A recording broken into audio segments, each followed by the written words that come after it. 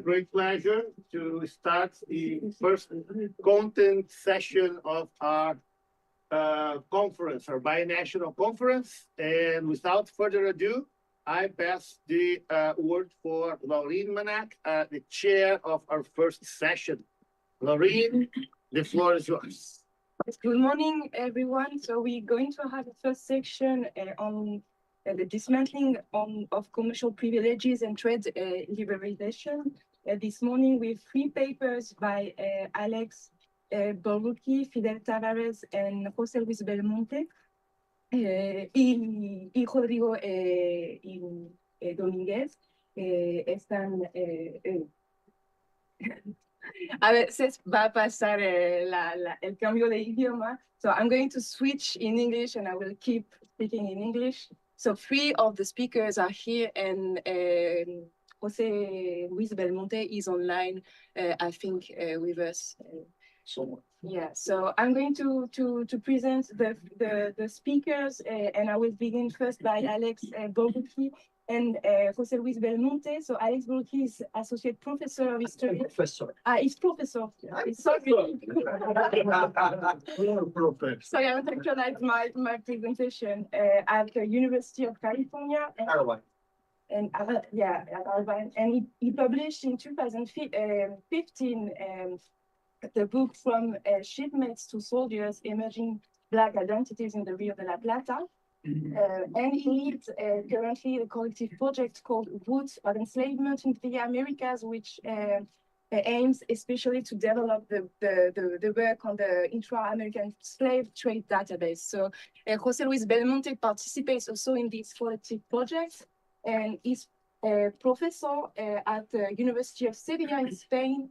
And he published in 2012 his book, Ser Esclavo en Santiago de Cuba, Espacios de Poder y Negociación en un contexto de expansión y crisis, entre 1780 y 1803, si leo bien mi escritura. And he also participates to this collective project I just mentioned. So the floor is yours, and you have around 20 minutes, so I will give you some advice. Thank you very much, Laureen. Merci, muchas gracias. Este paper fue escrito en inglés para esta sesión. This paper, we wrote it in English, José Luis and myself, in November, December, and January for this specific workshop, because we really wanted to discuss the contents of this draft, which is a chapter of the book we are writing together, José Luis and myself, entitled Slave Trade, Silver, and the Financing of the Spanish Empire during the Age of Revolutions. In this book, we argue that the War of the American Independence, the American Revolutionary War, and the 1778 reforms partially freeing trade for Spanish subjects between the metropolis and the Americas became the twin beginnings of an empire-wide change, turning the traffic of captive Africans as a vital part of the mainstream commercial activities associated with colonial and trans-imperial commerce in the Spanish America. So in the book, instead of focusing on Spain and metropolitan merchants, we emphasize the role of merchant elites living in the colonies, who channeled silver export in several regions and shaped the timing, direction, and size of the slave trade in Spanish Americas up to 1810. Now, with this in mind, this draft is about something else that we shape in relationship to this workshop. We engage here with imperial trade policy and period before the 1780s to better present to readers of this intended book the larger context of the Spanish slave trading in connection with the debates and policies over colonial commerce. This chapter could work as a kind of second introduction to guide readers into the slave trade to the Spanish Americas from the end of the British Asiento to 1778 and even pointing to 1789, which is our goal here. So we consider placing this chapter after a more proper introduction to the whole book. Here we go. The War of the Yankees Year in the mid-18th century, more appropriately known in Spanish as La Guerra del Asiento, finished the Spanish Crown permission for the British monopoly to deliver captive Africans to the Spanish Americans. The ending of the British Asiento opened 4 decades of experimentation of various actors within the Spanish Empire, seeking to reestablish and expand the slave trade, which most of the Spanish political economists mastermind increasingly saw as central to the future of the metropolis and the colonies. This paper charts certain currents, undercurrents, and countercurrents of the deregulation of the slave trade, connecting these debates with the changing policies about colonial commerce within the Spanish Empire, as authorities saw these two issues interrelated. Examining discussions over the slave trade with considerations about colonialism and the overall commerce of goods allow us to identify better the timeline of the changes to the 1789 liberalization of the slave trade. We place the intellectual itinerary and implementation of the deregulation of the slave trade as part of the political economy debates of opposite metropolitan factions divided by their understandings of trade and governability in the Spanish America. For instance, while examining the politics of consulados or merchant guilds, Fidel Tavares over here in Flesh and Blood, identifies metropolitan factions supporting either soft imperialism, allowing profits to colonial merchants to bring them closer to the crown, or extractive colonialism, privileging exclusively merchants in Iberia. Yet, note that the Spanish metropolitan authorities could simultaneously adopt these extremes, namely extractive colonialism or soft imperialism, for different regions. In the early 1780s, the rise of the slave trade during the American Revolutionary War showed an opening of the slave trade in the Spanish America that first benefited merchants located in the Americas rather than those in Cadiz or Barcelona. The prospect of benefits for colonial merchants may have delayed the deregulation of the traffic because some Spanish metropolitan authorities wanted to prioritize merchants living in the peninsula. Thus, those prone to benefit only metropolitan interests, let's say Galvez, Jose, there are many Galvez, seemingly delayed the deregulation of the slave trade, as this measure lacked benefit for peninsular Spaniards immediately. Debates about the liberalization of the slave trade took place simultaneously with those of the 1778 deregulation of the Spanish Atlantic commerce, followed by a brief and de facto liberalization of the slave trade in the early 1780s during wartime. However, the full deregulation of this horrific traffic only occurred after the death of Galvez and the revamping of the colonial administration, indeed. After this introduction, which I put super short indeed, we have a section regarding the writings of political economists against the British Asiento and all the Asiento. So we have a little bit on Campillo and the defense of indigenous labor, the transatlantic slave trade in the middle of the 18th century, a little bit of Galvez and his very, very small reflections on the slave trade while pointing about how the politics of colonial governability should be in the 1760s.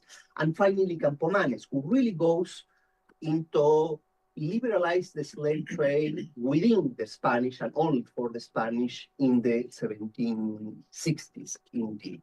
After that section, we go to some years that really interest us, and for 3 reasons. On the 1778 discussions of the regulation of the commerce of goods, el libre comercio, the Fernando Po expedition that happened that same year, and these 2 things happening within the umbrella of the American Revolutionary War. The British occupation of Havana during the 7 Years' Wars led to a renewed effort to reform the financial backing of the Spanish colonial defenses, which included reviewing colonial trade regulation that concluded with the 1778 liberalization of commerce in some American ports, indeed. In this time when it was the discussions of the liberalization, we discussed here a dictamen of 1777 regarding the liberalization of all trade that included the slave trade. And in this dictamen, in the fifth item explaining the decay of Spain, the council stated that one of the reasons was el descuido de poblar nuestras costas por falta de negros, the neglect of populating our coast for lack of black. So the council recommended that the Spanish merchants should conduct this trade in Africa and the Americas as a remedy, indeed. Yet, when we see the 1778, the regulation of the commerce of goods, we don't see anything about the slave trade there, indeed. Why, if this was part of the discussion? That's why, because early that same year, still in 1778, the Spanish crown, guided by Floridablanca and Galvez on this issue, organized the expedition in order to conquer the islands of Fernando Po and Anobon that were ceded by the Portuguese on a treaty related to South America, and which the crown wanted specifically to create a Spanish way for the Spanish slave trade, and Spanish meaning organized in Spain, indeed. This expedition was a disaster for the Spaniards involved there, or because of the resistance of Africans living in Fernando Po, indeed. Now, the American Revolutionary War unexpectedly defined the timing of both the Spaniards' Fernando Po expedition and later the rise of the slave trade to Spanish America, but on opposite directions in the early 1780s. In Madrid, metropolitan authorities trusted that this conflict would prevent the British Navy from intervening against Spanish naval forces pursuing to take over Fernando Po and Anobon in the Gulf of Guinea, which didn't happen. At the end, the Spaniards were defeated and went back home. Then in 1779, Spain entering this war, the American Revolutionary War, defined the timeline of this traffic in the colonies, but for slave traders living in the colonies, not in Spain. Those in Spanish Americas and associated with other slave traders in the United States, the Danish Caribbean, the French Caribbean, and Brazil took intra-American slave voyages to Cuba, Venezuela, and the Rio de la Plata, radically increasing the volume of this traffic to this region. And this particularly happened during the period of relatively peace after the end of 1781 and the formal peace in 1783. As we have shown elsewhere, nearly 15,000 enslaved Africans arrived in Havana from 1781 to 85, most of them from late 1781 to the peace treaty, shipped by merchants living in Cuba, the Caribbean, and the United States rather than the Iberian Peninsula. Bracket, these were the first slave voyages that used the flag of the United States as a nation, but they were within the Caribbean. Under this same context of the American Revolutionary War, we find the first, at least that we could find so far, expression of fully liberalizing the slave trade, meaning allowing foreigners to enter Spanish American colonies in order to bring captives. We have Francisco de Saavedra, who during the war was some kind of delegate from Galvez in the Spanish colonies. Then he became intendant of Venezuela in the mid-1780s to the late, and then was pretty central for a Spanish colonial administration living in Spain. Writing from Quai Francais in Saint-Domingue to Galvez, he points that if the king desires the island of Cuba be the most profitable possessions of the Indies, it is essential to promote the trade in blacks by allowing free trade, by removing from all its duties, both import and excise, as well as taxes on second sales and some other stuff. And this was in 1782, still during the war. We mentioned in the paper other events related to Saavedra regarding his experience there in Venezuela and in promoting the slave trade there. in relationship also with the opening of the slave trade, but only for Spaniards in Santo Domingo, in the Dominican Republic, and also the rise of the French slave trade in this same decade, in the 1780s, which may be something of a model for the Spaniards to follow. Then we have another section, which is more central, regarding to the specific and immediate context of the liberalization of the slave trade in 1799. That starts with the death of Galvez, basically. José de Galvez passed away in mid-June 1787, and metropolitan policy changed the following month, as shown in the Instrucción Reservada issued by José Moninho. I prefer to call it Florida Blanca, and you can see why, with his opinions about the states in mid-July 1787.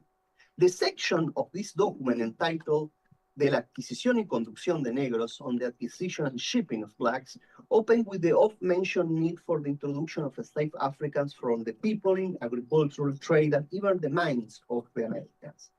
But rather than deregulating this traffic, meaning allowing foreigners to enter the Spanish colonies and sell enslaved people, Florida Blanca entrusted the recently established Royal Philippine Company to retake the islands of Fernando Po and Annobon as a hub of the Spanish slave trade.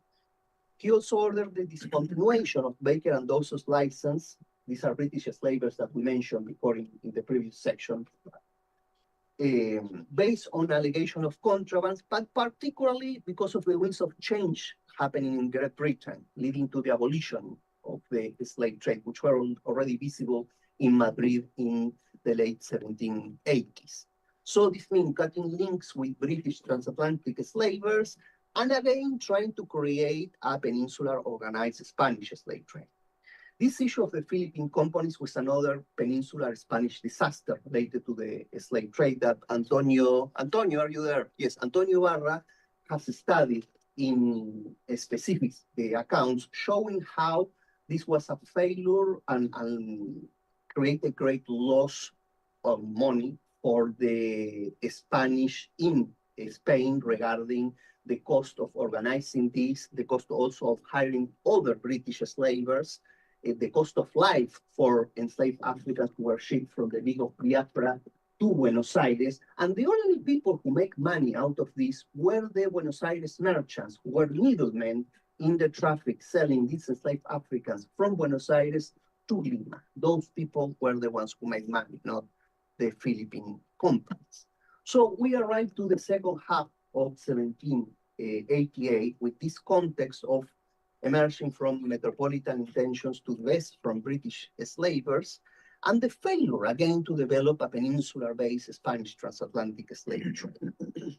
From then on, we mostly followed José Piqueras on the issue of the specific who is who and how this happened, context of how the liberalization of 1879 took place, who then emphasized the role played by Francisco de Arango y Parreño, Havana's Merchants Guild representative in Madrid, indeed.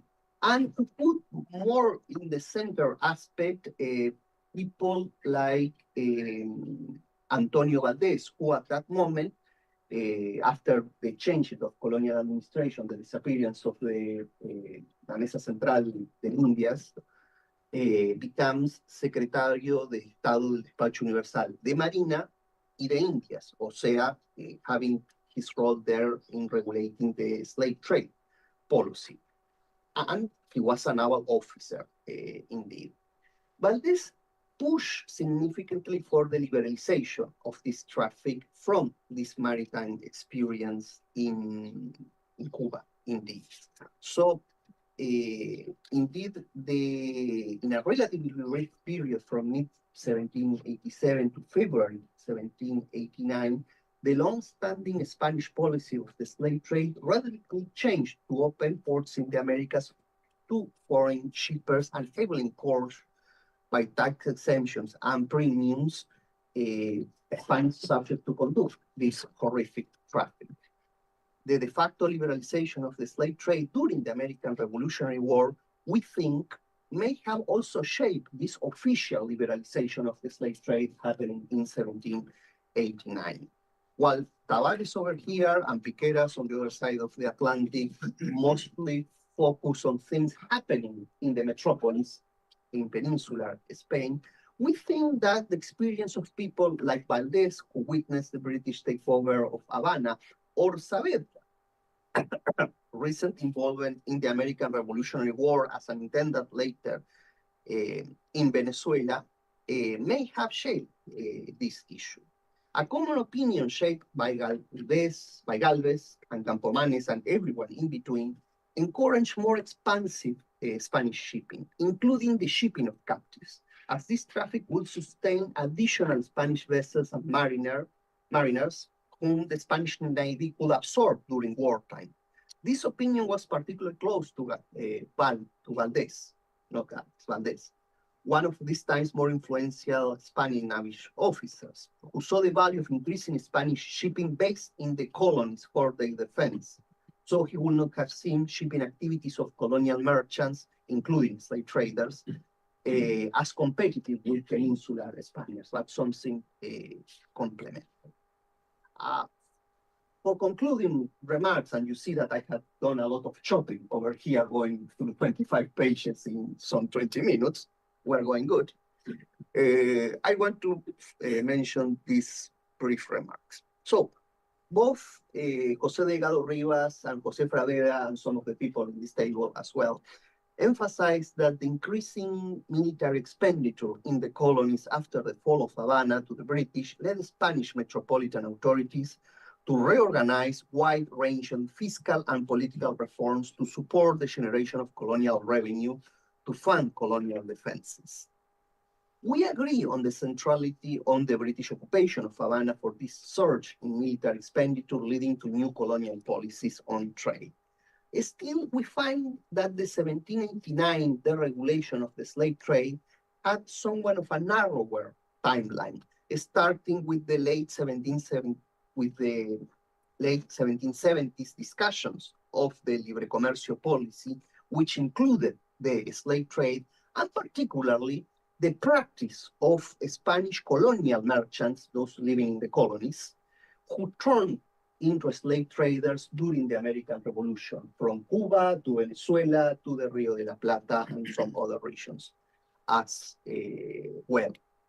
We understand the 1789 deregulation of the slave trade as one of the policies making colonial elites something of a stockholders of empires, as articulated by Jeremy Adelman and some of the people in the Zoom as well, and aligned with some kind of economic view of soft imperialism. The long-standing claims about creating peninsular centers slave trade, meaning organized by merchants in the Iberian Peninsula, in metropolitan Spain, which we can observe as voiced by Spanish authors of political economy right after the fall of the British Asiento in the mid-18th century, switched to a full deregulation of this traffic in the late 1780s. First, as practiced by colonial merchants in the early 1780s, and then as royally enacted in 1787. Which primarily benefited colonial merchants rather than those in the peninsula, which is also what happened in the 1790s when this deregulation took place. Mostly merchants living in Buenos Aires, in Venezuela, in Havana, in Santiago de Cuba benefited from this deregulation. To recapitulate, and yes, to finish, this paper shows how this deregulation of the slave trade was connected with more extensive challenges in the overall commerce within the Spanish Atlantic, and with the forms of colonial government and reform during a time marked by increasing military expenditure in the colonies. We intend to bridge with this the historiography of the Spanish colonial trade and its policies with the scholarship of the transatlantic slave trade, as these bodies of knowledge sometimes do not engage pretty well with each other, but in this case, to examine how the timelines were intrinsically linked. And that's the thing. Well, thank you very much for the time, because I haven't to do many things. Did we agree to listen to all? Okay, first. Yeah. Then she will. Yeah, so we're going to listen to Fidel Tavares just now. So Fidel, musical chairs.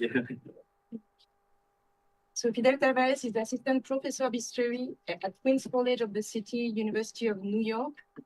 And he was previously postdoctoral fellow at the Center for Global History at the Freie Universität Berlin and a provost postdoctoral fellowship at the University of Chicago. So he's going to present the intellectual frame of this deregulation today. Wow. So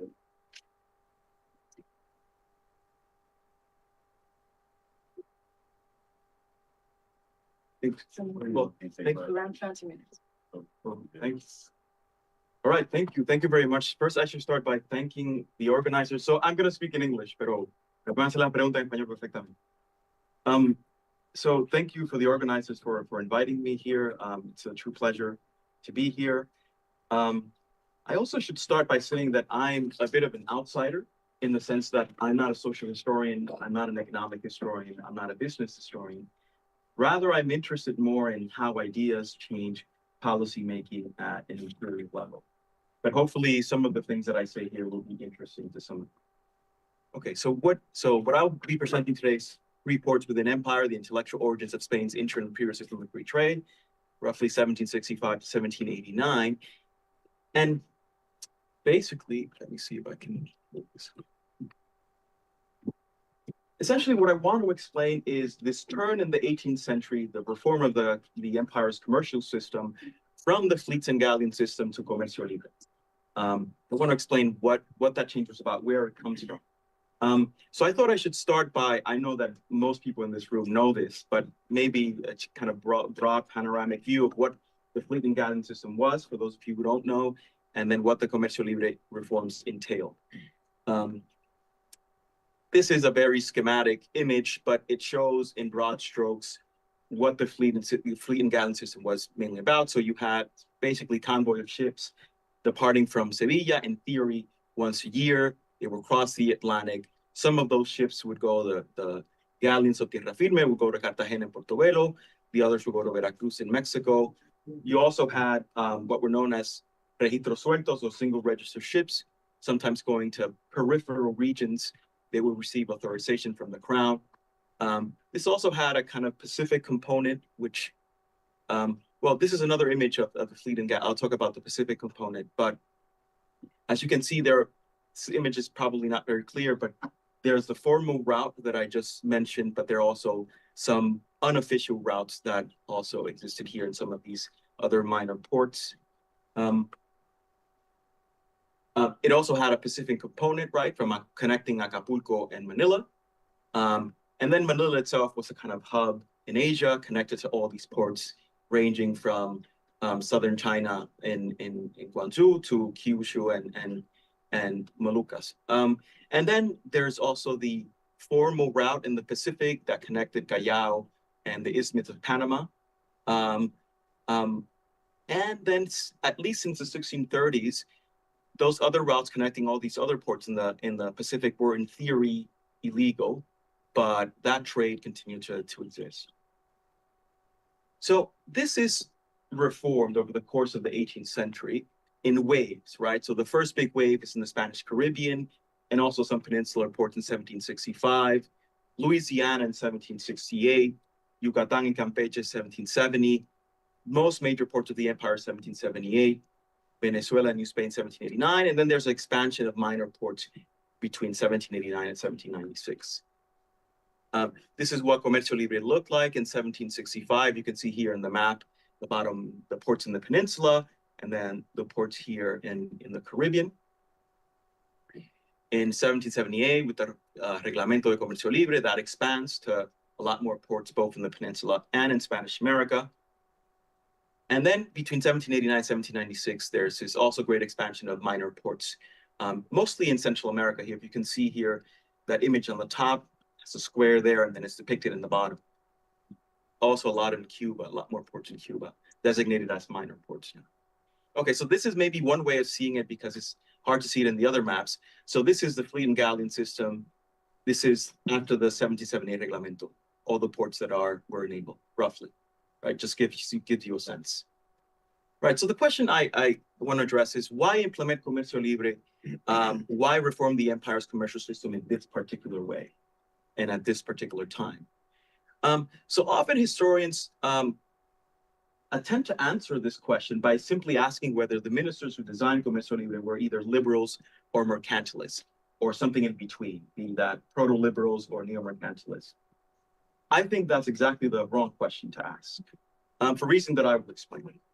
So here's what certain historians have said about that question. So here's Richard Hur. I'm just going to give you a few. It's not going to be a very capacious historiographical discussion here, but Richard Hur said, while Spain was busy assimilating foreign mercantilism elsewhere in Europe, since the middle of the century, the sway of mercantilist economic theory was being destroyed.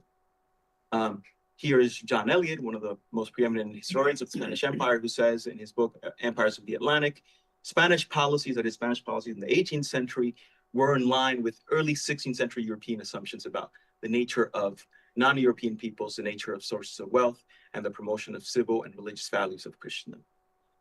So one might ask, what do they mean by mercantilism, right? When they say that these ministers were mercantilists or consumed by mercantilism. I think roughly what you can extrapolate from what they say is that they meant that a lot of these ministers confused bullion for wealth, which is why they presumably remained overwhelmingly focused on mining and instituted protectionist policy to prevent bullion leakage, as it were. So here's just, I'm going to give you two examples. This is certainly not the case because most of the ministers that designed Comercio Libre were explicitly anti-bullyingist. This is from the Nuevo Sistema de Gobierno Económico. People say Campillo wrote this. I'll discuss this. I have evidence that I think it was actually Melchor Rafael de Macanaz, which is why I put 1748, not 1743, but I'll discuss that later. But this text, which is probably the kind of blueprint of the Comercio Libre reforms, argues that, he recommends the spirit of trade and industry, and then argues that, quote, real wealth consists in the products of the land and industry of men, not in hoarding bullion. Here's another example from Campomanes in his manuscript, Reflexiones sobre el Comercio Español a Indias from 1762. Gold and silver have symbolic, not real value. And there are many statements like this from many of these ministers. So that idea that they were mercantilists because they believed that bullion was wealth, I think has to be questioned. There is one exception. José de Galvez, he's always the exception in many things. But in an informe he wrote in 1778, he actually argues, and I quote here, the origin and only source of wealth and cash that gives spirit and movement to the other occupations of men and the universal trade of the whole world, discovered world, is mining here. He's talking about mining. I can talk about what that means and how that's related to why he did not include New Spain and Venezuela, specifically New Spain, in the 1778 Reglamento, but maybe during the Q&A I can briefly discuss it. But the point is that most ministers did not argue something like that. Most of the ones that designed Comercio Libre were convinced that bullion was not wealth, but actually labor, wealth comes from labor, trade, and so on and so forth. So one could argue, other historians have also said that, okay, so let's forget about this mercantilist versus liberal things. These men were just practical men who were just interested in extracting more revenue from the colonies. They didn't really care about growth, they would say. They cared more about revenue, especially because they care about extracting revenue to wage war. And this is roughly the perspective you get from some of these books. But by that definition, even Adam Smith then is one of these practical men. Here's what Adam Smith says about what political economy is. He says, one is to provide plentiful revenue for people, or he says rather, or give people the ability to provide plentiful revenue for themselves. And then he says secondly, the supply of, I can't see here because of this. Minimize. You can show it. Minimize. Minimize this? Yes. There you go. Thank you. So here, the supply the state or commonwealth with revenue sufficient for public services, right? Mm-hmm. So it would be kind of, I think that also explanation, I think, has to be disqualified unless you're willing to say that Adam Smith was a practical man, not interested in ideas and economic growth. All right, so how would I reformulate the question? Because I think it's not simply the arguments that are questionable or debatable, but also the way they frame the questions, right? Asking whether ministers were mercantilists and liberals is not the right question, as I mentioned. So I think that one of the things we need to consider is that comercio libre was actually a really risky step to take in the context of the 18th century Spanish Empire. It represented a devastating challenge to some of the most powerful merchants across the empire and to the crown itself. So it threatened the commercial dominance of the consulados or the guilds from Cádiz, Mexico, Lima, although Lima was less important after the comercio libre reforms. And it also exposed, as Jeremy Bass has argued, exposed merchants from the cargadores of Cádiz to a lot more risk. And why this is important is because the merchants, the consulado merchants, especially in New Spain, were about the only men in the colonial, in the colonies who had enough capital to finance the mining sector. Right? The miners were overly leveraged, it was an overly leveraged sector, and it was actually these merchants who could finance the mining sector. And that in itself was a threat to the crown's revenue, right? Because of the tenth collected. And also, this was not the case in the 18th century because the crown ceased to do it. But in the 17th century, it was pretty typical for the crown to use silver coming from the New World as collateral to then borrow from financiers, the infamous juros. They didn't do that in the 18th century, but they could have, right? And especially because mining reaches unparalleled levels, both in Peru and in New Spain in the 18th century, right? So in theory, that was a possibility. And given that war expenses were higher than almost any other century, right? One would expect that the crown would be ready to do this. So the question I think we should reformulate in terms of why would the ministers who proposed comercio libre advocate for such ostensibly reckless policy, right? Why, in other words, would they upset the fragile balance that held the empire's economic system together and supported the state's military power? Of course, one explanation could be that these were simply corrupt ministers who stood to gain something from the comercio libre policy, but almost none of them had any stake in comercio libre. Most of them were trained jurists who worked either in the Council of Castile, Council of the Indies, or in the different ministries of the empire. I can think of only one, Simón de Aragorri, who was the Marqués de Iranda, who also owned plantations in Santo Domingo and so on and so forth. But he was always in an advisory capacity, not in a policy-making capacity. And I think you can make that case in general. So here's what I would like to propose. And this is just a very quick sketch of what my work is about. So to understand why Spanish ministers and political economists push for comercio libre, I think we must first understand the emergence of what contemporaries called commercial society. And this was the idea that the pursuit of markets, rather than the pursuit of military power alone, was the key to succeeding in a modern commercial society.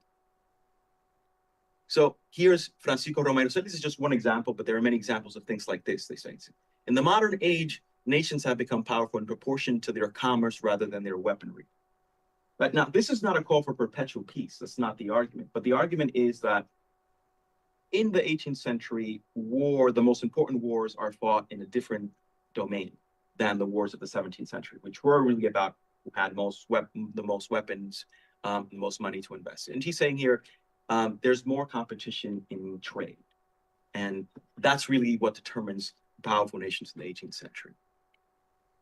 But also a lot of these ministers had peculiarities, right? Because where the British and French counterparts who thought in these terms, many of whom thought in these terms as well, focused on international trade, Spanish ministers were almost exclusively focused on synergizing Spain's metropolitan and colonial territories.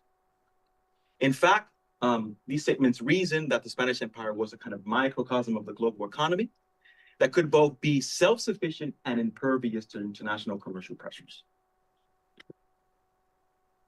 So often one metaphor they use to describe what this project would look like is comparing the empire to a well-ordered machine. Here's Miguel Antonio de la Gándara in 1759 who says, quote, the union and bond that the different parts of the monarchy have with each other and the harmonious movement that must be given to all at once is the political economy that vivifies empires. Pedro Rodriguez de Campomanes also argues if a machine, and he's referring here to the monarchy, if a machine comprised of many parts consisted of contradictory and diametrically opposed forces, rather than an interlocking and well-ordered system, it is clear that this machine will lack motion and will eventually dissolve itself. So going back to the nuevo sistema, even though the nuevo sistema did not employ this mechanical metaphor, the term system itself also was an indication of that. And the thing is that this machine was supposed to be integrated, so well-integrated, well-ordered machine that was supposed to be integrated by internal commercial labor, right? This is what commercial labor is about. And what they visualized was a kind of internal division of labor, regional specialization. And by doing this thing, this would kind of, by synergizing consumption and production across the empire, and by regional specialization, you would have what some modern economic historians call Smithian growth. So it was a closed commercial empire, right? But it was not closed because they were mercantilists or protectionists, but because they understood that in the 18th century, international trade also entailed commercial warfare. And what they proposed was that the Spanish Empire, because of its scope and vastness, could be a kind of global economy that could be self-sufficient, enjoy the benefits of long-distance trade, while avoiding, in general, the commercial wars of the 18th century. Okay, so then very briefly here, where do these ideas come from? So they come from before, but the Nuevo Sistema is probably one of the earliest instantiations of this idea. So people have argued that Campillo, José del Campillo Cosío, actually, because it's here stated, if you see this manuscript, it states his name. But one of the reasons why, and it says it was written in 1743, but one of the reasons why this is untenable is because in 1741, Campillo had written a text called Lo que hay de más y menos en España, where he argues that Spanish America is a burden to Spain. We actually have to let the colonies go. And then this manuscript says the complete opposite, right? America is the key for Spanish Empire's success. So it seems unlikely that he would have changed his mind in 2 years. Then I found a version of the Nuevo Sistema, which is signed by Melchor de Macanaz in the Instituto Valencia de Don Juan in Madrid. And then there's another one. This one is called Discurso sobre la América Española, but it's essentially the same manuscript, which is at the Real Academia de la Historia. And it makes sense for it to be Macanaz. I think Macanaz probably wrote it at some point in 1740. That's the other thing. The text alludes to the infamous Noticias Secretas de Antonio de Ulloa and Jorge Juan Wright when they're in South America. And those Noticias Secretas are from the mid-1740s, 1746, 1747. So it can't be that Campillo wrote this text in 1743. But this is important because Macanaz had been already playing with these ideas early on since the 1720s, actually been living in exile in France. But he writes this text, Auxilio para bien gobernar una monarquía católica, in which he proposes commerce as the main nerve of the monarchy. And then he also says, the mines of silver and gold, far from bringing authority, sovereignty, and opulence to the nation that possesses them, drag it into a state of misery and slavery. The surrender and pitiful arms of misery and slavery, right? The opposite results from the application and promotion of the commerce, of the agriculture, and the benefiting with factories and products of commerce. Okay, so this is another one, Erudición Política by Teodoro Ventura Hermosa, who also makes similar claims. There's these other manuscripts, I won't go over all of them, but these are just some of the other ones that make this claim. But really, once what really makes a transition from ideas to policy is this consulta, which was put together by a kind of Consejo Extraordinario, Junta Extraordinaria, put together by Grimaldi in the 1760s. And they first write an apuntamiento, and then they end up with this consulta. And you see really the origins of the policy of comercio libre articulated here. And this is just to give you something I posted before. I think another question that I tend to address in my work is, if, the consulta makes the case that this has to be a general system of comercio libre in the entire empire to be beneficial. So why do then you get a piecemeal implementation of this policy? I think that has to do, I can answer those questions at Q&A, but that has to do more with who was in power. They have different interests. And I can also speak about why Galvez then subsequently decided to exclude New Spain. Another thing, how am I doing on time? You have 2 minutes yet. left. Okay. So 3 minutes. okay, so I'm almost done. Okay, so another thing I want to say is that there's an attempt here to integrate the Spanish American territories not as colonies, right? They make the distinction that we are not like Britain and France. Of course, this is a rhetorical one, but I think it's also in alignment with this idea of the imperial machine, right? Because they, this is in a dictamen that Campomanes y Florida Blanca write in 1768, which they claim that Spain should not, and they're actually responding to some of the reforms that Galvez had done in New Spain while doing his visita general there. And he says, we should not govern Spain's American territories like pure colony, but rather like powerful, considerable provinces of the Spanish Empire. And what we should attempt to do, they say, is create a single national body, right? And this goes with this idea of integrating the empire, that you could have regional specialization and Smithian growth. Francisco de Saavedra also, Saavedra is involved in many things, as Alex Buruki just indicated, but this is one of the claims he makes in his diary, that it's necessary for Spain to make many changes in the system that it has applied until now in the colonies. And here he's referring to what José de Galvez had done primarily. And he says, Saavedra suggested that while the colonies of other nations were, quote, factories or repositories of temporary businessmen, Spanish American territories were, quote, an essential part of the nation separated from the other. Okay, so conclusions here. So Comercio Libre was really about creating what I call here a closed commercial empire. And the argument was that the Spanish Empire, unlike any other empire, is microcosm of the global economy. You can create a kind of mini global economy within the confines of the empire. One other way of putting this is that they wanted to do with the empire what Adam Smith wanted to do with the world. And they thought that this would help them avoid commercial warfare while reaping the benefits of commerce. And I'll leave it there. Thank you.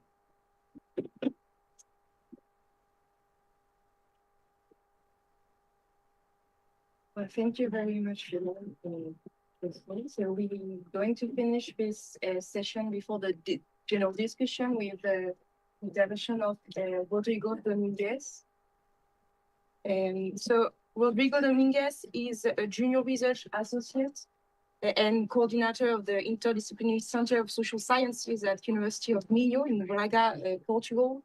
And he published recently in 2022. This is Yes, 2022. like a recent article, like the Brazilian economy during the old regime crisis. So in the second half of the 18th century, and he more generally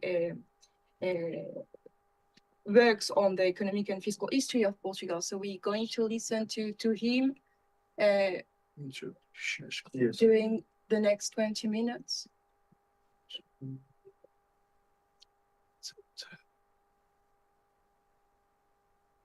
And you're going to see the PowerPoint presentation in a minute.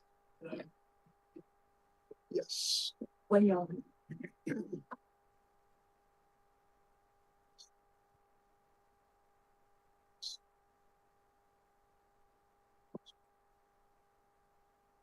Bueno, buenos días a todos. Buenos días a la gente del Zoom. Yo voy a subvertir un poco la orden anglófona y voy a presentar en castellano, español. Pero el PowerPoint está en inglés, so todo el mundo quiere poder seguir la presentación, ¿no? Muchas gracias a la organización del coloquio, a los proponentes del proyecto, a Lorin, a Armand, a Fabricio, Gibran, Martín, toda la gente, por confiar en mi trabajo y por poder compartir con vosotros todas nuestras inquietudes académicas, ¿no? Bueno,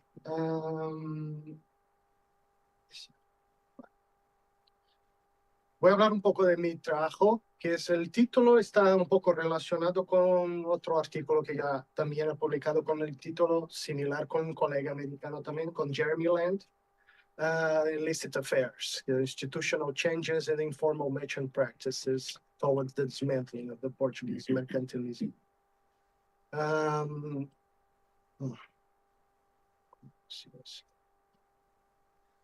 Bueno, la presentación que tengo está esquematizada en esta manera, habla un poco de la argumentación, está el arte, contexto y cómo esta cuestión del fin del sistema de flotas en Portugal va a tener impacto un poco en una política que anteriormente era informal y que después de un cierto momento, especialmente con las reformas de Pombal en la segunda mitad del siglo XVIII, van a tornarse una política efectiva de Estado, ¿no? Y hablar un poco de las fuentes que trabajo. Bueno, el argumento básicamente es que finales del siglo XVIII, principios del XIX, había un consenso en torno a que había una necesidad del imperio portugués de cambiar un poco su paradigma en términos de pensar en un Estado con un poco más de capacidad económica para enfrentar los desafíos futuros, consolidarse como un Estado fiscal, por ejemplo. De origen yo soy un fiscalista principalmente y no tanto, como hablaba Fidel, no tanto historiador económico social, pero como historiador de las cosas de fiscalidad. Y, por ejemplo, los escritos, por ejemplo, del ministro de Finanzas y presidente del Tesoro Real, don Rodrigo de Sousa Coutinho, nos daba cuenta de la necesidad de un cambio radical, de la perspectiva de un Estado un poco más estructurado, sobre todo la perspectiva económica y fiscal, anticipando una serie de cambios necesarios. Pero, de cierta manera, estos cambios ya estaban siendo preparados de manera informal, de manera anterior, en términos de prácticas mercantiles, sobre todo la gente de los hombres de negocio que estaban envolvidos con los tratos económicos y con los tratos de la dinámica comercial del imperio portugués. Vale. Toda esta concepción partió por esencia de este artículo que ha hablado Lorin, un artículo que publiqué con tres colegas brasileños, con Angelo Alves Carrara, con Max Menz y con Felipe Sousa Melo, del crecimiento económico desbalanceado entre las diferentes regiones de Brasil para la segunda mitad del siglo XVIII. Esto me creó, por ejemplo, la idea de pensar dentro de este contexto de un crecimiento económico desbalanceado, ¿cuál fue el impacto real del fin del sistema de flotas en todo este contexto? Y el cambio de régimen de flotas para una idea que conecta un poco con la idea anterior de Fidel, con una idea de un comercio más libre que podría de alguna manera potencializar tanto el transporte marítimo y al mismo tiempo las recetas fiscales desde el punto de vista de los ingresos de aduanas, que son la mayor parte de los ingresos del imperio portugués. Vale. ¿Por qué esto es importante? Porque hay una necesidad urgente de empezar a imaginar el imperio portugués, no tanto desde el punto de vista de la dependencia económica inglesa, pero un poco más focado ahora de una construcción que antiguamente era una idea informal, con prácticas informales de los mercaderes portugueses y mercaderes extranjeros envolvidos con el comercio colonial portugués, que futuramente se cambia para una política económica y fiscal, para una estrategia delineada y implementada por el Estado, por el imperio. Bueno, un poco de la investigación. El centro de investigación de las fuentes que trabajo son fuentes de orden de naturaleza fiscal, que es el marco de los navíos, las entradas de los navíos portugueses en el puerto de Lisboa, que es una fuente riquísima, con mucha información, con muchos detalles, con tonelaje, con el origen de los buques, con carga, con maestros, con todo.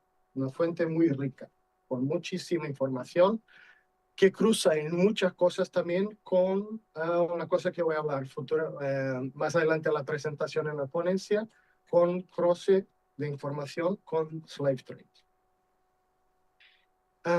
Y pensar un poco en la perspectiva que es juntar aquella fuente con otras fuentes ya no oficiales. Por ejemplo, con las noticias, por ejemplo, de newspapers, de las gacetas, por ejemplo, y otro tipo de información como la Junta del Comercio, que también va a tener información muy importante, y intentar sistematizar toda esta información con el objetivo principal de montar todo un panorama del movimiento naval en Lisboa por todo el siglo XVIII y principios del XIX.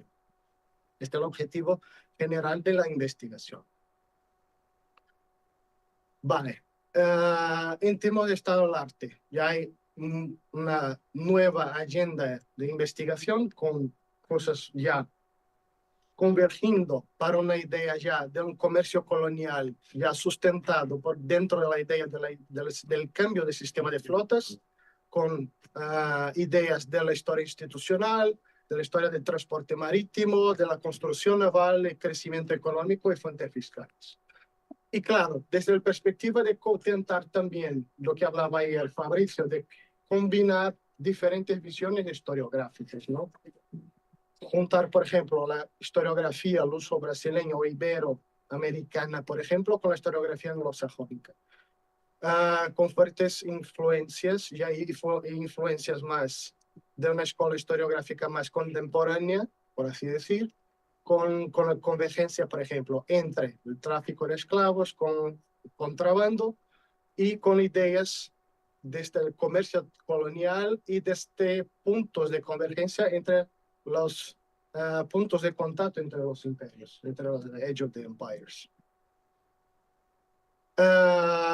Interesante también es pensar un poco dentro del ámbito del estado del arte de qué flota estamos hablando, porque la visión historiográfica tradicional habla de flotas anuales con un número considerable de embarcaciones, con 20 a 25 buques, cercados siempre escoltados por 2 o 3 navíos de guerra. Esta es la visión tradicional, ¿no? Pero hay otras visiones también para pensar este fin del sistema de flotas y su real impacto. Por ejemplo, la historiografía tradicional tiene una tendencia, la historiografía tradicional portuguesa, para pensar, por ejemplo, centrarlo, encuadrarlo, por ejemplo, en un grupo de políticas del Marqués de Pombal contra el dominio económico británico, el trabajo de Jorge Borges de Macedo, de Joaquín Vicente Serrán y otros más modernos, y pensar también cómo este sistema de flotas va a ser una manera más rápida de inversores recibir en sus lucros y intentar atraer más capital en el ámbito interno, ¿no? Otra historiografía como Kenneth Maxwell, por ejemplo, tiene la tendencia a pensar que es un cambio natural del movimiento de los mercados. Y otras visiones de mercaderes del momento, por ejemplo, pensar en la cuestión del incremento de la visión comercial con más viajes por año y una facilidad de tener los ganos del crédito de manera más rápida.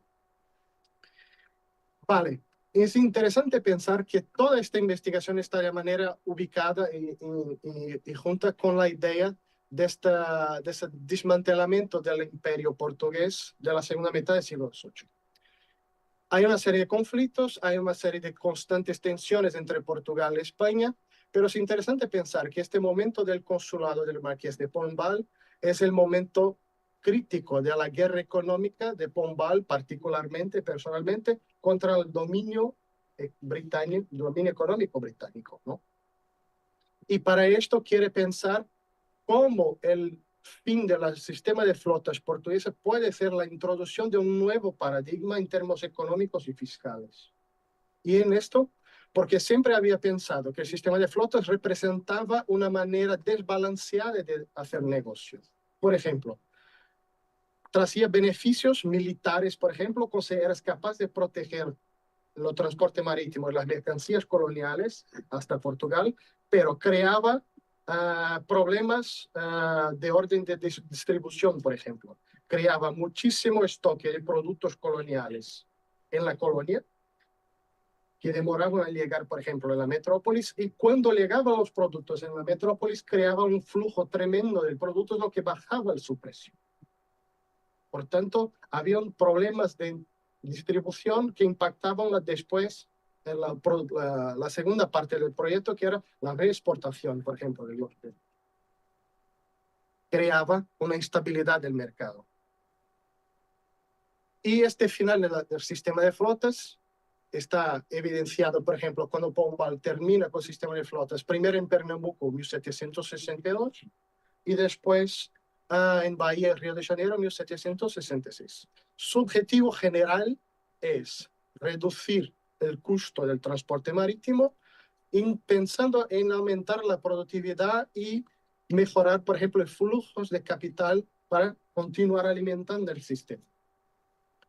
Pero hay aquí una hipótesis para pensar, por ejemplo, que es el problema de la regulación del fletamento, por ejemplo, de las mercancías. Por ejemplo, la regulación de la política de fletamiento, por ejemplo, y el final de las flotas reflectía de alguna manera la situación económica ya del imperio portugués. Pensando, por ejemplo, que más viajes podrían generar un flujo comercial mayor y reducir los costes de transporte marítimo y por este lado también aumentar la receta fiscal. Pero también es interesante pensar también que de esta manera, como ya decía, esto de alguna manera ya estaba hecho en prácticas informales por los mercaderes portugueses, porque ya había movimentación para la primera mitad del siglo XVIII y en algunos momentos anteriores incluso de mercaderes portugueses ya con América del Norte, ya segunda mitad del siglo XVII. Y es, por ejemplo, la segunda hipótesis es pensar, por ejemplo, cómo esta navegación americana, norteamericana, sirve como laboratorio para esta abertura de mercados futuros. Pensando un poco cómo esto ya se ha pasado, solo como estas prácticas anteriores, por ejemplo, América como la nueva frontera de los mercaderes y de los hombres de negocio, ya relacionado con América del Norte y la relación con Portugal, ¿no? Sobre todo con mercancías como grano y harina y muchas otras cosas, ¿no? Y claro, por otro lado, los pescadores portugueses con la pesca del bacalao y la pesca y el comercio de sal también y sardinas. Vale, entonces, este mercado informal ya está estructurado en tres ejes, por ejemplo. Ya está con el sal, con el vino y pescado. Ya está estructurado de esta manera, primera mitad del siglo XVIII, ¿no? Y aquí conseguimos ver, por ejemplo, con números exactamente que reflejan de alguna manera esta interferencia de los mercaderes portugueses con este mercado experimental, ¿no? Por ejemplo, es el movimiento del mercado de sal, por ejemplo, ¿no? Que ya está muy consolidado, por ejemplo, con el comercio del vino, por ejemplo. Y claro, por otro lado también el transporte, por ejemplo, de grano y de harina desde los productores de las 13 colonias para Portugal como salida de este transporte, como salida de estas mercancías. Claro, eso también está reflejado, por ejemplo, en este movimiento del wheat exports, de exportación, por ejemplo, de trigo también. También ya refleja de alguna manera esta práctica informal y también las entradas, por ejemplo, de mercado de vino también muy interesante y pensar también que este mercado de vino también ya se cambió muy interesante de exportación de vino de Portugal también para el mercado americano y también estas conexiones. Es interesante pensar que, por ejemplo, Portugal va a tornarse durante la segunda mitad del siglo XVIII un punto interesante para los productores de harina y productores de grano, sobre todo de la región de Filadelfia. Como hablaba Alex en su ponencia anteriormente, especialmente teniendo como las guerras de mitad del siglo XVIII, estaba hablando de la guerra del asiento, la guerra de Jenkins Ear. Estos embargos, por ejemplo, van a desviar, por ejemplo, todo ese flujo de estos productos para Iberia, que necesitan, ¿no? Y Lisboa tiene un punto de privilegio, que es el régimen de franquía, que los buques entran pero cuando están en circulación para otros puertos como destinos finales, no lo pagan impuestos, no lo pagan tajas. Y entonces el régimen de franquía libera un poco de esta presión por otros puertos de manera que van al lado, ¿no? Y esta situación, por ejemplo, cría a Lisboa como un punto de dinamización de este mercado de grano y de harina para otros parajes, ¿no? Especialmente después de 1766 con el final del sistema de flotas, que era algo impensable antes con el sistema muy rígido del comercio colonial tradicional. Y entonces, por ejemplo, también vemos esto reflejado, por ejemplo, el impacto, por ejemplo, del comercio de azúcar. Por ejemplo, tú vas a tener durante el sistema de flotas, tú tienes, por ejemplo, 393 navíos que cargan, por ejemplo, un tonelaje de azúcar de 96.000. Cuando terminan este régimen de flotas y entramos con la liberalización de este comercio, tienes menos buques, pero tienes más tonelaje cargado.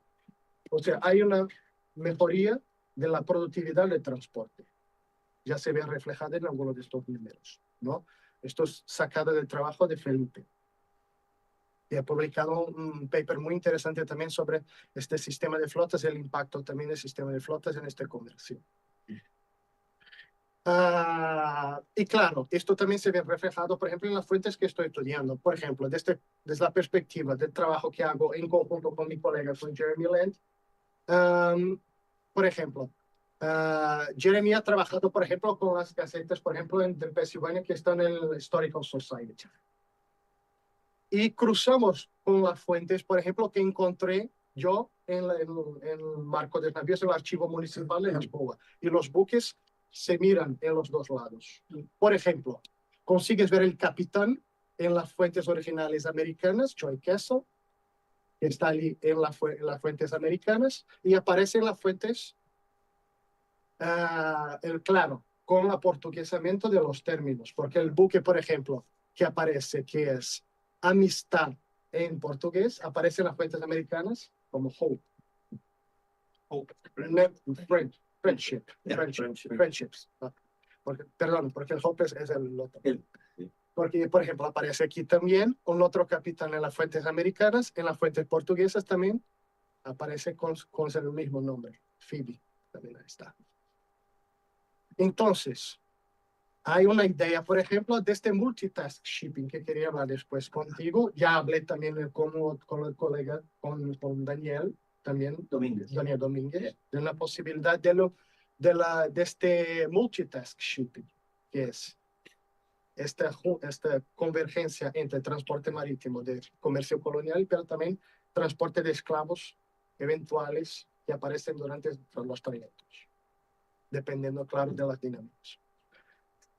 Por ejemplo, van a tener, por ejemplo, esta conexión, por ejemplo, entre contrabando y comercio, ¿no? de tráfico de esclavos, que aparecen en las fuentes portuguesas. Por ejemplo, navíos ingleses de bandera inglesa que vienen de Filadelfia con destino a San Domingos, a la Española, en lastro, en ballast. Hombre, ninguém va a navegar por el Atlántico en lastro, va a hacer algo, seguramente. Y claro, otras situaciones, por ejemplo, desde la combinación de otra vez es Filadelfia, ahora pasando con paraje en Jamaica, también otro punto fundamental el tráfico de esclavos. Hay una serie, sí, 1775. Y hay muchos otros ejemplos. Por ejemplo, navíos de Puerto Rico, por ejemplo, que también están cruzando, cargando textiles, que van a Montevideo, por ejemplo, ¿no? Hay muchos otros ejemplos parecidos con estos en las fuentes portuguesas que yo trabajo. Está en La Habana, por ejemplo, y por fin hay una secuencia de ellos y un caso muy interesante, por ejemplo, particularmente trayendo, por ejemplo, con trigo y bizcocho, por ejemplo, para alimentar las provisiones del ejército inglés durante la guerra peninsular. Muy curioso. ¿En qué fecha es? Esto es para 1813. gráficos, por ejemplo, para el movimiento, es posible con esta fuente hacer gráficos, por ejemplo, como este con el movimiento de los buques en Lisboa y el tonelaje. Y claro, ya terminando,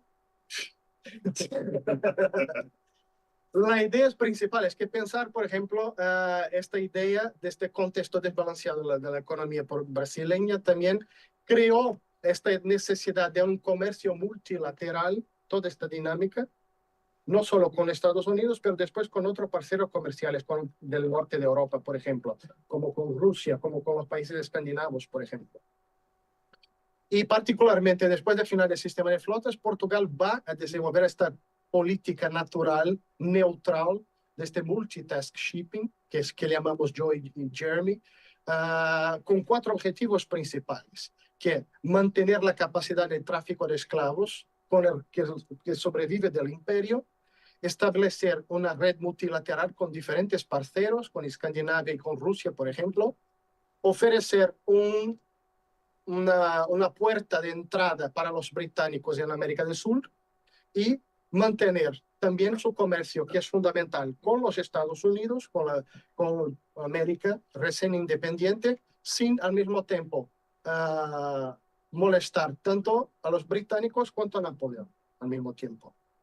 Y por esto, claro, es posible de pensar esta política, esta práctica mercantil ya anterior a la primera mitad del siglo XVIII, y convertir posteriormente en una política pensada, una estrategia pensada durante el gobierno de Pombal para el imperio portugués. Muchas gracias.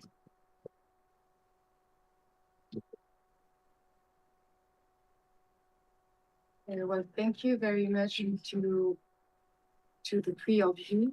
So we'll just open the floor of the discussion with just a reaction, general reaction, and two main questions maybe. Because I wanted to, well, I think that there are some echoes between you 3 papers, even if the focus isn't the same. And I wanted to underline 3 things regarding the context that you said. And the first one is that the deregulation of this commerce doesn't mean there isn't any privileges offered to merchants and economic actors. So this is, so I would explain that to just after that. And the second element of context was in Fidel Tara's paper regarding the commercial competition of this moment, because I think we will hear about this aspect in Regina Graf's paper in Mexico next week. And the third one was the first one was about the mining importance in the Spanish Empire that underlined Fidel Tavares. So why I am saying that is it because if we know some things about the institutional conditions of the participation of the slave of local merchants in the slave trade, we can see that some of them participated in, including, for example, Belgrano Perez, that Zacharias knows very well, with another local merchant in Buenos Aires, participated in the slave trade in order to import slaves for the means in Lima, because agriculture and the mining industry needed labor force. So there is also like a connection between this context that underlined Fidel Tavares, I mean, this importance of the mining industry and this deregulation of the slave trade. So the first question I have for Alex Barboki is: do you underline this imperial policy of bederegulation of the slave trade? So on a macro scale, I would say. So did you do so? So this example is an example of 1781. So a local merchant named Pereira just partnered with Don Belgrano Perez, who will bring capital to VRFA, just to set up a company in order to import slaves. So they go and look for slaves in Brazil, and they will import slaves in Lima. So it's a relation which we will tend to confirm what you say about in your paper. And the second question I have is for so the three of you. I think you didn't develop this thing during your intervention, but in your paper you point the eventual influence of France in the model of the deregulation. And I think also what said Fidel Tavares regarding the intellectual origins of this new way of thinking the regulation into the Spanish Empire invite us to question the influence of other contexts of regulation, so including in the British Empire, but also the French Empire. So I would like to maybe that you expand on this subject. And yeah, so it will be, and I think like Rodrigo Dominguez also pointed on this aspect regarding the influence of France regarding the new way of thinking the regulation in the Portuguese trade. Mm-hmm. So yeah, so these institutional conditions of the participation in the slave trade and the influences of other contexts of regulations. I can go with the French if you want from beginnings, because that's in the paper. We now know from people who've studied the whole of the transatlantic slave trade that the 1780s was the only decade that the French transatlantic slave trade was even bigger than the English transatlantic slave trade, in between the American Revolutionary War and the beginning of Saint-Domingue. In the discussions that we are examining regarding the regulation of the Spanish slave trade, coming from the metropolis, we didn't see things related to the French transatlantic slave trade, but by looking at Saavedra, for instance, this guy who was the Spanish emissary, the Galvez emissary in the war in the Caribbean in the early 1780s, who stayed in Cape Francois, and then at some point, and then was the intendant of Venezuela, we saw continuous references to the French system. It is not strange that when the quote that I read from Francisco de Saavedra in 1782, the context of that was a Danish slave trade vessel coming into Cape Francois in the north part of Saint-Domingue in order to sell enslaved Africans there. Most of these enslaved Africans were actually not to stay there in Saint-Domingue, but to go to Haiti. And he wanted the entire ship to go to Cuba. You know, that's what makes sense. And that's why they say, no, there should be like a foreign ships coming into Havana like it's happening here in Saint-Domingue. And then, and that's how he goes in 1782 to say, let's go to the regulate entirely the slave trade. Let's bring the foreign slavers.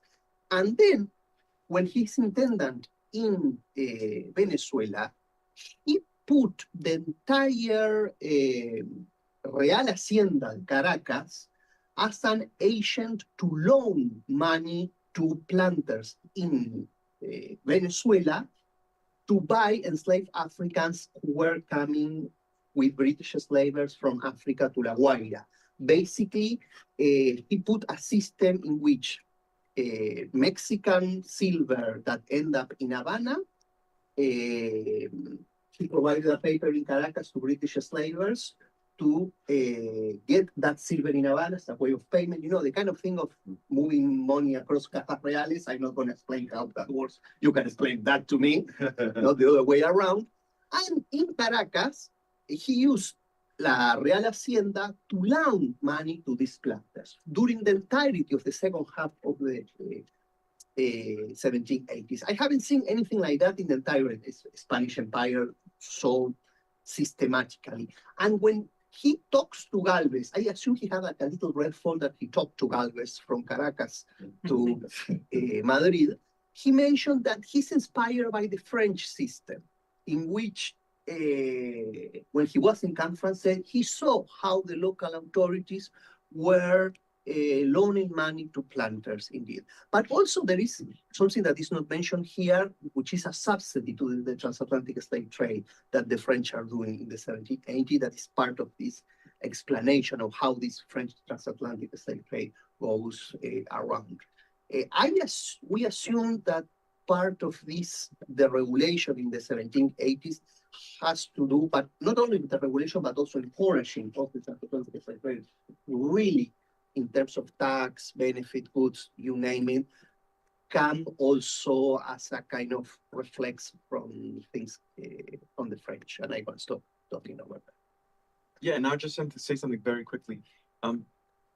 So one of the reasons that people say that Spanish policy was mercantilist is because, in the 18th century, it's because you see Britain and France implementing free port systems in the 1760s. Famously, the Freeport Act of 1766 in England, and that because the Spanish Empire never did this, it's obvious that they had assumptions that dated back to the 17th century, while the rest of Europe is moving beyond that. Actually, there was a dissertation, which I was part of the committee, Grant Kleiser, who actually shows that the first free port actually was in Montecristi, in the north of Santo Domingo in the 1750s. Now, it is true that that came from local initiative, because you have the local elites who want to sell cattle derived products to Saint Domingue next door. So it's not really coming from the crown. Nonetheless, I don't think that the reason, and it's true that there's no talk of Puertos Francos in any of these conversations that are being had in the metropole, but I don't think that that's the justification for saying, you know, they're working with 17th century assumptions about the nature of wealth. As I mentioned in my presentation, I think they're just have a different kind of vision of the kind of empire that they want to create.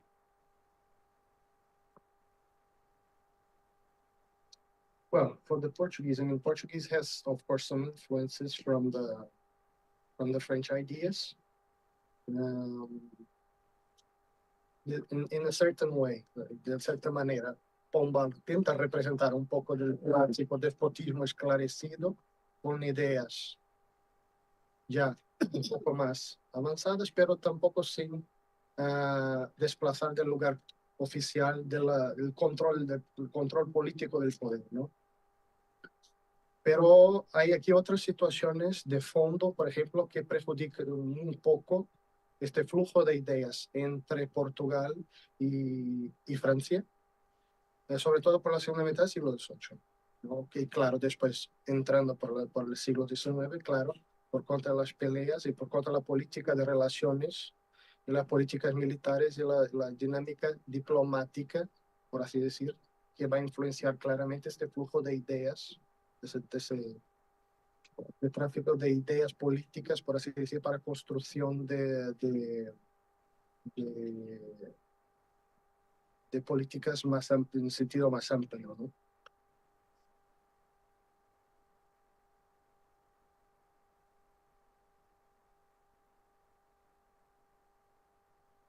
Can we ask questions? Yeah, can we ask Abril, perdón, Misa? Yes, yes. Do you people through Zoom have questions, or do we take questions here? We have questions. Yeah. Okay, so we're going to open the general discussion. So maybe we can take several questions. Around the first round of questions. Yeah. I have a couple of questions for Fidel. Two short things and a little bit one longer. When you mentioned about how you think Macanaz wrote the tract of Campillo, I wanted to ask you if you have seen from Macanaz examinations regarding indigenous labor of the Americas versus the labor of enslaved Africans, like the type of things that we see in the presumably Campillo tract. over there. I also wanted to ask you on this issue of this internal trade system. How do you factor the issue, and this is a pregunta tramposa, of course, how do you factor the issue that, or how you think your guys who are thinking about this system, an internal system, that Spain could not fulfill with manufacturers, with industrial products, with textiles, the demand of the Americas, in the sense that if, for this internal imperial system to act, Spain could not play the role of the metropolis supporting with manufacturers this system. Something that could be said also in a little bit with the slave trade. In order to slave trade to function at this time, it has to be some time open, and those are the two little things, actually. One more little and the other one more. Gibran? Fabricio? Gibran. Ya no. Y Zacarías. Gibran? Un poco quizá para no dejar de pensar lo que les habían preguntado antes y hacer un cambio. Estoy pensando en dos textos. Uno muy reciente de Diego Goldstein, La historia del presente, que primero publicó en inglés. Sobre todo pensando en lo que han, bueno, dicho los tres, pero los datos de Rodrigo creo que son muy persuasivos.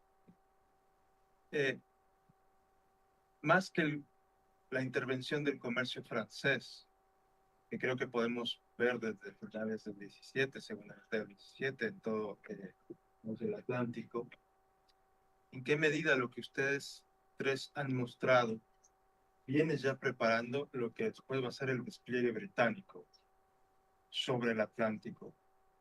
Y si podemos hacer una diferencia entre los datos muy concretos del comercio de esclavos, el comercio con la importancia de los portugueses en la apertura hacia otros puertos, y lo que Fidel nos ha mostrado que parece como ser una justificación que nos puede llevar a pensar que efectivamente estamos en presencia de una apertura comercial y no de un cambio de manos. Es decir, ¿efectivamente creen ustedes que se está desmantelando un monopolio? ¿O eso ya viene pasando? ¿O nunca hubo un monopolio? Y lo que estamos viendo es la creación de unas nuevas capacidades comerciales de una potencia que está creciendo y que se está, digamos, expandiendo a partir de los nuevos, que para nosotros son nuevos, pero quizá hay más documentación. ¿Qué es lo que está pasando? Yo tengo un par de preguntas poco específicas, son detalles, quizás, y más que todo también ampliar un poco una para Alex. Me encantó la presentación y yo creo que voy a tener que ajustar algunas cositas en la orden de desregulación, ¿no? De mi propia ponencia. Pero mi pregunta es que en el texto aparece muy rápido la cuestión de cómo de facto la apertura de the slave trade in the early 80s in the context of neutral trade for the war in the 1780s. Yeah. Esto ha generado, fue como influente, hubo más repercusiones, porque ¿cómo estás un poco centrado más al Caribe? Caribe. No, la cosa con ese periodo me parece como fue una experiencia, pero dejó alguna influencia. Los datos de ese periodo fueron incorporados o no, qué sé yo, no era. Fue una jurisprudencia, quizá. Y para eso también pregunto la otra parte, es otra pregunta totalmente, un poco de las influencias de lo que pasa dentro del imperio. Por ejemplo, que en el contexto de 1780, los levantamientos de Tupac Amaru y de los Tupacs van a permitir que muchos mercaderes que son ascentistas de Azores, que todos conoces bien, van a tener privilegios para el slave trade por cuenta de eso. Como esa parte se entraría, es significativo, es otra influencia, además de la independencia americana, los factores internos del imperio, quizá. No sé si ves como parte o si es otra cosa. ¿Vale? No es una pregunta tramposa, eso es lo que quiero decir, ¿verdad? No, es una pregunta verdadera. Y para Fidel, ahí es una pregunta un poco que cuando miro todo eso me parece siempre, me quiero pensar en las rutas, en los momentos de comercio neutral, cuando se permite, y especialmente, que es súper importante, en justificaciones para que se permita un comercio con Brasil un poco más fluido, ¿no? Muchas veces pagando como un puerto de escala, a donde es parte de la estrategia comercial. Sí, en esos escritos que analizas, pues la idea se aparece, se piensan como los efectos del comercio neutral, de las competencias neutrales, si ven como alguna cosa, se aparece. Y se aparece como lo ven, como un problema o como parte de la estrategia. Finalmente, Rodrigo, también me quedo muy impactado por los datos que presentaste, y mi pregunta sería que pones ahí como un largo arco del siglo XVIII y después el momento de Pombal. La pregunta sería si los tratados de El Pardo y Badajoz y Utrecht, que viene después, esos de verdad están desconstruyendo una idea las ideas del Tratado de Madrid, ¿no? Entonces me pregunto si el Tratado de Madrid, o si Pombal en verdad no está deshaciendo una política muy formal, y vas a empezar un periodo de 30 años de ensayo, Sí. ¿no? De lo que se puede hacer con eso. Porque el Tratado de Madrid se lleva 12 años para anularlo, para cancelarlo, ¿no? Solo, esas son mis preguntas puntuales que tendría para ustedes. Sí, yo tendría una observación que viene de las preguntas de Fidel, porque yo cuando trabajé sobre el comercio libre me vinieron exactamente las mismas preguntas, que son de dónde vienen las ideas liberales y quién defiende esas ideas, ¿no? Son dos ideas, dos preguntas muy fuertes y que tiene que Fidel también a destacar. ¿Quién defiende el monopolio? Es muy fácil, ¿no? Sobre estas preguntas nos invitan a pensar la articulación entre los medios comerciantes, los políticos y la dinámica institucional. ¿Quién defiende el monopolio? Tenemos millares de fuentes de los consulados haciendo informes, reportes para defender el monopolio y para obstaculizar el comercio libre. Pero ¿quién defiende el comercio libre? Al final, ¿cuál es el grupo social en el ámbito que tenemos que defiende explícitamente el comercio libre? Eso es una primera pregunta. ¿Por qué los políticos, de dónde vienen las ideas? Ya lo veo más claro por la agregación de los 3 papers de esta mañana, que vemos más que hay pensadores y hay prácticas, hay experimentaciones. Eso es muy interesante de ver que hay, y que al final los políticos piensan mejor de dejar el contrabando o de integrar el contrabando dentro del sistema.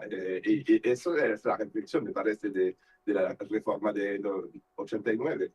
Así que se entiende muy bien cómo el gobierno va a adoptar, va a reformar el sistema para integrar en el sistema fuerzas sociales que estaban al margen. Pero no hay un grupo, no hay un lobby, no hay un consulado, no hay quien defiende ¿cuál es el grupo social que defiende la política del libre comercio? No son los letrados, son las universidades. ¿De dónde viene? ¿Cuál es la fuerza social de esta actividad? Esa es la pregunta que los puedo pedir a ustedes. ¿Una pregunta o...? Y un comentario, Entonces- un comentario y pregunta, pero... O sea, quería hacer después, puede ser Luis, puede ser... No antes que yo, pero Creo que Mica también había alzado la mano. Sí, perdón. sí había, bueno, él había, levantó antes. Y Javi también, ya. Ahora todavía no. Bueno, voy a hablar, ya el privilegio de los viejos. ¿De dónde vienen? Si hay un grupo, bueno, eso fue interesante la pregunta. De cuando empiezo mi comentario con tu pregunta, porque fue un tema de la historiografía argentina del principio del siglo XX. La idea de que había raíces liberales en la revolución, que de alguna manera no está por ahí. Antonio retomó recientemente. Pero yo quería hacer un comentario sobre, bueno, felicitaciones, los 3 trabajos, muy buenos, muy interesantes. He aprendido mucho en todos los casos. Ahora, yo quería empezar, es un poco el comentario de Gibran. Me parece que para trabajar sobre el siglo XVIII y el impacto de las reformas, no hay que olvidarse del siglo XVII. Porque en realidad yo no creo que hayan tomado tanto riesgo creando una especie de exclusivo. Porque el sistema del siglo XVIII es muy reciente, empezó en 1720. Antes había otra cosa, y el cambio de lo que había en el siglo XVII al 1720 es un riesgo tanto o más importante. La guerra de sucesión española fue una guerra infinitamente más brutal de cualquier cosa que conoció España hasta mediados del siglo XIX. Ese es el punto central. Y esto lo vio, creo, muy bien John Lynch, para los que todavía recordamos una historiografía de los años 50 y 60. Entonces, eso, ahora, en la manera como tú lo proyectas, me encantó tu artículo y lo que presentaste. Me parece una excelente idea recordar que el decreto de libre comercio también modificó el cuadro legal del comercio interior. Comercio interior que todos los historiadores económicos de América Latina sabemos que era bastante más importante que el comercio exterior en valor y volumen. Ahora, es muy bueno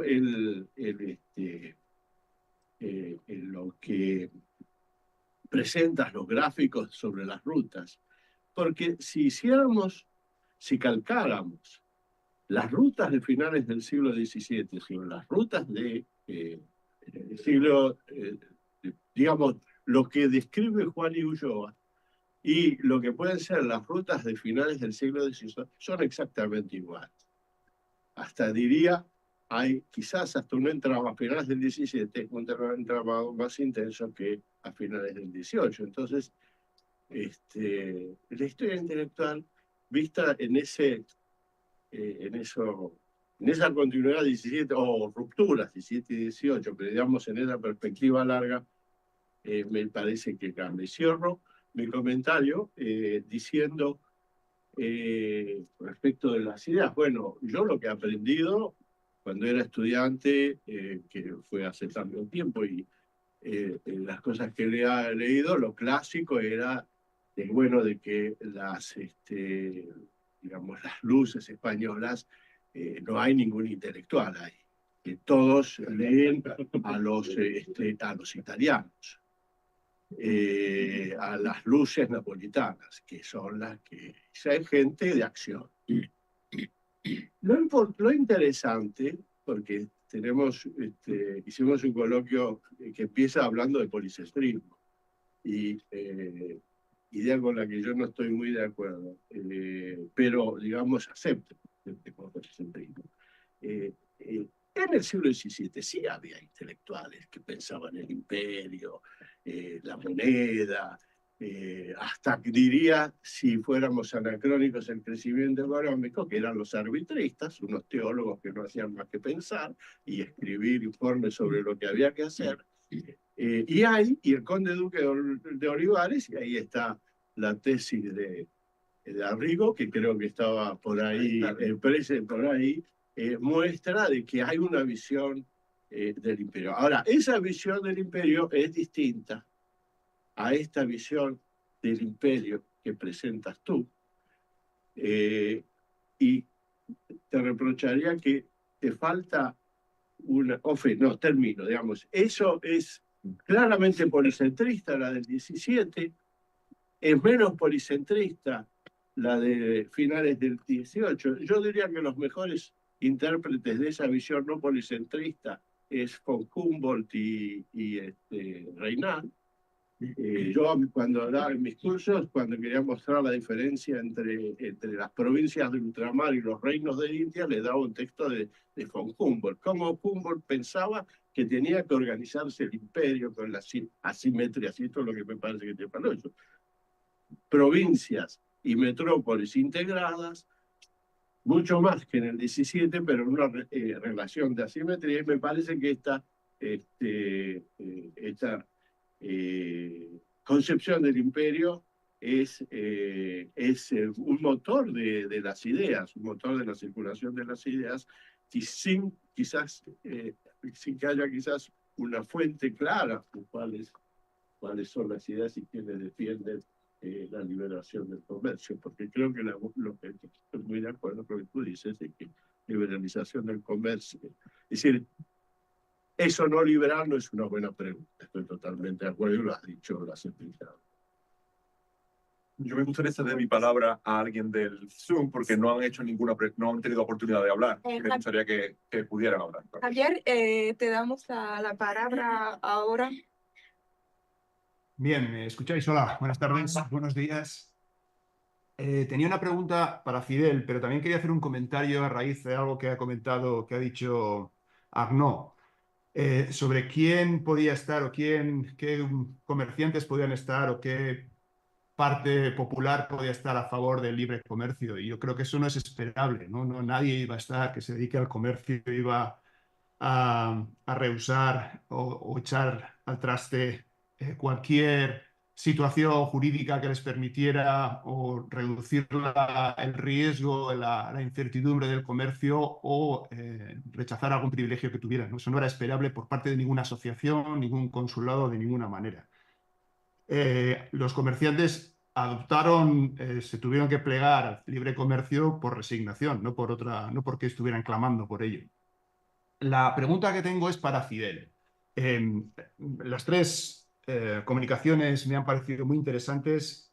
La pregunta que tengo para Fidel tiene que ver con la redacción del Reglamento de Libre Comercio de 1778 y la idea que transmite, desde la inspiración ideológica y de dónde bebe y también qué es lo que de alguna forma creo, y esto es por donde va la pregunta, la coarta.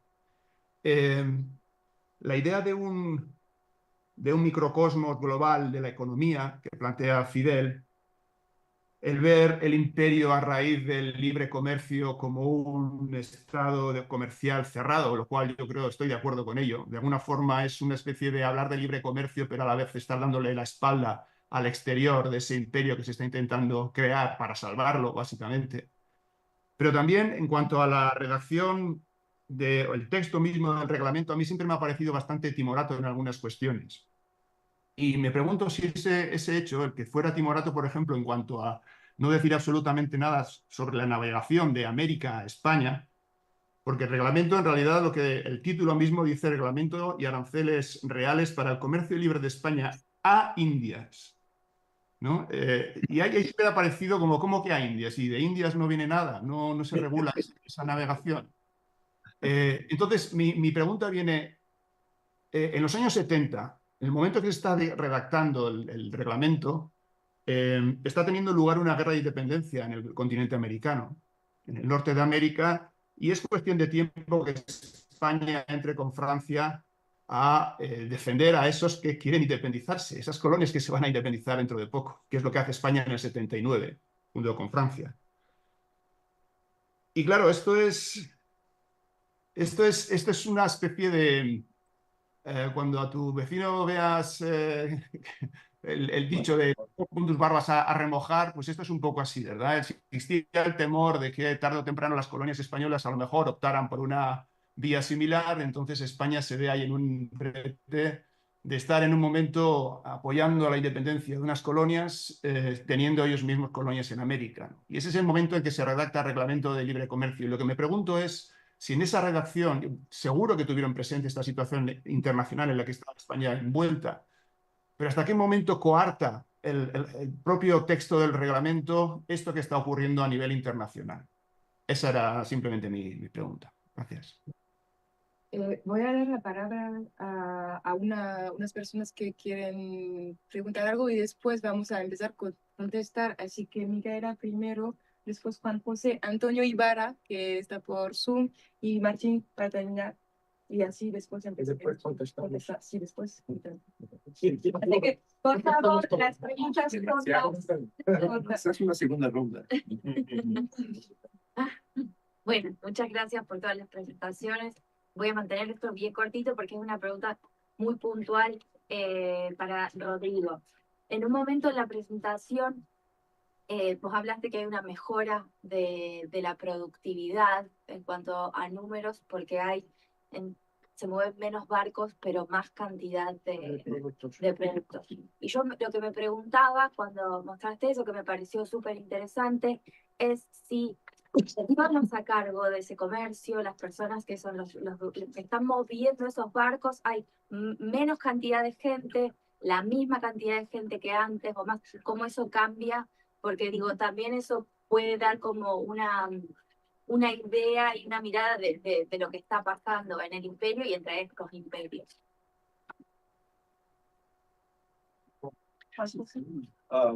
Sí, mi pregunta, de muchas maneras, Gibran creo que capturó, era para Fidel. Me ha gustado mucho. Yo como soy tipo del 17 y a mí todo esto es una educación fabulosa. Yo agradezco muchísimo, lo agradezco muchísimo, de verdad. Pero como tipo del 17, yo en vez de pensar en ruptura, yo sigo pensando en continuidades, ¿no? Y realmente el libre comercio este que están hablando dice que no es mercantilista, pero es que no hay, es que es una continuidad realmente, variando muchas cosas, pero sigue siendo dentro del imperio. Lo podemos reformar.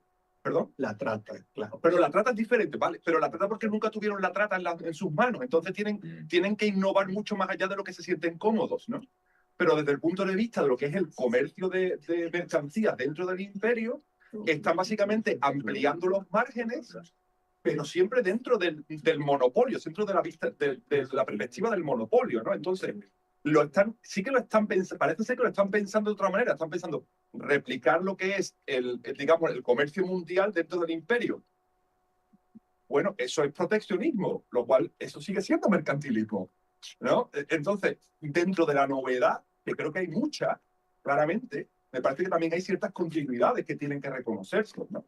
Que otra cosa, que el mercantilismo no es bulionismo, que son dos cosas distintas. Sí. Que el bulionismo es mercantilista, pero no todo mercantilismo es bulionista. Entonces, ya está, eso es. Gracias. Antonio. Sí, se conecta con lo que han mencionado y lo que Javier sugiere.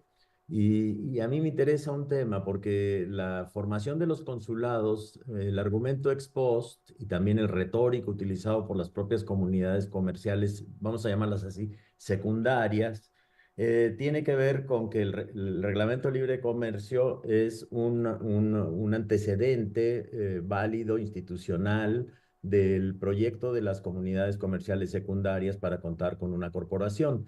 Pero lo paradójico del tema es que están apelando al libre comercio en términos de construcción de una nueva trama de privilegios. Y yo creo que aquí vale la pena, no sé, también Fidel, ¿cómo lo miras tú? Vale la pena dar testimonio de las expectativas de estas comunidades porque hay una aparente coincidencia entre la necesidad de la corona de que haya competencia entre comunidades comerciales y por otro lado, es decir, disminuir el poder de los dos grandes consulados, México y Lima, pero por otro lado también las expectativas de las propias comunidades comerciales son en realidad expresiones de un entramado tradicional, convencional. Entonces, a mí me parece que tendríamos que cambiar un poco la mirada en términos de la continuidad del proceso para ver que también se produjeron discontinuidades en donde algunas comunidades obtuvieron enormes ventajas y otras que se anticiparon a negociar los privilegios, como el caso de Buenos Aires, ya hablará de Zarratea, Zacarías, pero que se anticiparon mucho en la definición de los intereses territoriales frente a las corporaciones tradicionales. Y la única manera de competir, creo que lo miraban muy claramente, era hacerse del privilegio comercial. Entonces, la idea de este comercio libre y de este nuevo horizonte de integración comercial del imperio, me parece que está en realidad muy atado a la tradición. Ahí es el largo siglo XVII quizá del que habla Zacarías. Y segundo tema, ¿cómo ven el problema de las expectativas de la corona para crear compañías comerciales que compitan con las compañías de las británicas por supuesto, la holandesa está en declive, pero la idea tardía de construir un mercado a partir del privilegio real versus el privilegio de las comunidades comerciales secundarias o americanas? Eso me interesaría porque no lo vi directamente traducido en lo que ustedes diseñaron como marco general para la discusión que vamos a tener ya en análisis más micro. Gracias. Brevemente, para apurarme, permiso. Porque evidentemente la pregunta no abrió la puerta hacia lo desconocido o hacia el infierno, depende de cómo lo quieran ver, pero y a muchas cosas ya las acaba de decir Antonio, que me parece que es importante justamente anclar sobre el territorio cuáles son los intereses comerciales para evitar suponer que se trata de bloques monolíticos, ¿no? Y que en última instancia pensar en lo que Fidel nos ha explicado, anclado en distintas coordenadas hispanoamericanas particularmente, va a permitir comprender recepciones diferentes y usinas distintas también para la formulación de esas políticas. Lo que acaba de decir Antonio lo sintetizó muy bien. Una cosa es México o Lima y otra cosa muy distinta es Guadalajara o Buenos Aires. Allí efectivamente hay un impulso que acompaña de una manera bastante diferente este proyecto de, entre comillas, liberalización, porque justamente permite consolidar nuevas estructuras corporativas en términos institucionales. Entonces, invita a pensar en cómo es recibido de manera heterogénea en Hispanoamérica y cómo se construye también desde distintos intereses hispanoamericanos estas nuevas políticas cuya historia intelectual mostraste muy interesantemente. Gracias, Martín. Ahora tal vez pueden contestar. Vamos a ir. No hablen mucho. Como tiene tiempo, tenemos la sala para nosotros por todo el día, así que no hay apuro. Tenemos, nuestro próximo compromiso afuera es cena a las 7 de la noche. No digas eso. Vamos a llegar. Yo capaz que puedo hacer dos cosas y después pueden hablar media hora. Dos cosas. Una cosa que me había olvidado, que ustedes dos las mencionaron, era el tema de la neutralidad. Sí. Y de la política de neutralidad como una política mercantil. Útil, que viene al cuento de lo que Javier mencionaba del libre comercio producido durante the American Revolutionary War. Saavedra, que fue que escribió el libre comercio, después siempre se arrepentía que a pesar de que ganaron esa puta guerra, no se tenían que haber metido en la guerra. Tenían que haberse mantenido neutrales para favorecerse por la guerra de esa neutralidad, en lugar de lo que ocurrió y que él vio luego. En ese tema hay una gran pensamiento que vemos a partir de las realidades americanas de ver la neutralidad como una política mercantil para seguir a España, para tratar de que otros no se beneficien de lo que les está ocurriendo a ellos.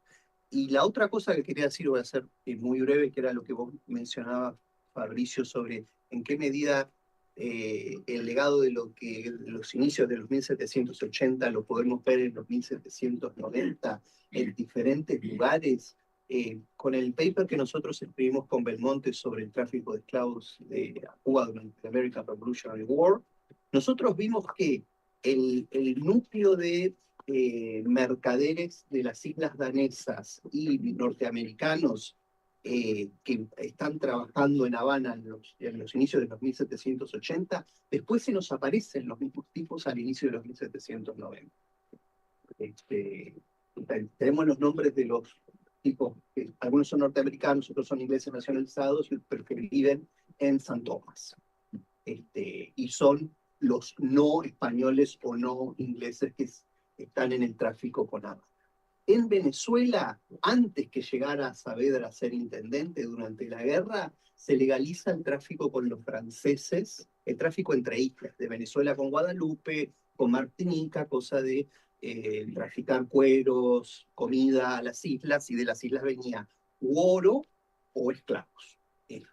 Cuando llega Saavedra a ser intendente, de vuelta, lo vemos con fluidez repetida, cuando le escribe a Gálvez, entre otras cosas, digo, bueno, vamos a mantener esta política, porque esta es una de las políticas a través de las cuales a Venezuela le entra metálico, moneda de oro y a veces de plata para tener en caja, y también favorece el tráfico de esclavos. Eso no lo vemos en el Río de la Plata y no lo vemos en Cuba y mucho menos en Nueva Granada, porque Saavedra tenía un enchufe particular con Gálvez. Entonces vemos esta continuidad del tráfico intracaribeño venezolano con las colonias francesas, local, regional de media distancia, inclusive más con Martinica y Guadalupe que con San Domingo, hasta 1795, durante 15 años. Hasta que, bueno, hasta el 95. Sí, bueno, más o menos hasta ahí. En Buenos Aires vemos como una quiebra realmente, que yo lo estimo porque mucha de la gente que hacía ese tráfico o que estaba vinculada a la parte oficial terminó presa. Que fue, aparte de lo que creo que va a hablar Viviana en México, la quiebra de la... Pero esa gente, muy poca gente que se dedica al tráfico. Pero sus amigos sí. Pero uno de sus amigos Cipriano de Melo. Pero Cipriano de Melo nunca estuvo preso. Sí, estuvo preso. Estuvo preso 78, 6 meses preso. Bueno. Ahí después no les voy a contar eso. Pero quiero decir, no hay una ruptura del grupo de comerciantes en Buenos Aires que se dedicaba al tráfico y a la... Pero sí de su conexión con Montevideo. Eso sí, para la tráfica esclavista. Y en Montevideo lo que hacen es, si viene un barco portugués, le cortan los cables en 1785 y 86. Y nosotros en las cuentas que nosotros tenemos de tráfico de esclavos, que nosotros somos los que contamos, los barcos esclavistas, 85, 86, 87, nada, aparecen los barcos de la Compañía de Filipinas, y recién se restablece el tráfico portugués en 1791, el de esclavos. Sí, pero esa no era la pregunta. Yo bueno, la pregunta, ok. Ya, bueno, pero, dale, seguimos. Yo ya estoy. Pero yo creo que Romero, por ejemplo, también es uno que principia en el 91, por ejemplo. Con las minas. Con todo. Pero bien, seguimos. Sí, son muchas preguntas, pero voy a intentar contestar por lo menos las principales. Sí, la primera pregunta sobre que si no se daban cuenta estos ministros que en realidad España nunca tuvo la capacidad para proveer al mercado colonial con manufactura.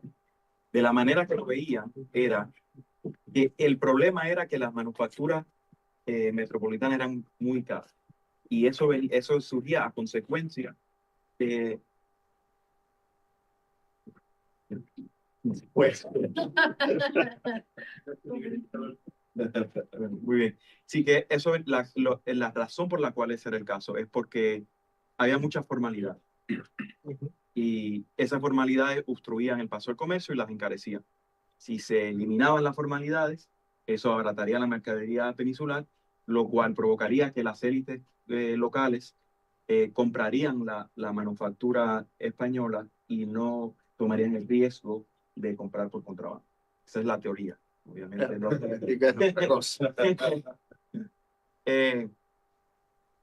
Luego, la otra pregunta sobre el monopolio,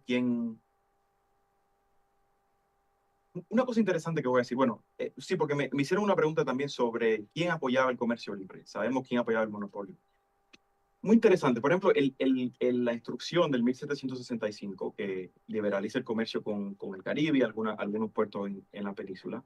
En realidad, aunque la consulta del 75 ese es el documento que en realidad provee la visión de lo que sería el comercio libre para el imperio y dice que debe ser para todo el imperio, pero solo se aplica en el Caribe. ¿Por qué? Bueno, lo que se ha dicho es que, bueno, es un intento de ver cómo funcionan las cosas, pero a mí me parece que no es el caso. La razón por la cual funciona de esa manera es que, en realidad, el ímpetu a la instrucción del 75 viene de las élites cubanas, porque Esquilache le interesa subir la alcabala. Entonces manda a O'Reilly a La Habana y negocia con el Cabildo. El Cabildo dice, bueno, está bien, vamos a pagar un 6% de alcabala, pero tienen que concedernos comercio libre, porque quieren vender su azúcar en el mercado peninsular, más libremente. Entonces, eso fue en realidad una negociación que se hizo en ese momento, porque ni Esquilache, ni O'Reilly, ni las élites del Cabildo de La Habana creían en la visión del comercio libre que se diseña en la consulta.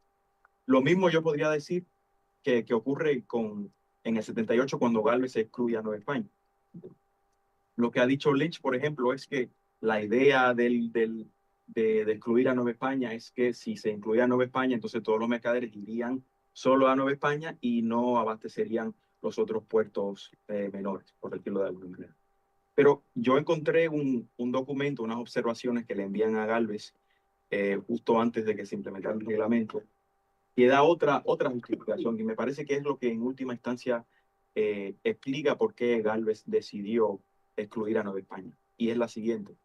La idea que propone estas observaciones son que si se liberaliza bueno, uno es que si se amenaza el privilegio de los mercaderes de Nueva España, se pone en peligro la minería. Eso es uno. Lo otro es que, de ser el caso, si hay comercio libre en Nueva España, habría más demanda para las mercaderías extranjeras en Nueva España, lo cual encarecería esa mercadería para los mercaderes españoles. Y a la vez, la concurrencia que habría en Nueva España, entonces abarataría esa mercadería. Entonces, habría pérdida de ganancia. Y que esa pérdida de ganancia para los mercaderes peninsulares desmonetizaría, ¿cuál es la palabra? Desmonetizaría. No, la economía imperial. Y esa, en última instancia, me parece que la visión que tenía en mente para excluir a Nueva España. ¿Y qué más?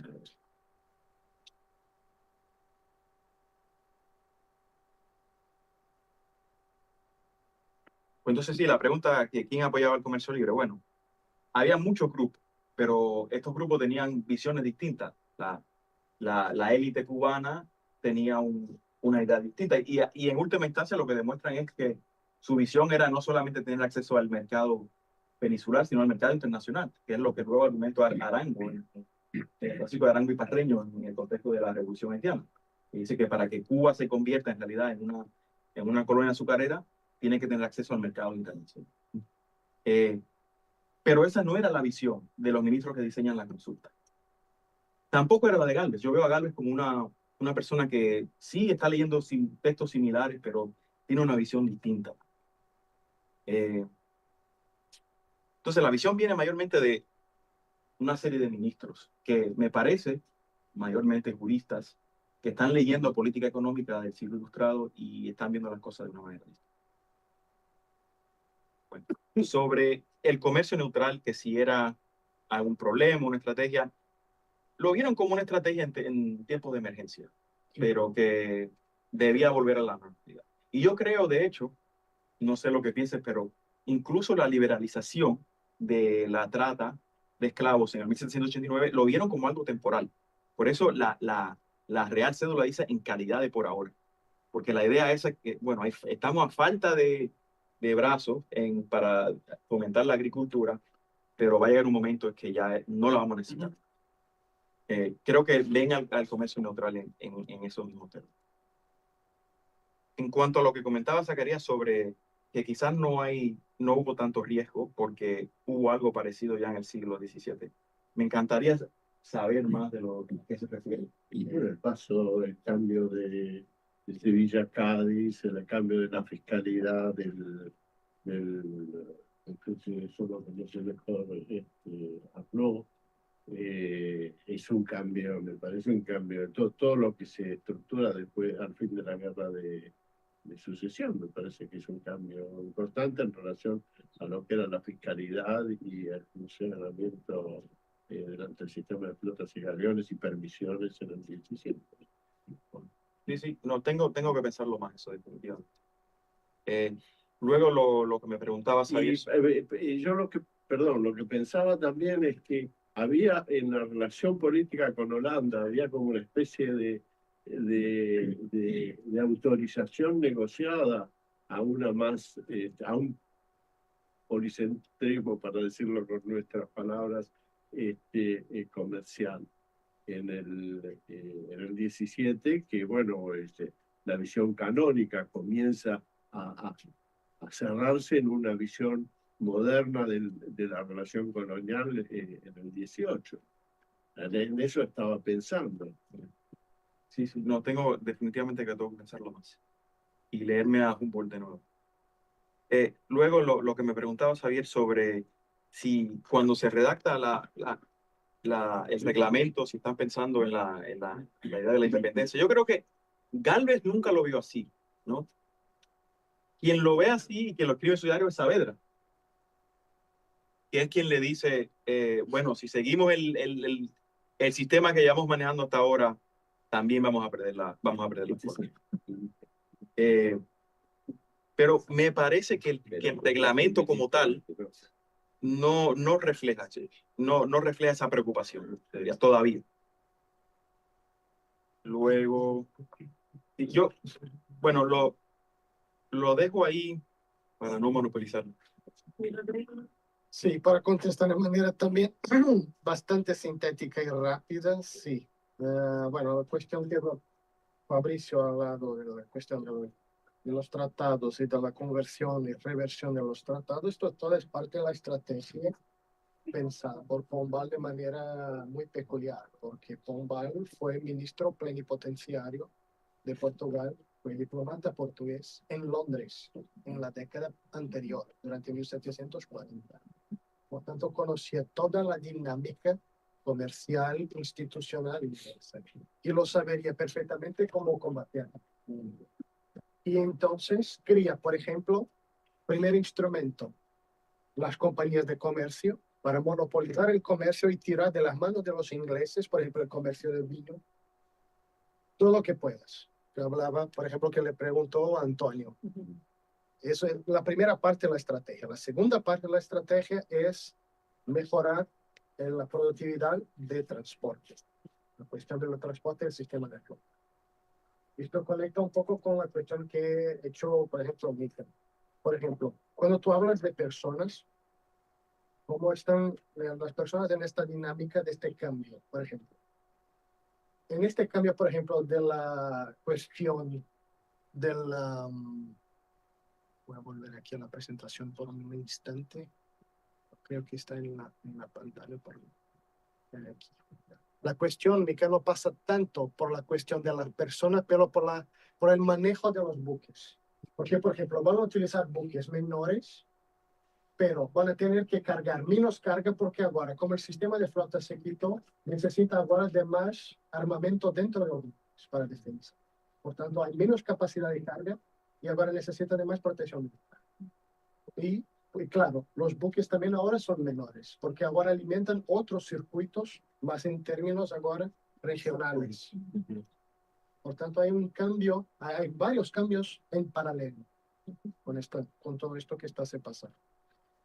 Y claro, esto todo dentro de la cuestión de la necesidad de la neutralidad, porque la neutralidad de hecho lo que es.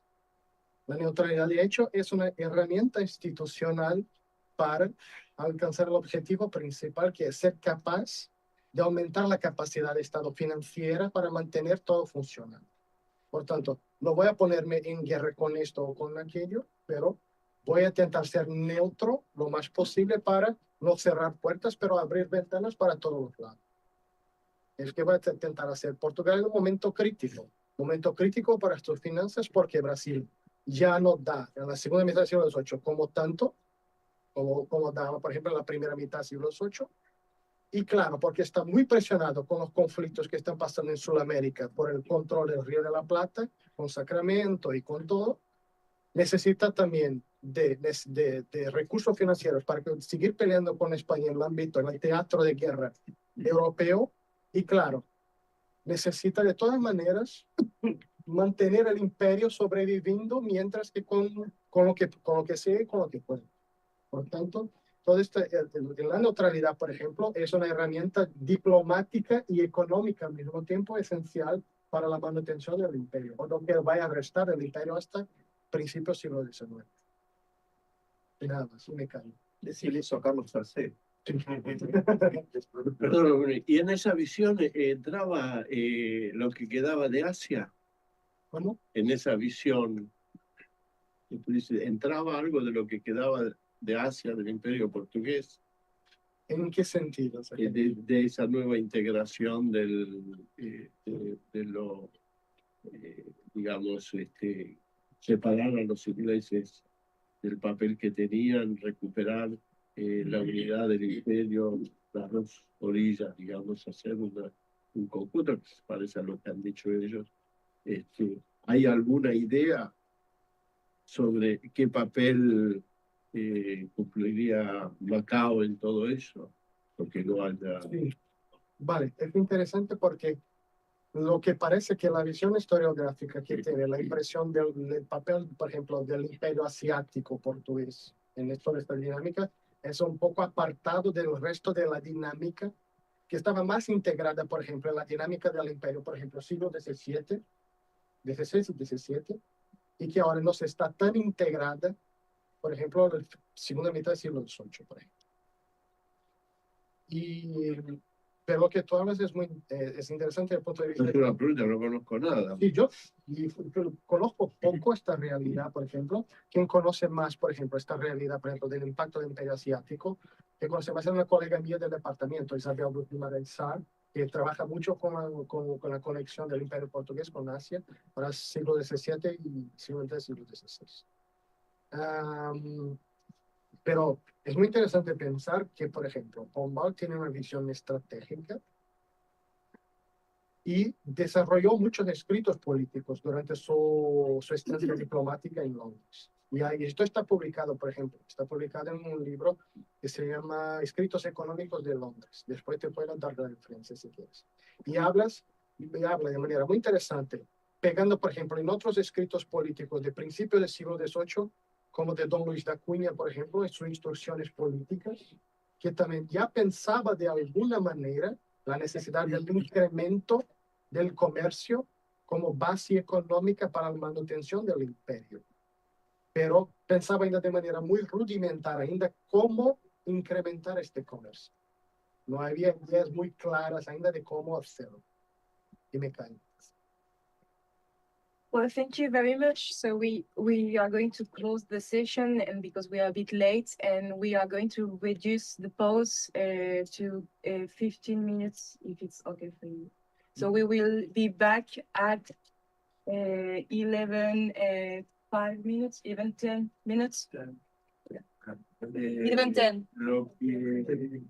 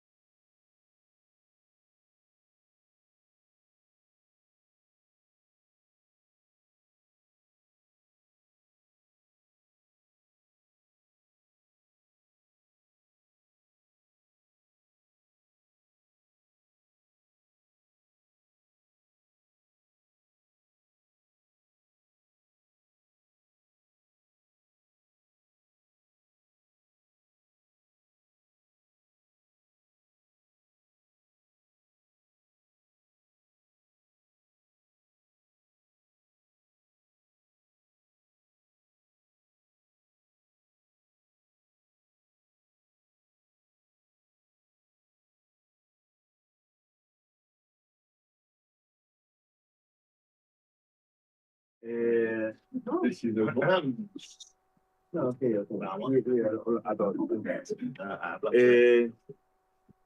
going to start our second table, our second panel of the day, called Actors, Individual Trajectories, and Institutional Change. Number one, because we're going to have a second part of this same table in Mexico, as well as Lorin, I am going to switch between English and Spanish because of my Argentinian identity. So perhaps I'm going to talk in Spanish sometimes. So excuse me for that in advance.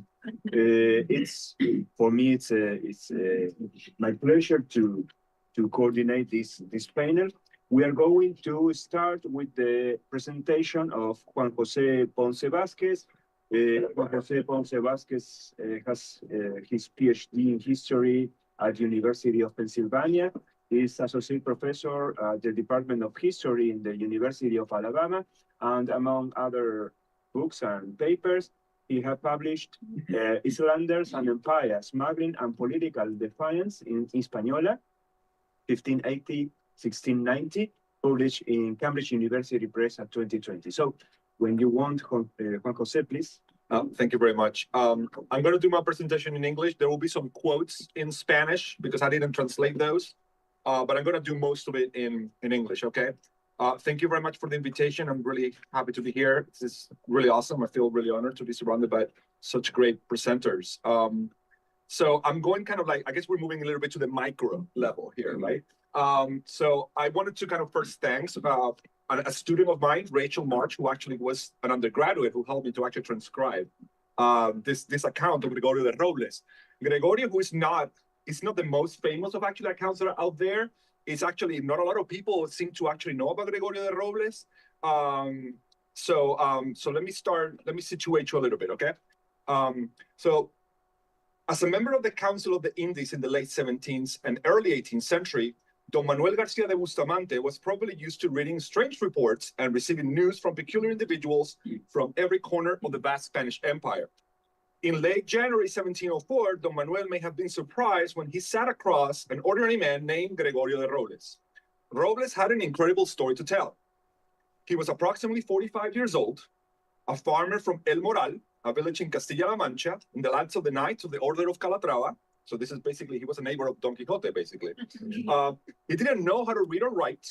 So in the presence of the ministers, he dictated his testimony to a secretary who filled about 92 manuscript folios, which it's about 25,000 words, almost 26,000 words.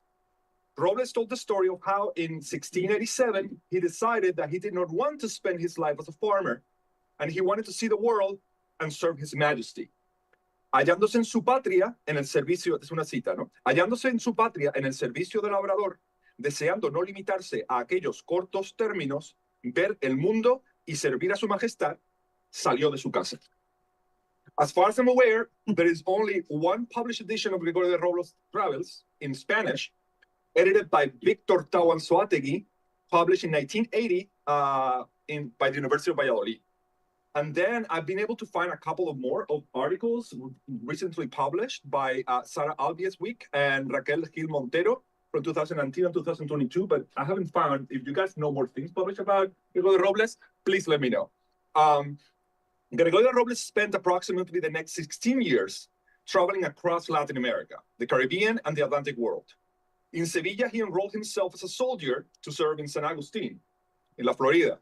According to his narrative, he had some skills as a nurse, and since many fell sick in the ship that took him to Florida, and they did not have a doctor aboard, he spent most of his time taking care of those who needed it. He continued his work once he arrived in San Agustin for the following 6 months. Due to his diligence in the care of others, he claimed that the governor of San Agustin and his junta de guerra gave him in paying him for his services some clothes and license to leave his post as soldier, which is really strange, but anyway. This was the real beginning of his travels, which took him in chronological order. I'm going to give you like a pass through all the places that he went. To Cuba, from west to east, northern coast of Hispaniola, briefly in Jamaica, briefly in the northern coast of Hispaniola, Jamaica, the Caribbean coast of Panama, very briefly, Colombia, Ecuador, and Peru, arriving in Lima in June 1691, and living there for over a year and a half as a street seller. He stayed in the region until 1694, and then he crossed Ecuador and Colombia again to the Caribbean coast, where he was allegedly captured by French pirates. He was taken to Martinique with a stop near the Marañón River, and then he crossed the South Atlantic to Cape Town in South Africa. He then was taken back across the Atlantic Ocean to Patagonia, where his captors tried to cross the Magellan Strait, failed, and instead headed north past Rio de la Plata and crossed the Atlantic again, stopped in Madeira, landed in Oporto in 1696, where his captors let him go. You would think that he would have had enough, but he didn't.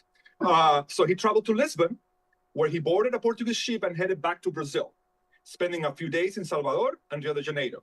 He then sailed south to Montevideo, Buenos Aires, and headed once again towards the Andes, crossing northwestern Argentina and visiting cities in Bolivia and Peru, places like Charcas, Oruro, Potosí, Los Lipes, like remote mining towns, Copacabana, Cusco, Huancavelica. Robles arrived in Lima again, and from El Callao navigated the coast of South America in different expeditions south all the way to Valdivia, and then north to Trujillo, where he continued his travels afoot.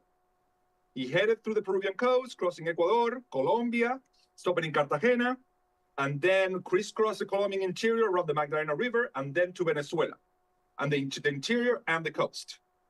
In Caracas, he got on a boat to Puerto Cabello, but was captured once again, this time a Dutch ship, which took him to Curaçao. There, Spanish accused him of being a spy of the King of Spain to report on contraband trade and was put in jail. Two Jewish merchants interceded for him and got him released. In exchange for their kindness, he offered to take some letters to relatives in Amsterdam, where he sailed, arriving in May 1702. And it appears he might have entered in contact with the power sectors of the Sephardic community in the city. He visited the Netherlands, Belgium, crossed France with a stopover in Paris, Versailles, crossed Spain via Irún, and then he did like a tour for Spain, San Sebastián, Victoria, Burgos, Extremadura, Sevilla, Cádiz, Madrid. Hearing about the War of Succession in Portugal, the tumult there, so he went to Lisbon, where he somehow got in contact with a special envoy of Philip V, and this person entrusted him with some letters to ministers in Madrid. One of these ministers asked him to give a full testimony of his travels, and that is how he found himself sitting with Don Manuel García de Bustamante, and how we have to date a written account of his wanderings. Robles' narrative is in third person, but through the expressions used and turn of phrases, it seems that the text is as close to Robles' voice as any early modern narrative written by a professional scribe can be. As a reader, one cannot help but wondering to what extent the judgmental opinions that Robles shares in his narrative were created back during his travels, where the events he describes were taking place, or were the result of lighter reflections. The topics Robles touches upon in his narrative are clearly influenced by his audience, the fact that he's in front of a minister, right? The entire narrative is full of Robles' recommendations to the crown in multiple themes, from contraband and the need to build forts to protect Spanish commerce, to reports of mining prospects in certain mines of the Andes, the need for more workers in those mines, and the successes and failures, including corruption, of crown officials, among others. Sometimes he's clearly reporting the complaints that he has heard from locals. Others, he is the one interpreting the situation and giving his opinions on how to fix certain issue. These interventions show Robles' acute ingenuity and ability to reflect on his own experiences in somewhat unexpected situations. They provide written evidence of an extensive articulation of plebeian socio-political analysis that goes beyond those recorded in literary texts of his time. How did a farmer with no money or direct connections or relatives was able to travel for 16 years across the Americas? That's the first thing that I wondered also. Well, how did he support himself? So we know that he actually worked as a street vendor in Lima, but he says he did other odd jobs. He doesn't specify. But most of the time, Gregorio lived off the charity of others, taking secondhand clothes from people he encountered, as well as food, lodging, and small gifts of money. Just like earlier in the 17th century, Catalina de Erauso found everywhere she went, a vast diaspora, willing and happy to help her any way she went. Robles' experiences was no different, surprisingly. Almost in every corner of Spanish America he found fellow Manchegos who aided him, gave him shelter, work, food, and money. For example, in Lima, from June 1694 to 1696, he stayed with Martín Gómez Robledo, who was born in Puerto Llano, 35 miles away from his town. In Santa Fe de Tucumán, he found Don Francisco Izquierdo, who was a paisano suyo. Or Don Diego del Prado in Arequipa, who was from Ciudad Real, 27 miles from where he was born. So everywhere he went, he found people from his patria chica, right? Not only it seemed clear that hospitality and the bonds that linked these men to their patria chica or homeland created these bonds of dependence and affection, but also it is evident that for these new Indianos, it was important to show their newfound prosperity in the colonies to someone like Robles, who could appreciate their modest beginnings and maybe who could bring word back to Spain of their success. But often Robles' benefactors are actually strangers, and quite regularly priests and friars. Priests either host him, or he often travel in the company of members of Medican orders, especially Franciscans and Jesuits, and therefore benefited from the networks of contacts and the charity that these friars received.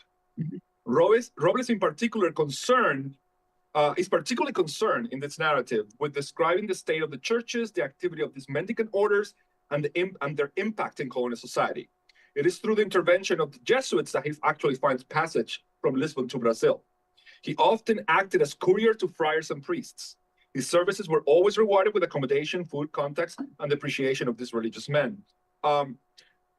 There is probably I would say, along with smuggling, the other thing that is the most important in the narrative is actually his view of native people and how they're treated. He talks a lot about that. I don't have time to cover that. We can talk in the Q&A if you guys have curiosity. But he is very concerned about how, not without contradictions. It's really interesting. He has a lot of contradictions about this, but he seems genuinely concerned about how native people have been treated. Smuggling is probably one of the most important topics that Gregorio de Robles addresses in his narrative. It is precisely in this area in which he presents himself almost like an arbitrista, giving advice to the crown about what to do and how to eliminate contraband trade in many of the territories he visits. Unlike most arbitristas, however, his narrative and experiences made him an expert in the topic who has seen the state of colonies with his own eyes. And therefore, he sees himself capable of commenting and providing advice to the crown on how to improve and protect his territories. He certainly believes himself to be an expert witness, but considering the fact that he was sad, that the minister sat him to actually give his account, it seems that the ministers believe this, in this assessment, right, in some form of fashion. So contraband is certainly the central topic of the narrative. Mostly through the Caribbean, but also through the mainland regions of Nueva Granada, Popayan, Maracaibo, and coastal Venezuela. His first contact with contraband was in Cuba, an island he crossed from Havana to Santiago, and with numerous stops along the way in Matanzas, Trinidad, and Puerto Príncipe, today's Camagüey. In all these, he saw something similar. Numerous foreign ships, mostly English and Dutch, that were trading in the coast with the locals. Robles asked locals why they allow such trade. This is what they said. Le respondieron con no poco sentimiento, a su parecer, que allí entraba raras veces embarcación española. Y cuando sucedía, les llevaban tan caro por cada género que se hacía intolerable, mayormente no queriendo recibir sus frutos, en que consistían todos sus caudales. Que ellos bien sabían no era lícito comerciar con extranjeros, pero que su extrema necesidad se lo dispensaba. Pues de otro modo, no podrían mantenerse respecto de que aquellos les daban sus géneros a precios competentes. In this exchange, Robles is confronted with the reality of the residents of most regions of Latin America through the 16th and 17th century, underserved by legal trade, which shrunk considerably in the second half of the 17th century. Colonial Spanish residents found numerous incentives to trade with foreign merchants who not only accepted payment in kind, but also providing them with European goods at a fraction of Spanish prices. As trade slowly became a priority instead of piracy and pillage for Northern European vessels in the Caribbean waters, interactions like the ones Robles described likely became even more common than before. In these cases, Robles naively argues that the region could be defended placing military personnel as well as defensive infrastructure like a fortress in the region. Robles repeated these types of recommendations everywhere he observed smuggling or foreigners. He encountered a similar situation in his short stop in the Bay of Puerto Plata, in the northern coast of Hispaniola. I got a quote here. He says, halló en tierra hasta 1000 cueros prevenidos para embarcarlos en una de las balandras inglesas. Halló después otra cantidad de cueros prevenidos para el mismo fin, y que la gente de unas y otras se metían la tierra adentro como si fuesen en poblaciones suyas, y tomaban con libertad lo que encontraban, y especialmente porciones de cebo, géneros y frutos de los que se cultivan en la isla española, de modo que en este tráfico parece que las naciones no tienen embarazo, reparo ni dificultad. In this case, Robles came up with a similar suggestion, a military officer to patrol the coast from Santiago de los Caballeros. Robles could not know that these types of arrangements had existed in northern Hispaniola for decades now, with little or no results. With the rise of French settlers in the west of Hispaniola in what would soon become Saint-Domingue, Santo Domingo residents were at this time writing a new chapter in their long love story with smuggling and smugglers. And if you want a book about this, I know a guy who wrote something about this. Gregorio de Robles stopped at Jamaica in October 1693, also granted him a fascinating insight into the profits local merchants made trading with Spanish Caribbean possessions. He stayed with Spanish officials of the Asiento. He claims that he saw quite a few ships leaving for Europe, loaded with products from Spanish territories. In the house of some Jewish merchants in Jamaica, quite possibly Sephardi Jews, he described the process of counting and sorting Spanish currency obtained through the contraband trade. He tells how 2 Jewish women were and some children were occupied in separating 1.5 real coins from 2 and 4 reales. Along with the small currency, they also placed any coins that were underlined. They explained to him that the big coins were sent back to Europe, while the small ones, and I quote, se comerciaba con los indios, mulatos y mestizos, llevándoles juntamente sus géneros, por cuyo medio conseguían muchas ventajas. So you can see how they were taking advantage of actual local population and sending the good coin back to Europe. I'm going to jump a couple of regions here. I just want to talk briefly about smuggling suppression, which he actually talks about too sometimes, right?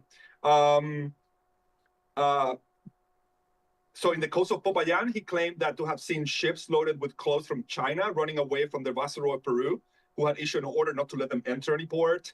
In Rio de la Plata, his ship was required to stop at Isla de Lobos, in today's Uruguayan side of the estuary, where the governor of Buenos Aires, Agustín de Robles, described as celosísimo, had soldiers to inspect any ships coming into the estuary. He had to do the same again in Matanzas, Riachuelo, where he tried to enter the city of Buenos Aires accompanied by some soldiers who after being stationed outside the city, were coming back in. He had to spend there 24 hours waiting. And apparently the soldiers stationed outside the city were known to bring some smuggled goods. And one soldier was caught with sugar and a knife. And apparently it was a huge deal. And the bishop had to come to basically kind of like let them back in. So it was like a huge, there are other cases of suppression, typical cases in which kind of like an official comes and basically gathers 10,000 pesos in kind of like fines and things like that. And that's the end of smuggling suppression. You know, he lives with a lot of money, and then everybody goes back to actually doing exactly the same thing, right? So let me finish with kind of some thoughts about Gregorio de Robles. Gregorio de Robles' narrative provides readers today with a rather unique plebeian perspective of the Caribbean. Spanish colonial and the Atlantic world in the end of 17th and 18th century, a period in which we do not have a lot of Spanish travelers beyond royal officials or religious men. As someone from the interior of Spain and only indirectly connected to the Atlantic networks, Robles' narrative offers us a glimpse of how plebeian people interacted and learned in very personal ways about the Atlantic colonial world. His observations reveal an agile and astute mind, an endless curiosity, and ability to adapt to all kinds of circumstances.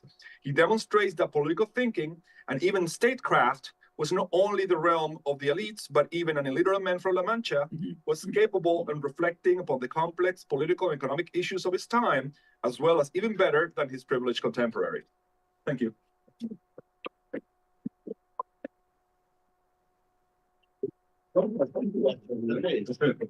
Thank you very much. Hablas rápido hasta cuando hablas en inglés. Gracias. La hora. Pero hay que tener ese caudal que poco hay que tener. The civilian rhythm. Thank you very much. for your presentation, Juan José, for your timing, of course. And we are going to... No,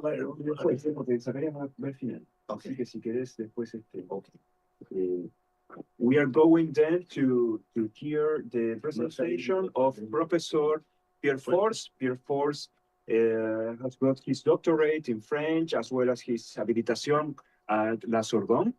He's professor of French and history at Columbia University, and among other books and papers, he has published Wealth and Disaster, published by Johns Hopkins University Press at 2016. So when you want, Professor Force, the time is yours.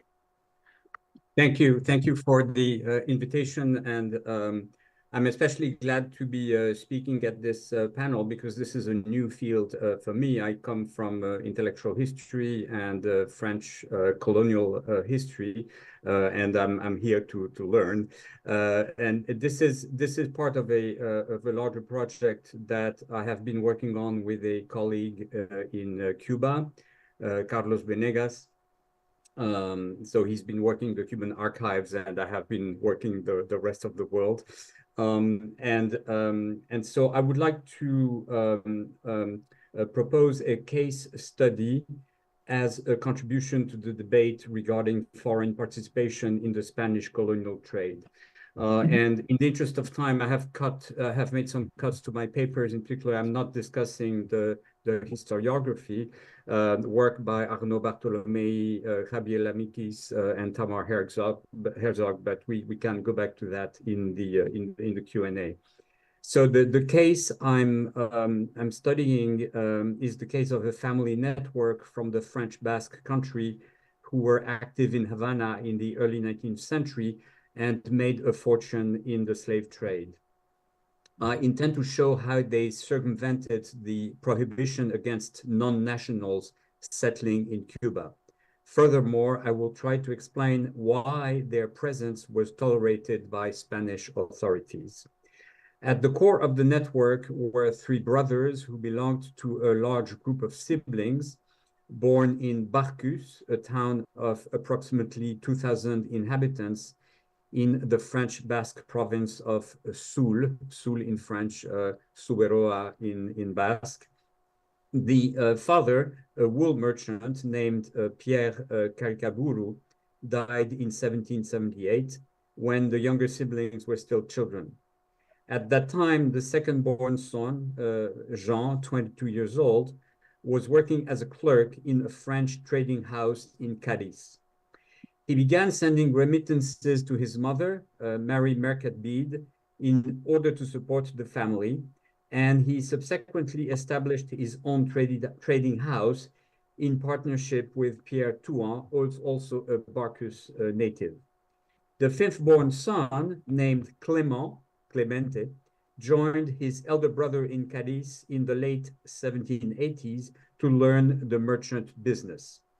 In 1791, he emigrated to Cuba, embarking in Cadiz under an assumed name, Clemente de Ichazo. In Havana, he was received by a merchant named de Chandi, cousin of Pierre Touan. In the early 1790s, the fourth-born son, named Jean-Pierre, emigrated also to Cadiz. Both brothers, Jean and Jean-Pierre, were ordered to leave Cadiz and move inland in 1793 when Spanish authorities decided to expel French merchants. However, they were not deported to France and they were allowed to move back to Cadiz in 1795. We shall see later how this happened. In 1800, Jean-Pierre was no longer in Cadiz, but in St. Thomas in the Danish West Indies. He sent a circular to various Havana merchants to inform them he had just started an import-export business and was offering his services. In 1805, Jean-Pierre partnered with his brother Clement, by then a well-established merchant in Havana, to set up a slaving expedition from St. Thomas to Havana. The ship named Esther, sailing under the Danish flag, carried 146 African captives 3 of whom died during the voyage. The following year, Jean-Pierre moved to Havana, where he sought and received a license to practice commerce and agriculture in Cuba. In subsequent years, both brothers, working sometimes together and more often separately, made large fortunes as merchants based in Havana, exporting sugar and coffee and importing African captives. Jean-Pierre died on a business trip to Bremen, Germany, in June 1814. In 1816, Clément and 3 business partners established a trading house under the name Caricaburu, Arrieta y Compañía. Because it had a large capital, the firm was able to handle the direct importation of captives from Africa to Cuba. The previous slaving expedition had been intra-Caribbean voyages. These new transatlantic expeditions turned massive profits. In August 1816, not waiting for the return of his firm's first transatlantic expedition, Clément sailed back to France. He continued to have a financial interest in the partnership, but was no longer involved in managing it. In January 1817, he traveled to Madrid to take the final steps in his application to become a Spanish national. The naturalization decree was issued in January. In 1818, he married a young woman from his hometown of Barcus. 3 years later, he purchased a chateau with 100 acres of farmland just a few miles away from his birthplace. After the slave trade became illegal in the Spanish Empire, he was no longer active as a merchant, and he lived as a rentier. His former partner, Joaquin Arrieta Elizondo, a native of the city of San Sebastian, went on to make a huge fortune in the illegal slave trade. As a foreign merchant in Havana, Clemente de Ichazo did experience the harassment that Herzog and Lamikis mentioned in their work, the harassment that foreign merchants experienced in the Spanish colonies. In 1805, he was accused of violating the laws of commerce because he had exported 500 hides to New York with reduced customs duties, availing himself of the retorno custom, which allowed such shipments for slave ships that had just disembarked captives in Havana.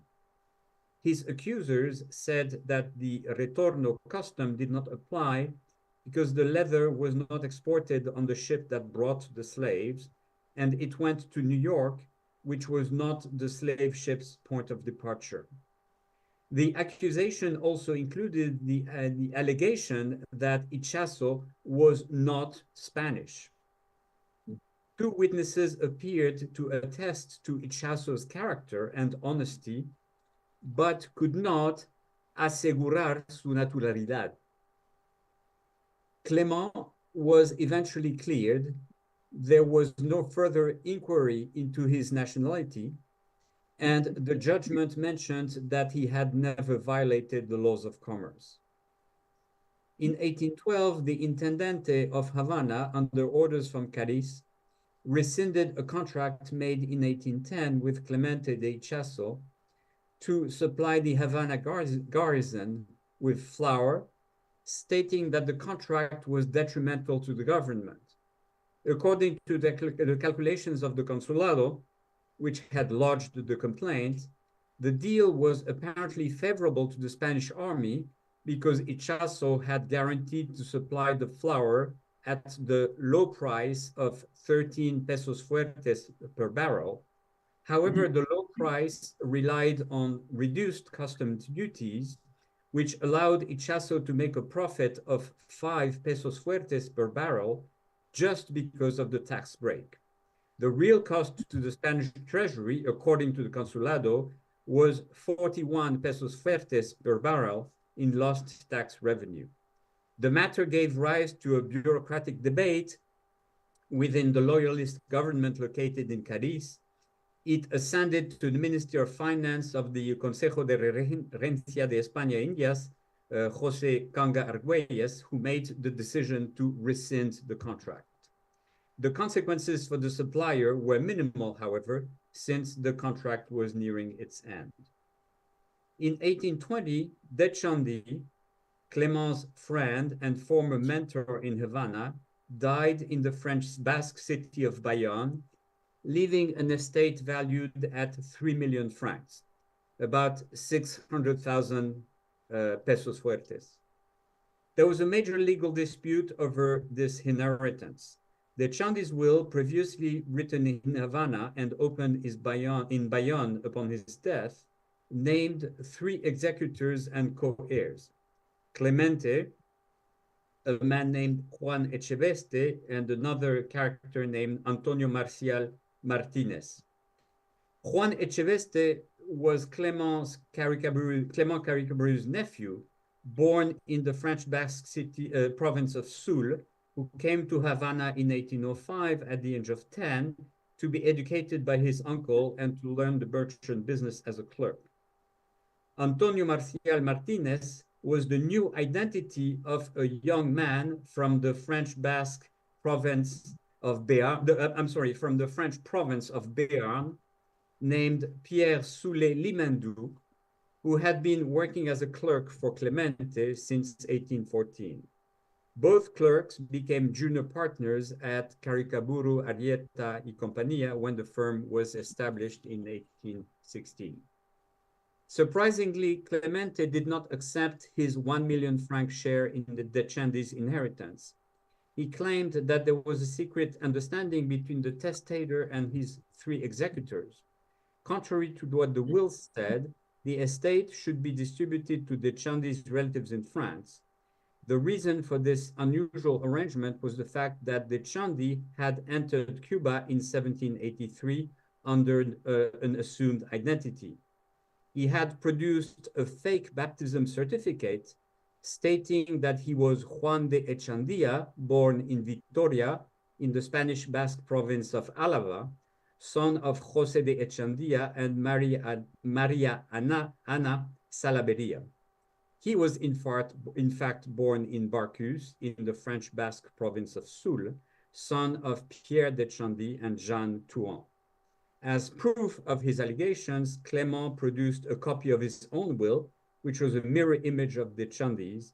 It named Dechandy as executor and heir, with a secret note explaining that the executor was in fact not the heir, and that he should distribute the inheritance to the testator's relatives in France. Echeveste and Martinez protested that the will should be executed as written, since the alleged secret note could not be found. A settlement took place, was contested by Martinez, and eventually upheld by the Court of Appeals. During the trial, Clemente's lawyers published a very long memoir stating the facts of the case and presenting legal argument.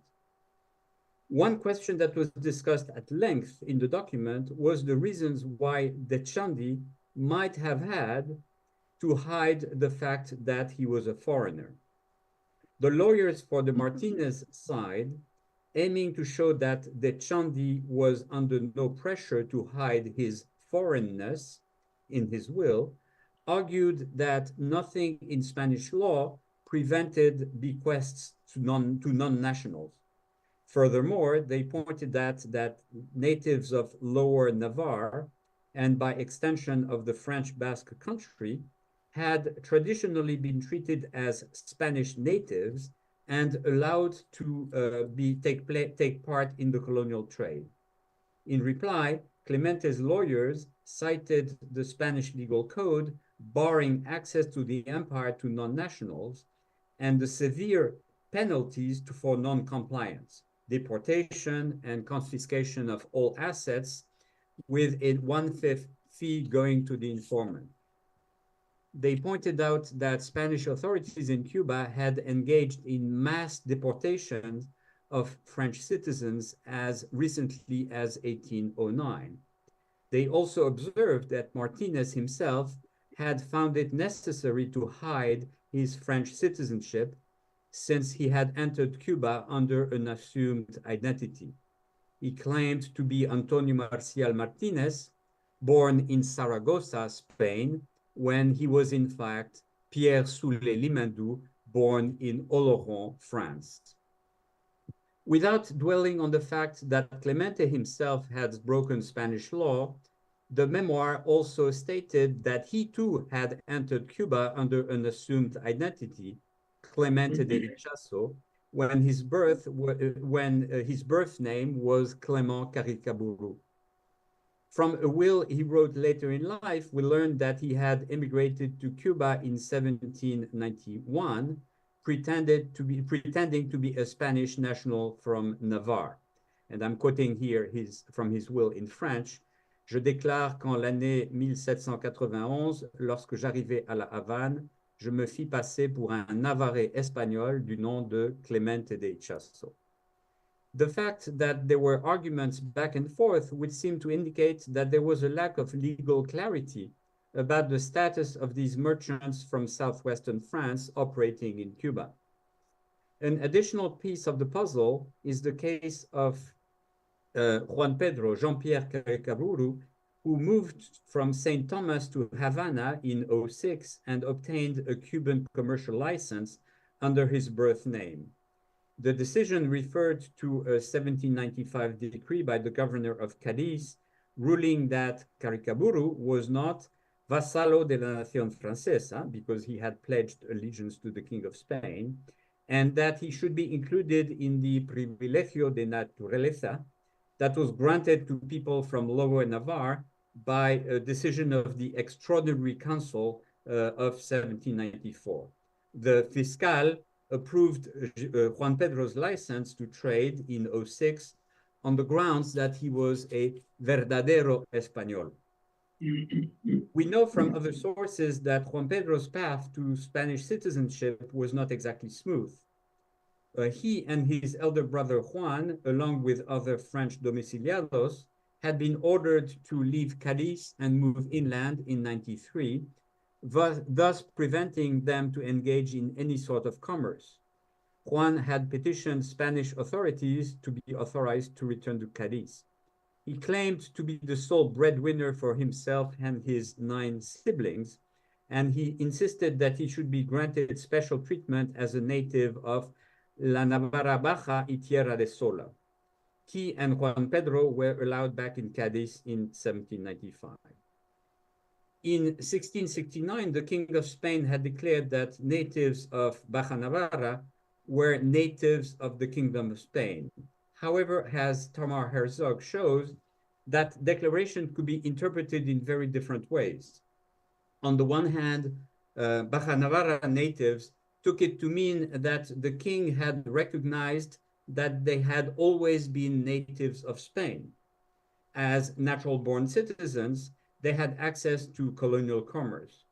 On the other hand, the consulados and the courts understood it as a naturalization decree.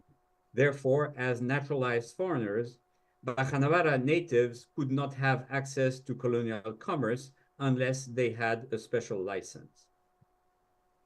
Now, there is evidence that the Spanish nationality of Baja Navarra natives was a widely held notion in the Pyrenees in the 18th century.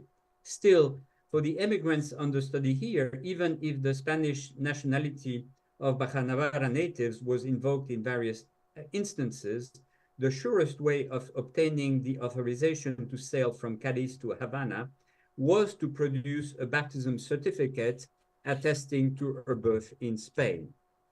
These certificates were usually not outright forgeries, but rather declarations by the priest of an actual parish who was persuaded by a bribe or moved by sympathy for the plight of a fellow Basque from across the border.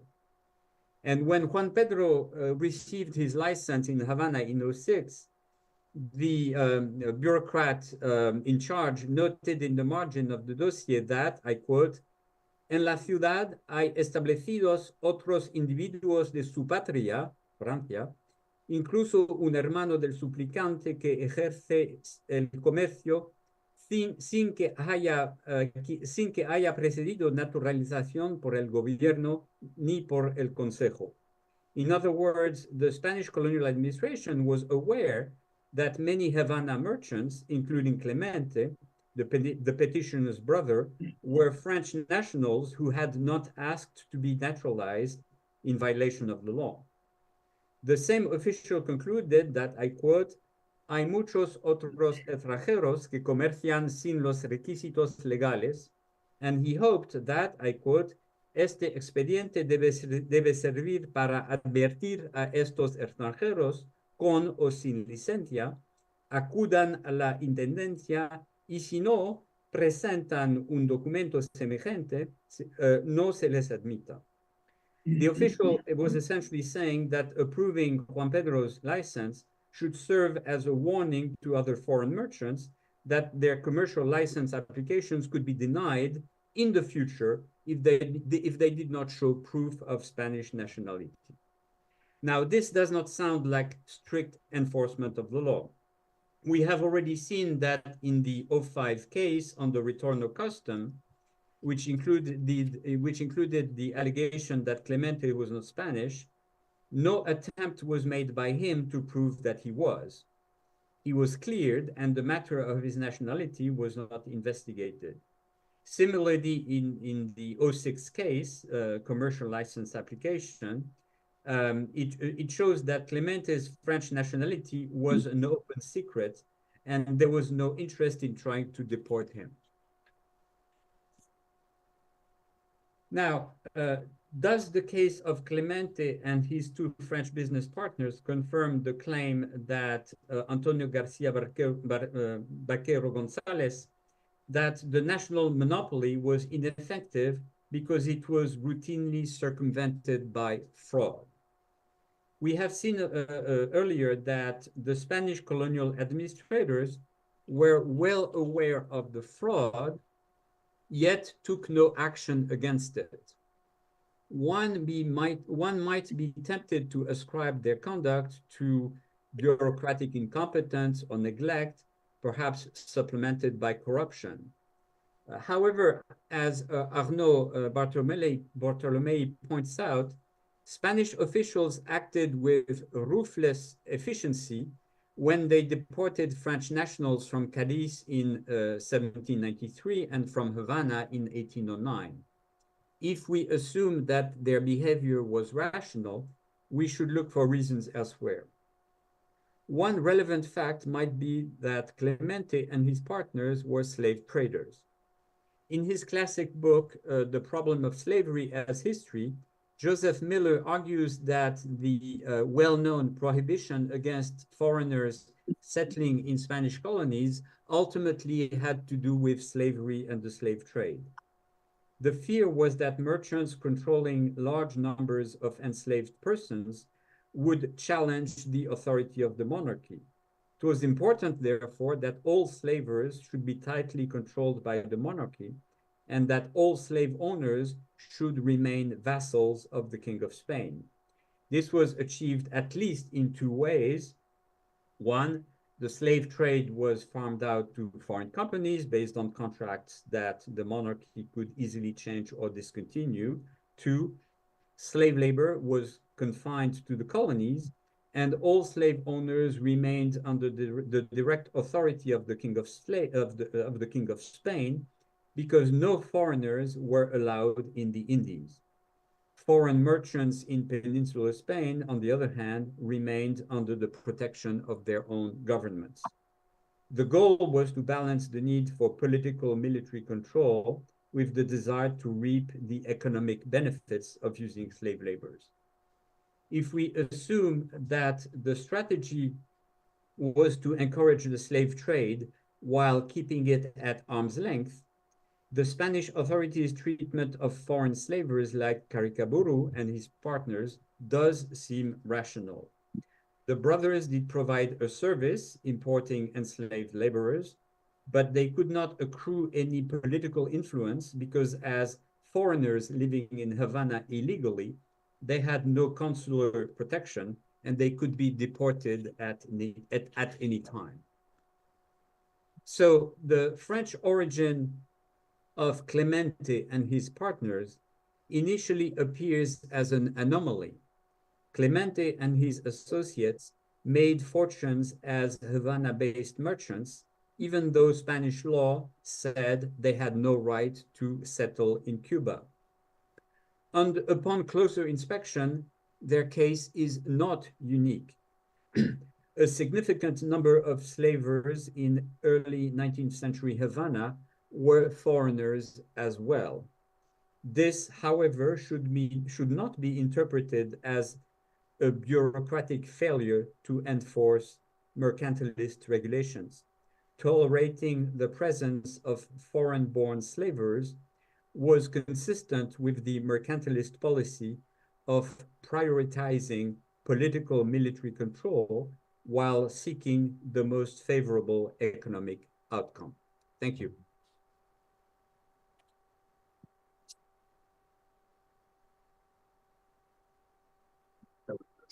Thank you very much, Professor Force.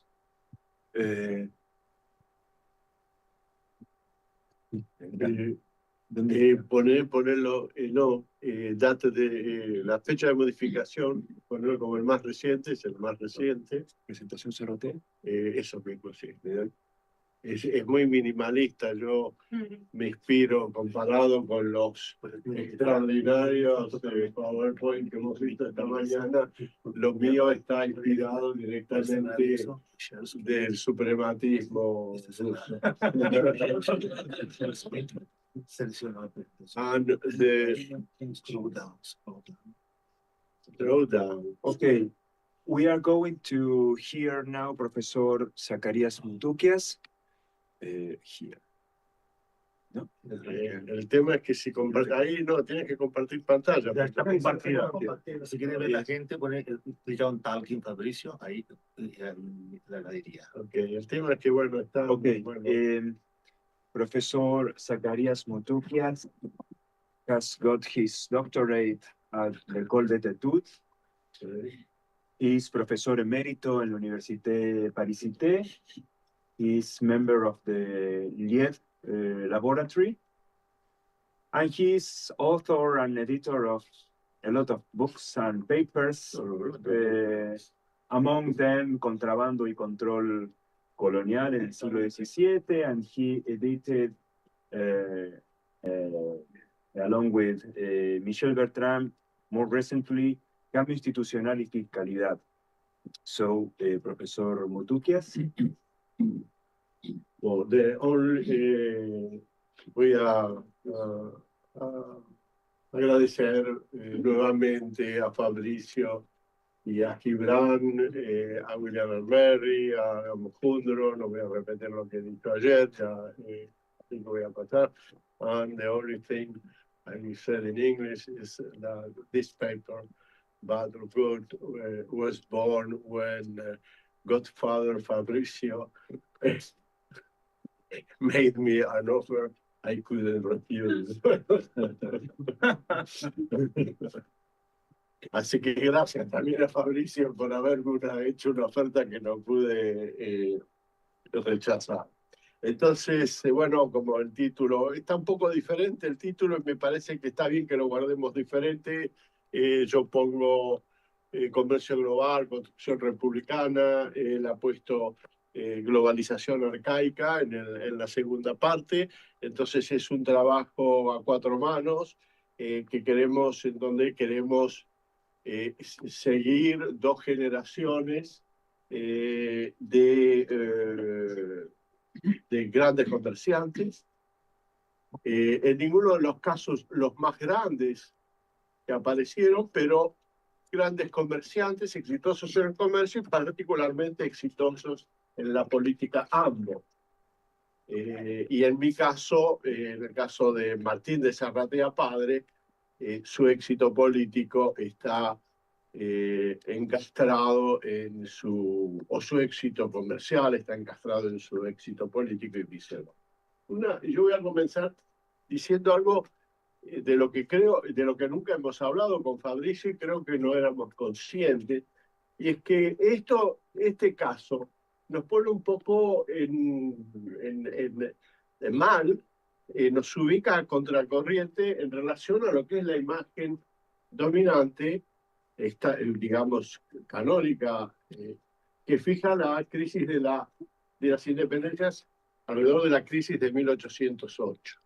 Y la idea de que hay un derrumbe de un mundo y el nacimiento del otro, y que nada hacía prever en 1807, por así decirlo, aunque en general los modernistas nunca creímos en esta visión. En esta visión, como me dijo una vez, no es que hubo una invasión de Napoleón, es que los llamaron. Entonces, eso es... pero bueno, digamos, el canon historiográfico es este. En el Río de la Plata es un poco más fácil apartarse del canon de 1808, porque 1808 empezó en 1806, y las tropas no fueron francesas, fueron británicas. Y yo diría que la Constitución del año 13 tuvo casi nula influencia, por lo menos en la parte dominada por lo que serían las Provincias Unidas del Río de la Plata. Pero acá hay un tema, digamos, que tiene que ver directamente con las regulaciones, porque tenemos dos casos de éxito político total, uno en su éxito como hombre del antiguo régimen y otro en su éxito como constructor del orden republicano, y hay una continuidad. Obviamente esto plantea, bueno, ¿qué es la continuidad? El hecho de que sea, ¿qué es un grupo social? ¿Cuál es la reproducción de los grupos sociales? ¿Qué es lo que hace? Bueno, pero todo esto que va de Bourdieu al estructuralismo norteamericano, por supuesto, no lo voy a discutir. Entonces, lo quería señalar, y casi 3 minutos en señalarlo, esto es demasiado, pero digamos, porque, bueno, yo no podía discutir y situarme historiográficamente en este momento, y creo que Fabricio tenía una dificultad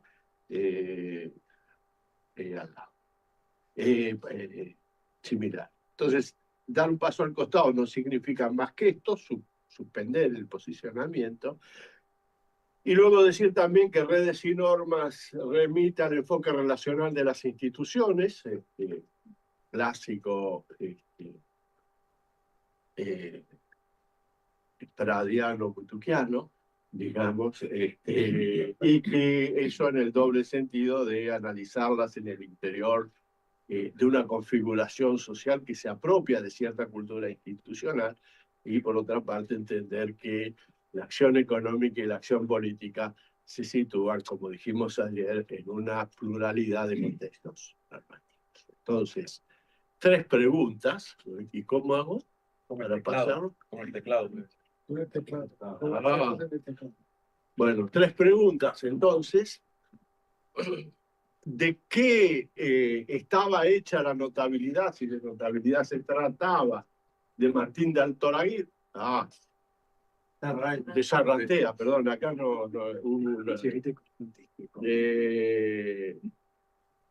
sin abundar demasiado, yo voy a utilizar la idea de recursos relacionales alternativos, que expresa una insatisfacción con una visión estructuralista de las redes sociales.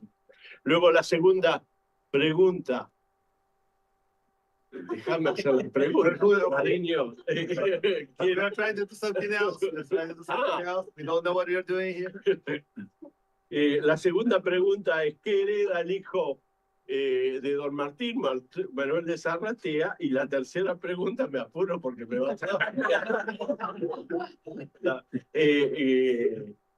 sí, y ya esto nos remite a la famosa, mundialmente famosa controversia que tenemos con Antonio Ibarra, que ahí está, que si Martín Sarratea representaba una nueva élite sociopolítica, agente de transformaciones que afectaron directamente las regulaciones comerciales, que no es un debate menor. Bien, en visión Wikipedia de Martín de Zarratea, digamos, yo no sé cuándo llegó a la región, las primeras, murió en 1813, y en 1755 el gobernador Andonaegui, que todos conocen, que en su expedición por la demarcación de límites lo nombra comisario de guerra y tesorero real de las fuerzas militares que operaban en ese momento. En 1762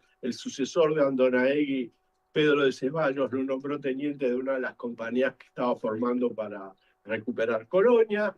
Luego entra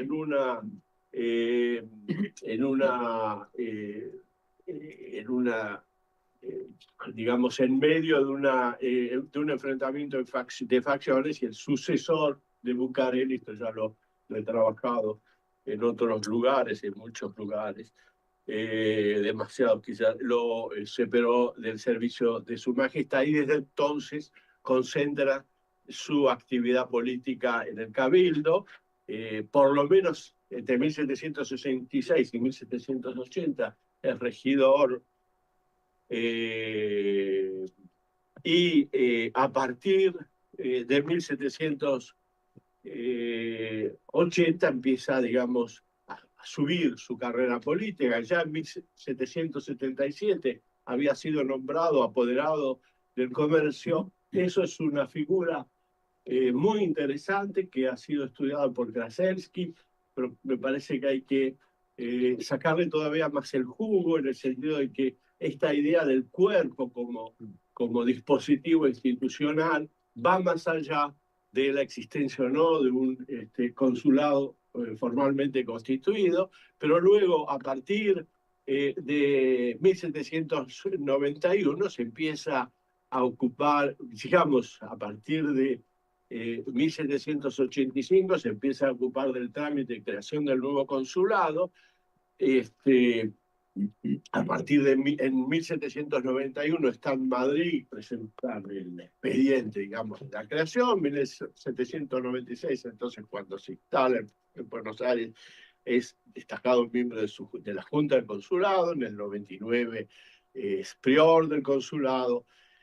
Y paralelamente a esto, en 1785 se crea la Real Compañía de Filipinas, como saben, y en 1787, 2 años después, comienza a actuar Zarratea. Esto ha sido muy bien estudiado por Studer, por lo menos lo que yo,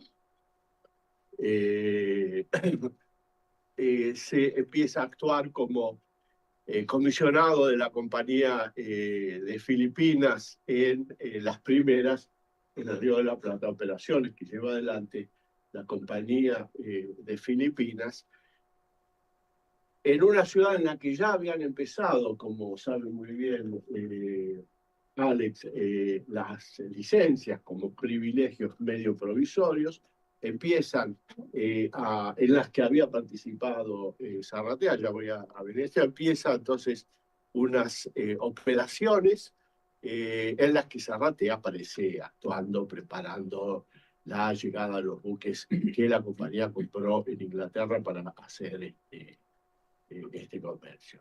Y luego, al final, ya cerca del final de su vida, en 1806, su casa fue una de las sedes en las que su yerno, el Miers, conspira contra los ingleses, y es uno de los lugares en los que toda la oficialidad inglesa fue agasajada junto con su yerno, lo cual es todo un tope final de su carrera. Bien, entonces, contrabando. Lo segundo es cómo empieza su carrera. Las ideas de esta parte es, bueno, que se trata de contrabando, y lo que quiero subrayar sobre todo es la naturaleza caleidoscópica de la empresa, que esa es la pregunta: ¿qué es una empresa? ¿Qué hace a lo que es una empresa?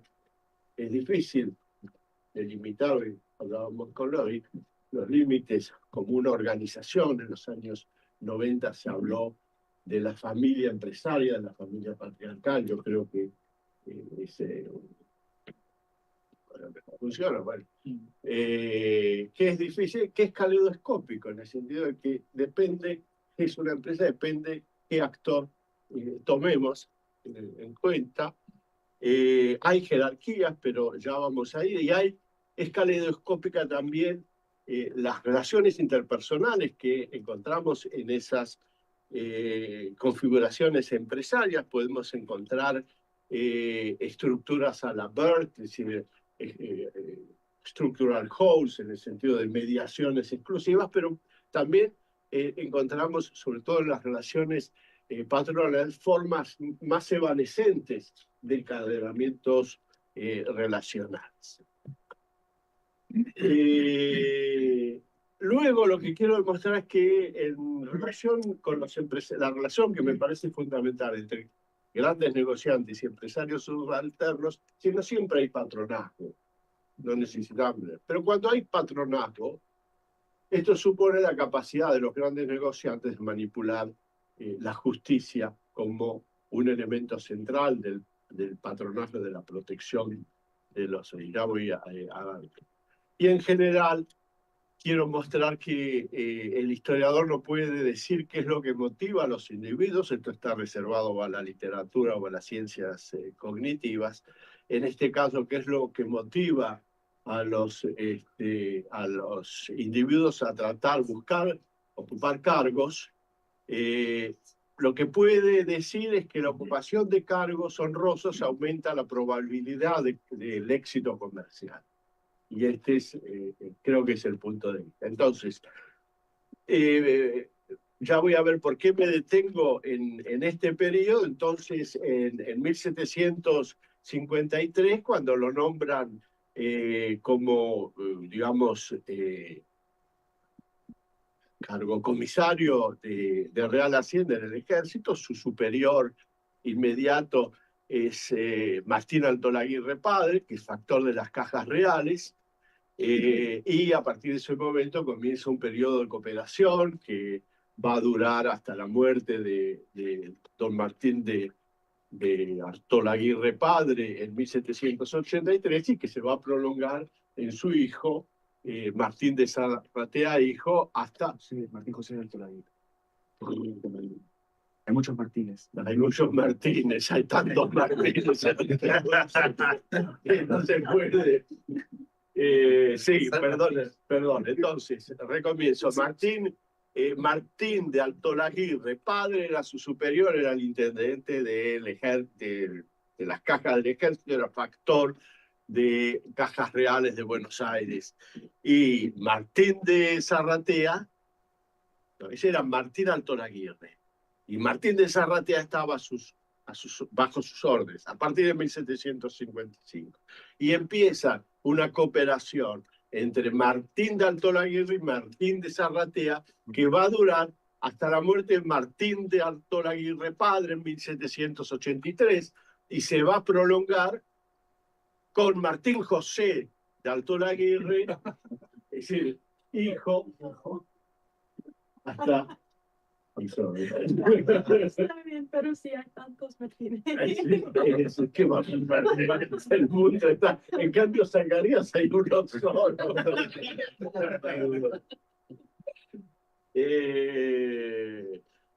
Entonces, bueno, es una forma. Es lo que quiero, bueno, aquí tenemos un caso típico de yerno y suegro que se llevan bien y que luego se va a prolongar esa relación con el cuñado. Y ya estoy anticipando. Pero estos son recursos, ¿cuánto me falta? 5 minutos, apenas he empezado. Recursos relacionales alternativos, no es una... En fin. Aquí hay, entonces es el contrabando entre Brasil, Colonia del Sacramento y las costas del río de la parte oeste del Río de la Plata. No voy a entrar en los ejemplos. Lo otro que quiero decir es que esta forma de contrabando en general está asociada a el hecho de que los principales contrabandistas ejercen funciones judiciales. Es decir, un espacio, una estructuración normativa, hay una estructuración normativa, no es que no haya nada. Pero bueno, discutiremos si eso no es contrabando, se puede discutir, pero esa gente sabía que estaba haciendo algo que estaba prohibido, tenía correspondencias con códigos secretos y tenía un riesgo mayor, aunque digamos, también los otros lo tenían, a estar implicados en algún juicio que los comerciantes no. Bueno, en esta relación, Martín de Zarratea conoce a su esposa, y que es la hija de Martín de Alto Laguirre. Entonces, bueno, no voy a mostrar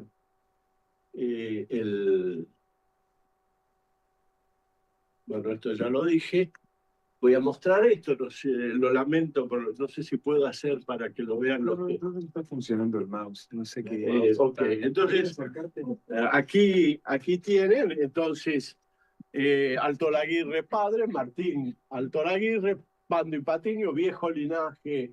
Él es también un vasco, como Zarratea, Calvitsur, Zarratea de Oñate. Yo creo que no hay nada que se parezca a la comunidad aldeana compartida, solidaridades compartidas por la misma comunidad aldeana, o alguna, aparte de la solidaridad general que da sustancial y ontológica, no hay ninguna otro tipo de solidaridad que aparezca.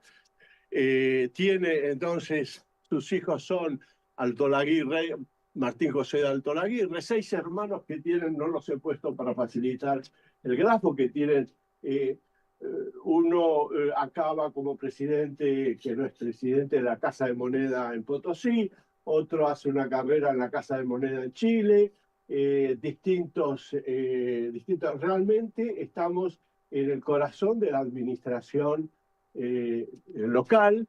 León es el otro personaje que nos interesa mucho. León de Alto Laguirre, también una carrera en administración, y va a acabar siendo jefe del resguardo de los guardias marinas de Montevideo. Tomás Alto Laguirre, que se va a casar con Zarratea padre.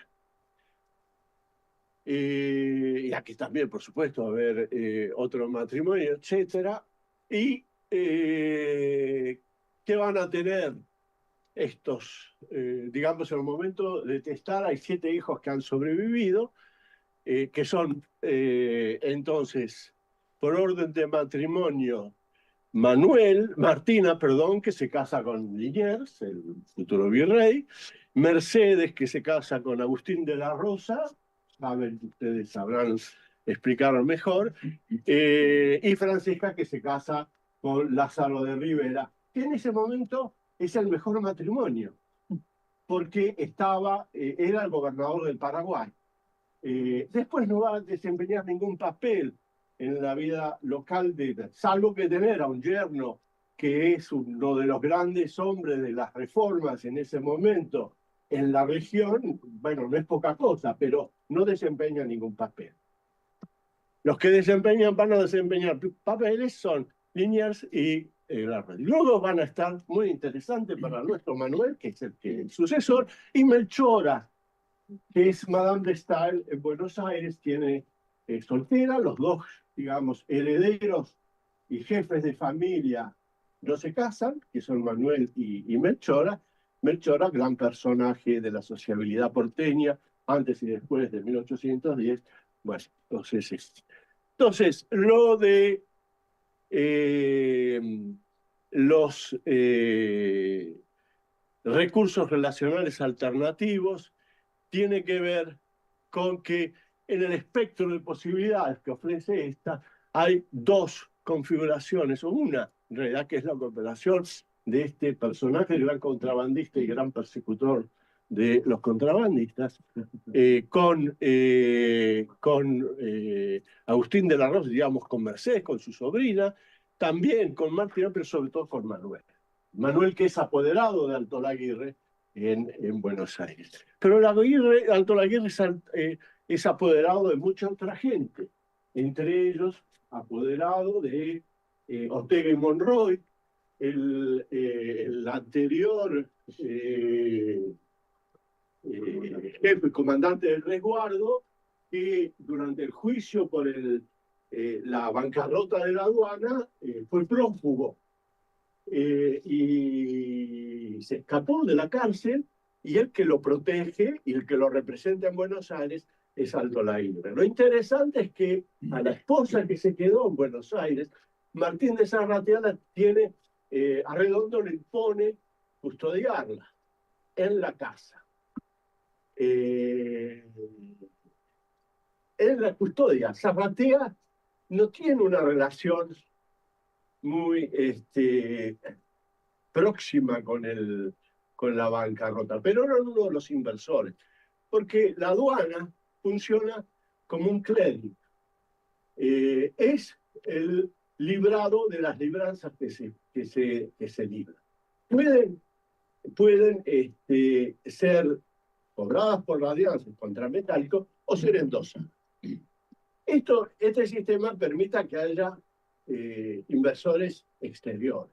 Y lo que hace Jiménez de Mesa y Ortega y Monroy, el prófugo, es funcionar como atraedores de fondos. Zarratea es uno de los grandes, Martín de Zarratea padre es uno de los grandes inversores. ¿Cuán lejos está? ¿Cuán lejos? No sé. Esto para decir que tenemos este parentesco, este matrimonio lleva a tres formas, a tres configuraciones de relaciones interpersonales entre grandes familias. Por un lado, la relación Martín de Zarratea, Martín de Alto Laguirre, los cuñados, se llevan muy bien, gente de la ilustración local, etc. Por otro lado, la relación del tío León con sus sobrinas y sobrinos políticos, Manuel. Y luego la relación con Belgrano Pérez, o Belgrano Pérez, que es una relación de lejanía. Belgrano no es ni albacea ni nada de todo esto. Pero está ahí. Cuando Belgrano está libre por el desfalco de la aduana, pero tiene sus bienes secuestrados, Martín de Zarratea deposita 6.000 pesos de fianza para que Belgrano pueda exportar cueros. Y en el contrato de dote de su hija, que se casa con Liniers, la dote, 10.000 pesos, que no es una gran dote. Una gran dote en Buenos Aires, Mica sabe, son 20.000 pesos. Eso es una gran dote. Bueno, o sea, que es miserable al lado de México, por supuesto. Entonces, está depositada, en el sentido de depósito que estudia Martín, está depositada en Belgrano. Cuando se acaben casando, Belgrano, la dote estará disponible. Por otra parte, puede ser bastante liberal. Liniers, Santiago Liniers, le da la entera disposición, el contrato que me mandaste, gracias, le da la entera disposición de la administración a su. Entonces, todo esto quiero decir, con todo esto, ¿por qué los cargos? Porque a la pregunta, ¿qué hereda? Pues, ¿qué es la notabilidad primero? Hereda una notabilidad, hereda una afiliación, pero ¿qué es un notable? Alguien que pueda hacer plata. Pero para hacer plata hay que estar en la política. Para estar en la política hay que poder hacer plata. Para hacer plata hay que estar en la política. Ese es un elemento fundamental. Para poder hacer plata hay que poder comandar gente. Pero comandar gente no quiere decir que los otros no tienen espacios de negociación. Como decíamos, es muy complejo, es vinculado, quizás esté haciendo, como decía el rockero, es que estoy escribiendo la misma canción muchas veces, estoy escribiendo, diciendo el mismo paper otra vez más. Es muy complejo. Entonces hay gente que tiene capacidad de negociación, como por un personaje del que no he hablado, que tiene acceso al gobernador de Colonia de Sacramento, puede negociar cosas. Hay gente que es capaz, que tiene mediaciones indispensables, inconturnables, insoslayables. Hay otras que no, que están sometidos a una relación más patronal. Y quienes pueden tener éxito en los negocios es gente que puede gestionar este tipo de relaciones. Y esto tiene que ver con la autoridad. Y el ejercicio de los cargos tiene que ver con el honor. Y el ejercicio y el honor tiene que ver con el reconocimiento público de virtudes privadas. Es el crédito, el acceso al crédito. Poco importa que le dé solamente la octava parte de 280.000 pesos, que no es gran cosa. Pero Manuel de Zarratea heredó el crédito de Don Martí. Y este es el punto central.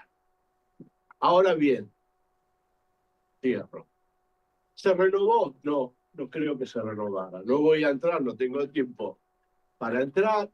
Yo creo que ni la estructura del comercio exterior, que es la misma desde principios del 17, podemos discutir por ¿verdad? Puede que en mi juventud haya hecho algunas afirmaciones un poco rápidas y radicales. Está bien que así sea, vuelvo sobre ellas, pero yo creo que no cambió y no va a cambiar hasta la expansión del merino. Es así, ya lo demostró Da Sábato. Y luego él como hombre de la Real Compañía, y esto me dijo el experto del tema, como hombre de la Real Compañía de Filipinas, actúa como lo que es el comisionado de una compañía que se crea a escala del imperio, defendiendo los intereses de la compañía imperial, y no los de un supuesto grupo innovador que estaba emergiendo en el Río de la Plata.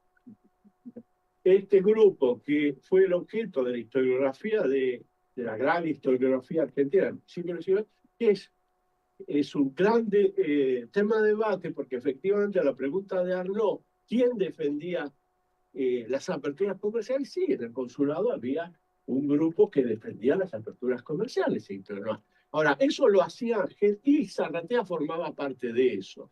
El más moderado de todos, el más legalista, defendió el comercio de los neutrales, pero cuando la contraorden vino, en lugar de defender que la contraorden no se obedezca, se cumpla, pero no se obedezca, él defendió que se obedezca, se cumpla, tal como estaba. O sea, eso no le impide ser un hombre del antiguo régimen, no le impide proponer reformas en el interior del marco del antiguo régimen, incluyendo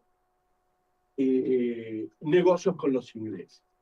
Pero, y aquí cierro, finalmente la apertura, el cambio institucional más importante fue consecuencia del azar de la guerra, porque el último virrey, de la alternativa de un empréstito para financiar o de la apertura del comercio con los ingleses, optó por la apertura con el comercio con los ingleses. Sí. Ok.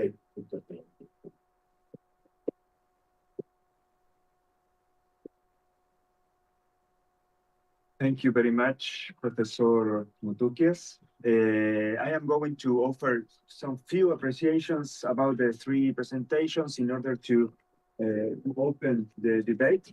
And as I advance it, I am going to switch to Spanish to collaborate as well with the improvement of the Spanish of the doctorates who are present here, who are studying about Spanish archives and Hispanic American archives.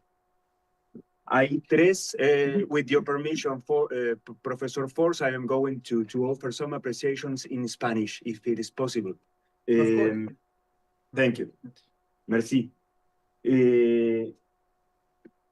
parecieran haber tres grandes líneas que están interconectadas, ¿no? Las fuentes del derecho, las respuestas a las restricciones jurídicas y la creación de normas desde las configuraciones relacionales, ¿no? Son tres tópicos que parecieran estar flotando con mayor o menor ponderación en cada una de las presentaciones.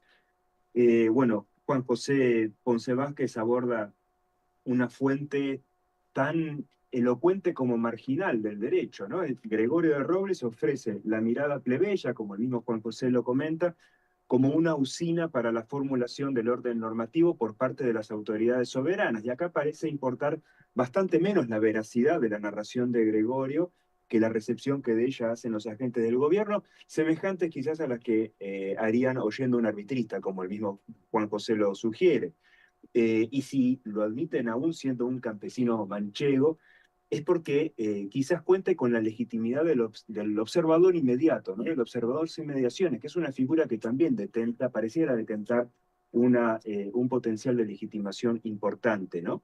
Bueno, no es casual que la visita sea una de las máximas instituciones que existen para intentar conocer el territorio. A través de una red familiar vasco-francesa, los Carricaburu o Ichazo, el profesor Pierre Force aborda el comercio realizado por actores no españoles establecidos en las Indias, que encuentran oposición en los consulados primordialmente, ¿no? Y entonces son actores que están dispuestos incluso a nacionalizarse para ser tolerados en el ecosistema comercial hispanoamericano.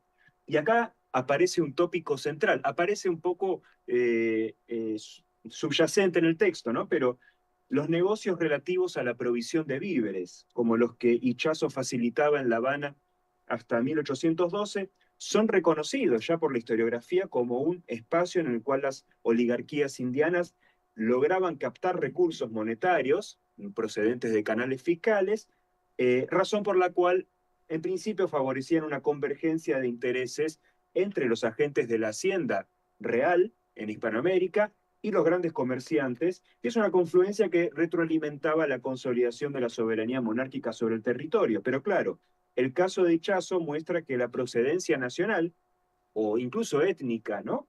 De esos comerciantes no era menor.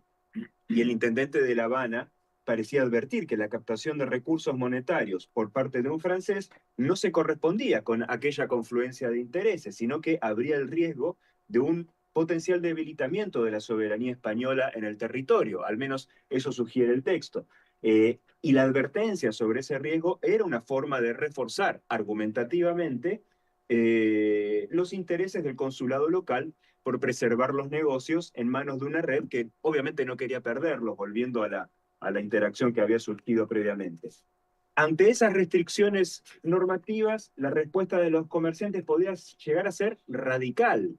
El bautismo, real, supuesto, no importa tanto si es real o supuesto, pero acerca la estrategia comercial casi a una etnogénesis, podría decirse, como un medio para habilitar los negocios o en todo caso disminuir los costos de su transacción vinculados a los riesgos que implican las penalizaciones.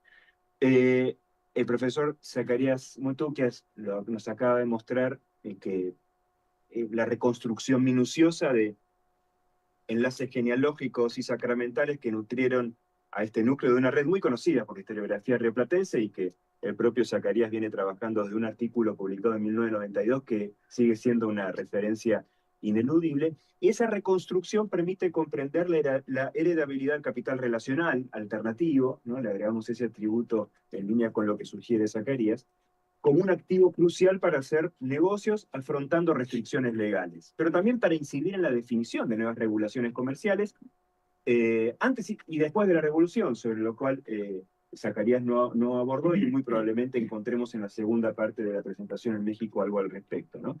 Y esto parece lograrlo Manuel de Zarratea, ¿no? Heredero del crédito de su padre Martín. Y como lo explicó Zacarías, la red de los Zarrateas era una configuración inserta en un espacio estabilizado de contrabando. Y la bancarrota de la aduana, a la que hacía mención recién, revelaba el uso de fondos del real erario en créditos a la actividad comercial.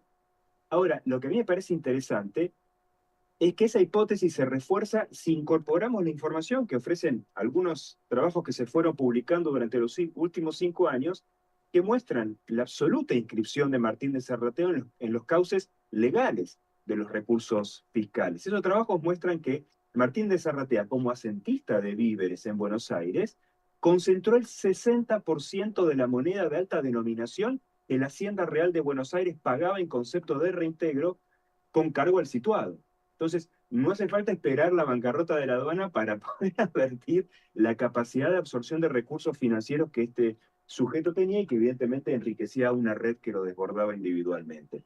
Entonces se trataba de una captación de recursos fiscales abiertamente legal, que se veía complementada con los márgenes excesivos que hizo pagar a la caja de la aduana, claramente. Y aquí vemos nuevamente, como también aparecía en el trabajo del profesor Force, la provisión de víveres, es decir, un contrato legal como espacio para la negociación y la disputa en torno a los recursos financieros, al crédito y en última instancia a la soberanía gubernamental. Entonces, para dejar sentados sencillamente estos distintos tópicos, fuentes del derecho, respuestas a las restricciones jurídicas, creación de normas desde las configuraciones relacionales, parecieran ser ejes que estructuran de una manera más que coherente a presentaciones muy heterogéneas. Abro entonces la lista de intervenciones. Tiago, además, ¿por el juez?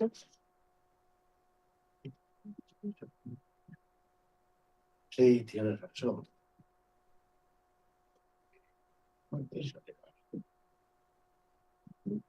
Pero hay que darle una buena, ¿eh? Sí, pero hay que darle una buena. Ok. Tengo hasta ahora 5 personas anotadas. No sé si desde el Zoom hay alguien que quiera levantar la mano virtualmente. Eso, que levanten con la manita. Y baja. El mío para que se vean todos. Puedo poner la manita. Puedes saltar eso. Bueno, todavía no hay nadie. Si les parece, avanzamos entonces con Tiago, por favor. Perfecto. Tengo preguntas a Zacarías porque tenemos cosas muy cercanas. Lo primero que pregunto que este contrabando, estas cosas que hacen estos tipos, es muy portuario, ¿verdad? Porque hay, si no me equivoco, si no es un homónimo, Agustín de la Rosa hacía el capitán de resguardo en las misiones. Sí, ese no es otro. Y ahí hacía ¿De resguardo? no sé si... No, ahora No, capitán de la comandante de frontera. Comandante. Así era. Y capitán del ejército regular. Y después se fue comandante de frontera y uno de los virreyes, ahora no me acuerdo, estuvo bajo las órdenes de Melo, creó un pueblo junto con Melo, uno de los pueblos ahí arriba en la frontera, y después el que lo sucede a Melo, recuérdenme el nombre, Loreto, lo destituye. Pero, pero Agustín de la Rosa hace un trabajo re lindo sobre combatiendo el contrabando menudo en la frontera, en las misiones. Tengo un montón de tipos que son atrapados por Agustín de la Rosa, pero son siempre chicos. Por eso un poco, cómo son diferentes densidades relacionales que constituyen el contrabando en general. Y pues eso me lleva a otra cosa que también tiene que ver con este contrabando chico en la frontera, porque Agustín Belgrano, hijo de Belgrano, hermano de otro Belgrano, compraba tabaco de contrabando de Pinto Bandeira, que es un tipo que estudié más atención en el comienzo del siglo XIX. Así que también esta gente tiene relaciones fuertes con el contrabando chico en la frontera terrestre, no portuaria. Bueno, eso es otra cosa. Y la pregunta más puntual, pregunta de verdad es, hablaste que la política y la economía siempre andan muy juntas, que hay que hacer la política para la economía y viceversa. Pero habrá un momento en que uno tiene condiciones de presentarse a la política. ¿Qué perfil tiene que tener para empezar su carrera? Si hay un perfil mínimo, ¿qué tipo de fuerzas políticas puede tener para empezar a llegar a la política más institucional, formal, digamos así. Gracias, Tiago. Gibran. Bueno, tengo dos baterías de preguntas. Primero para Juanjo. Bueno, felicidades a la mesa y también el comentario de Martín. Creo que esto ya nos mete de lleno en lo que queríamos. Algunos, no sé si habló, bueno. Juanjo, digamos que al tomar el discurso de Robles y mostrarnos cómo cita textualmente estas razones por las cuales la población entra en el contrabando y tal, me acuerdo mucho el argumento que despliegas a la periferia de las flotas, está la española.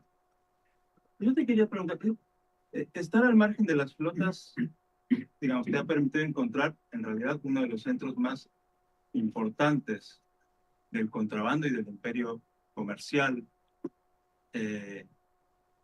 y que, digamos, ha sido promovido por los recursos americanos y también por sus poblaciones consumidoras. Entonces, ¿qué tanto tenemos que tomar en serio o directo el discurso de estamos al margen, somos pobres, no llegan las flotas, cuando en realidad eso es, digamos, una manera de decir, por eso tenemos que negociar con todo el mundo, cuando de justificar.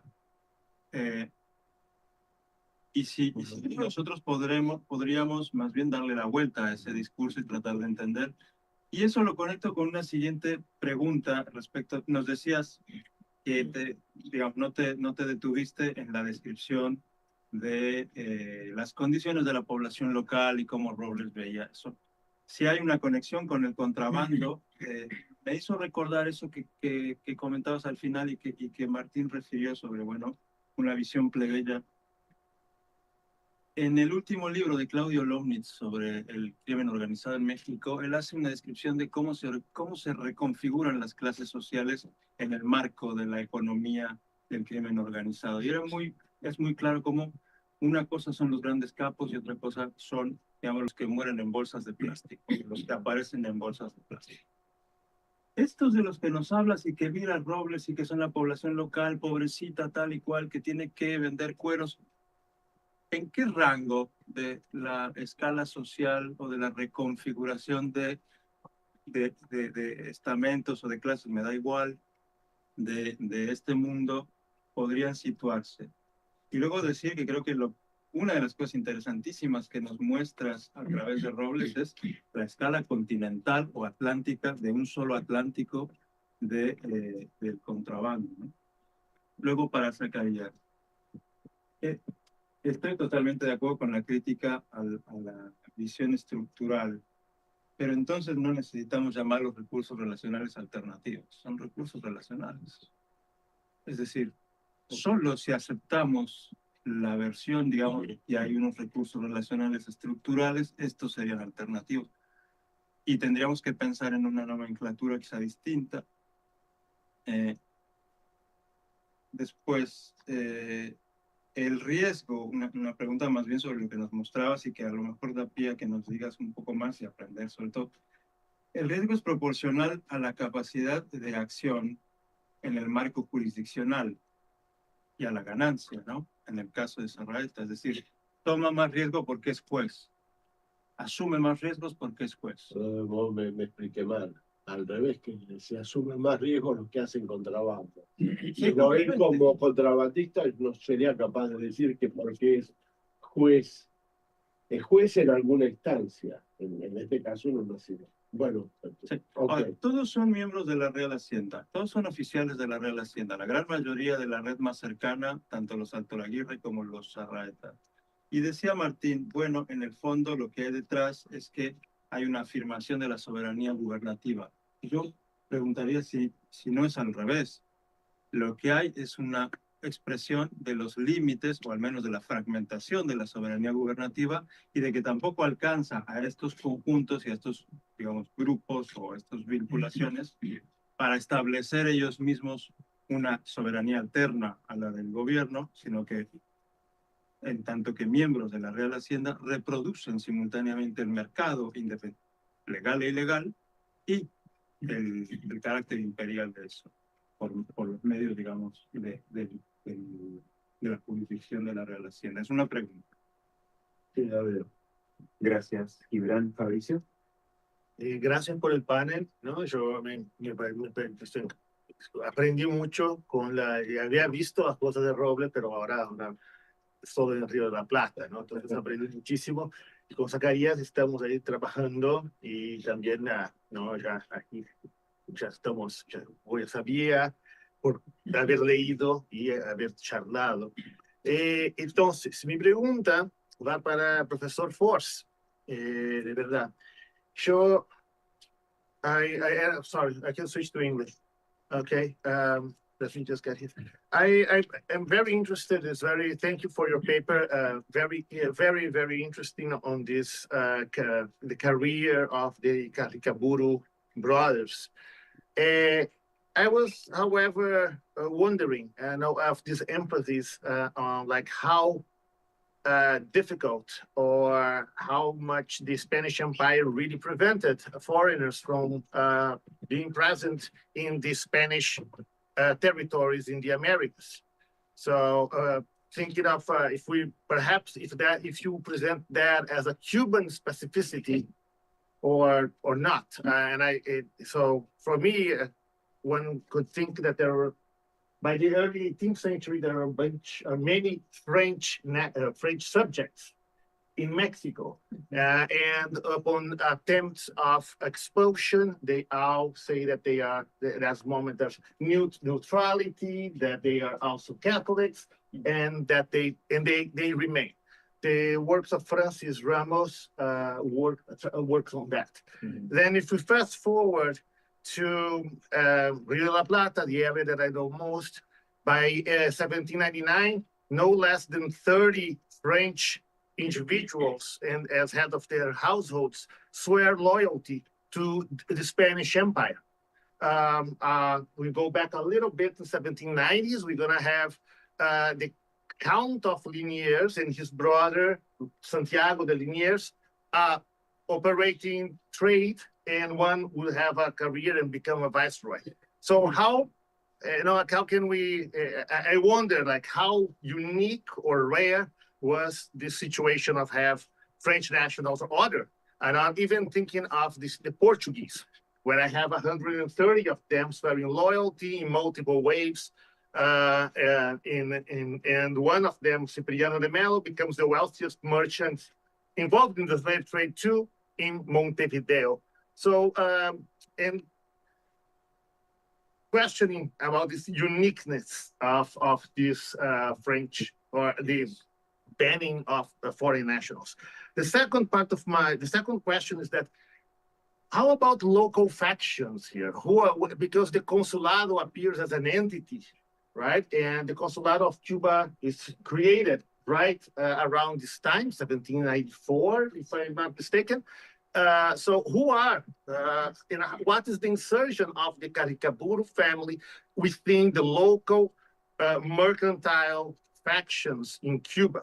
And especially considering what we have presented, what we have heard so far, and especially the Zacarias intervention, seems that local connections could go a long way in allowing foreign nationals, which even in your paper, you recognize that there are many. So what makes a difference for these foreign nationals, they're to get in trouble or not get in trouble? And how is this, the relationship with the different commercial factions existing in Cuba? Gracias, Mauricio.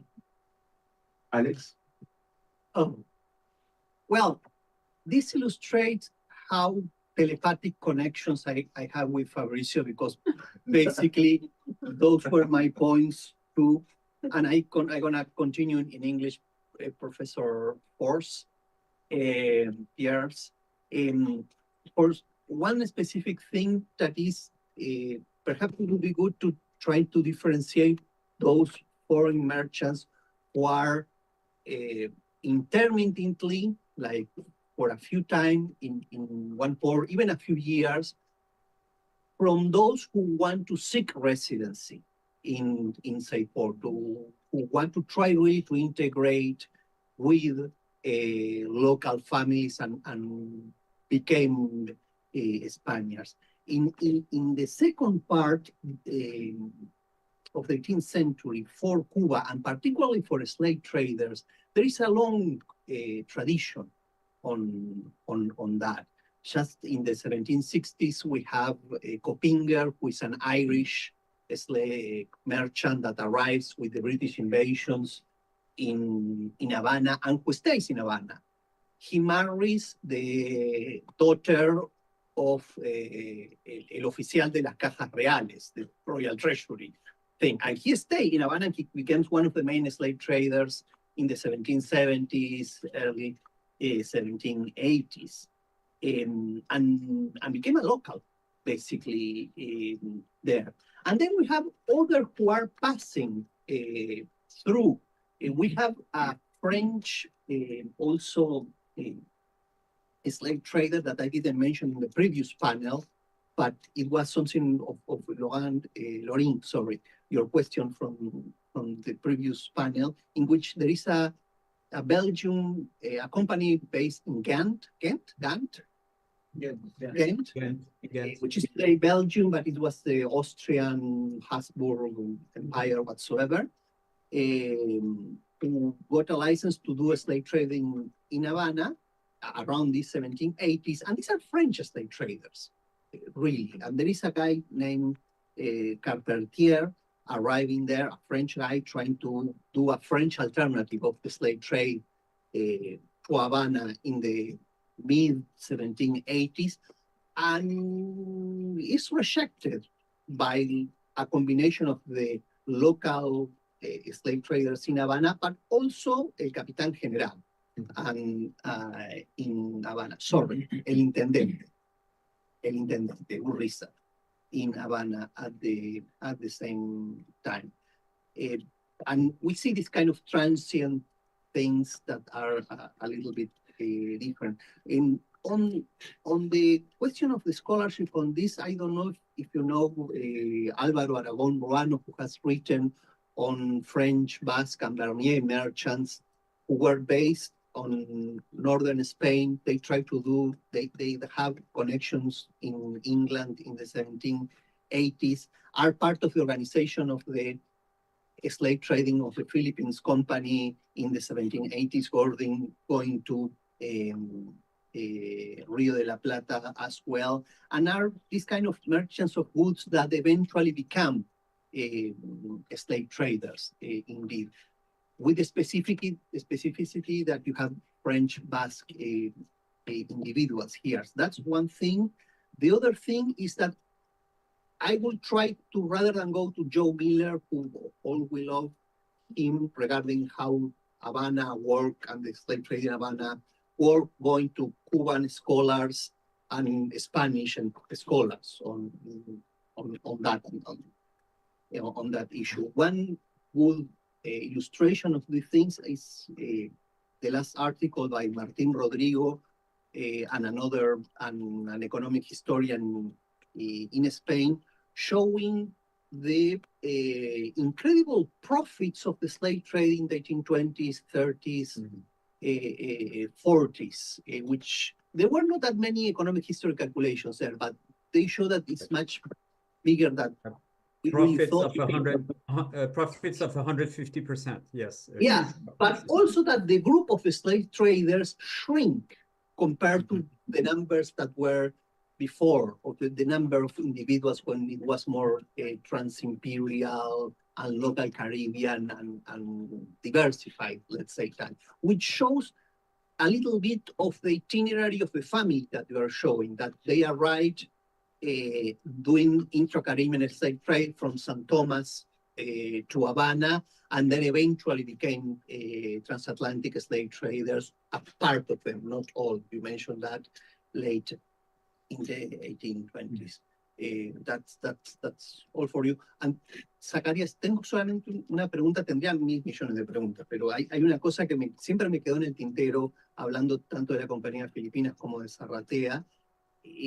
Las cajas reales le dan $500,000 de pesos desde Buenos Aires a la compañía de Filipinas. Las cajas de árboles de Lima dan otro $500,000 también por estas cosas de la compañía de Filipinas. Yo siempre me pregunté si eso venía a las cajas, si Zarratea con su conexión, digamos, con el poder local tenía algo que ver, si esa, Con la transferencia de fondos. con la transferencia de fondos y esas cosas, pero eso lo dejo por ahí. Gracias, Alex. Rodrigo, por favor. Sí, yo voy a seguir por la misma conexión telepática de Alex, pero ahora con Gibran, porque también Gibran puso a Juan José la misma cuestión que me inquietaba también, Juan, que es pensar cómo esto que tú hablabas en el principio de tu charla, esta cuestión micro, ese caso micro, cómo esto va a reflejar un contexto más alargado, ¿no? Que tú hablabas también esta mañana, de continuidad, o barra apertura o barra adaptación a tiempos más emergenciales, ¿no? A tiempos más de procura de una sobrevivencia de una cierta manera, de la sobrevivencia económica o de la viabilidad económica del Imperio Español. Cómo este pequeño caso refleja la visión más amplia de la situación del todo el contexto. Gracias. Y enhorabuena por las 3 presentaciones que están fantásticas. Gracias, Rodrigo. Antonio, por favor. Anthony. Estás muteado, estás mudo. ¿Vas a escribir? No, que lo abras. ¿No? Seguimos aquí y cuando puedas vos... Creo que le puedes quitar el micrófono. Abre el micrófono Ahí está. A ver, ya. Ahí es que el anfitrión no me dejaba. Bueno, mi conexión Bluetooth es con lo que ha dicho Martín. Esa capacidad que tenía Zarratea para retener moneda fuerte en los negocios, ya fuese por, como bien lo ha dicho Alex, la transferencia de la caja, el situado, como por la manera como moviliza su capital relacional para utilizar el vínculo con la compañía de Filipinas y hacer desde los negocios, por lo menos los 2 momentos en que yo he visto que hace negocios, favorecer a la comunidad comercial en la que está encastrado. Y esto porque me da la impresión de que el manejo virtuoso que hace Zarratea de su conocimiento digamos, de la legislación y de la capacidad que tiene para movilizar esos recursos en los márgenes del territorio de Río Platense, se ve muy claramente en el negocio que hace con los ingleses en 86-87 con el tráfico de esclavos, y después en 805-806 con la arribada de mercancías asiáticas. ¿Y cómo lo hace? Básicamente, en el primer caso, reteniendo la plata fuerte que queda y tratando de que los derechos no se paguen en plata fuerte, sino en moneda nacional. Y después, liquidando rápidamente a través de la compañía las existencias de lo que llega de la India y lo que llega de China, para que el costo se transfiera a la compañía. Es decir, los ingleses, al final, lo que van a hacer es quedarse con 250,000 pesos de la compañía, no con el dinero de los comerciantes. Y esto es interesante porque pese a la buena reputación que yo he visto que tiene Zarratea en las asambleas de la compañía de Filipinas, me impresiona es que lo que él hace desde la compañía de Filipinas es fortalecer su trama relacional, y la movilización de esos recursos lo llevan a convertirse en ese sentido en un agente que ejerce un liderazgo sobre la comunidad comercial porteña, precisamente por esa capacidad, esa versatilidad que tiene. Y esos 2 episodios a mí me queda muy claro, es decir, que eso es lo importante del personaje, es el momento en que moviliza esos recursos para los negocios. Entonces, Sí, toda esta trama relacional de parentescos, ¿no? Yo creo que tiene que ser complementada con episodios específicos en donde los negocios lo muestran en esa doble o triple naturaleza, ¿no? Para mostrarse como un personaje muy poliédrico que se va a mover en la comunidad local, se va a mover frente a la Real Hacienda y se va a mover frente a la Compañía de Filipinas. Pero yo creo que el interés fundamental es precisamente hacer crecer su capital relacional entre la comunidad comercial porteña. Y eso me parece lo más sustantivo del personaje. Gracias, Antonio. ¿Lorí? No, esto no hay tiempo, pero hay dos preguntas más. Well, in English, so it's the question to Professor Foss, and so I'm going to be quick because we don't have time. So it's just a question about formal institutions, because I was wondering about the legal security that these French merchants could have in the Havana or Cuban context, because if we work on the French commercial presence in other contexts, for example, in the Rio Plata region, from 1816, when the foreign presence becomes legal, we can see that, for example, the use the commercial courts gives some legal security to foreign merchants. So I was wondering, because you mentioned in your paper the legal settlement of the company in 1820 by the commercial court of Havana. So I was wondering whether you could find with your colleague who worked on Cuban archives clues of this use of local institutions before the authorizations of the foreign presence. I think you mentioned 1817, if I am right, I'm not sure. Yeah, so it's a question about this the use of formal institutions by these French merchants. Merci, Lorín. Cindy? Puedo poner mi pregunta en español como magnifico, es un momento práctico. Mi pregunta es por Juanjo. ¿Pesa Robles discutir las relaciones con los grupos indígenas y el comercio contrabando, o en otra manera, cuáles son las conexiones entre comercio contrabando y los grupos indígenas? ¿Son participantes, producen algo cosas para algo como comercio, o incluso indígenas son esclavos? Gracias, Cindy. Bueno, con esto se cierra la lista de preguntas. Les invito, si quieren, en el orden en el que fueron exponiendo, a ofrecer las respuestas que puedan o quieran responder. Lo de brevemente es un exceso de verbalizarlo, ¿no? El apetito hace su propia tarea.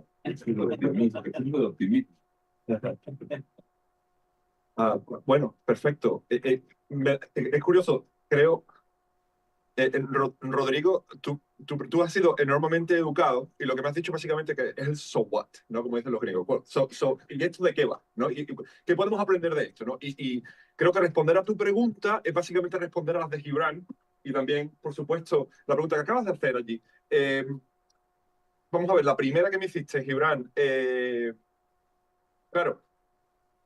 Como marco, digamos, teórico, ¿no? Hablar de aquellos que están al margen del comercio legal, si están continuamente contactando con ingleses, con franceses y con holandeses, están creando básicamente un marco, digamos, paralelo, ¿no?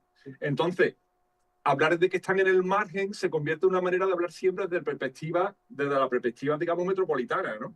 Pero realmente lo que estamos haciendo, básicamente, destapando el contrabando, lo que estamos haciendo es mostrando realmente como digamos, el mundo, digamos, de comercio como vuelto boca abajo, ¿no? Sí. Es un mundo paralelo que se mueve al mismo tiempo que el legal, ¿no? Y que en muchos casos es posible que sea mucho más grande que el legal, ¿no? Entonces, lo que Robles está haciendo en parte es realmente revelando esto, ¿no? Al nivel, digamos, de suelo, ¿no? A nivel totalmente digamos, del pueblo más o menos llano, ¿no? La otra pregunta que hacías, ¿cuál es estos testigos quiénes son? ¿No? No lo especifica siempre. Parece ser que en muchos casos son vecinos, son personas que son residentes. estas ciudades, en estas poblaciones, ¿no? A veces especifica por nombre quiénes son, otras veces no lo dice, ¿no? Yo creo que la presunción puede ser que son o vecinos o residentes, ¿no? Como mínimo. Pero ya te digo, a veces no está muy claro. Con respecto a la conexión del trato entre los nativos y el contrabando, hay una que aparece poco, pero aparece, que es, por supuesto, la de la esclavitud ilegal de nativos, que aparece en dos momentos, ¿no? Que yo recuerdo ahora mismo de cabeza. Hay uno en el cual, cuando está en Jamaica, él dice que ha rescatado una india que era de tierra firme y que se la lleva con él. Entonces, eso es una. La segunda es cuando él está en Río Hacha, a las afueras de Río Hacha, en un pueblito que se llama Menores, dice, él tiene allí una discusión con un montón de gente que hay allí, porque están intentando introducir material de contrabando y además están intentando vender indígenas en el mercado negro, digamos, de esclavos. Wow. Y él le disputa a esta gente que eso no se puede hacer y que no deben hacerlo. Parece ser que le mandan al alcalde de la Santa Hermandad y tiene que salir por patas, tiene que salir corriendo. Y entonces es un momento en el que tiene que escapar, es el único momento en el que se mete en problemas por la ley y él se escapa. Esto vuelve después, cuando está en Curazao, resulta que el mercader que se chiva, que le dice al gobernador que él es un espía del rey, es uno de los mercaderes españoles que estaba en Río Hacha, que se acuerda de él y lo acusa en Curazao. Entonces, claro, es que estamos en 1690, casi ya como en 1700 ya, ¿no? Y sin embargo, el mercado ilegal de esclavos nativos sigue estando, parece ser, totalmente en boga, ¿no? Está totalmente ilegal, pero sigue ocurriendo y se ve poco, pero a través de estos pequeños momentos realmente revela que esto sigue pasando, ¿no? De una manera bastante normal y normalizada, ¿no?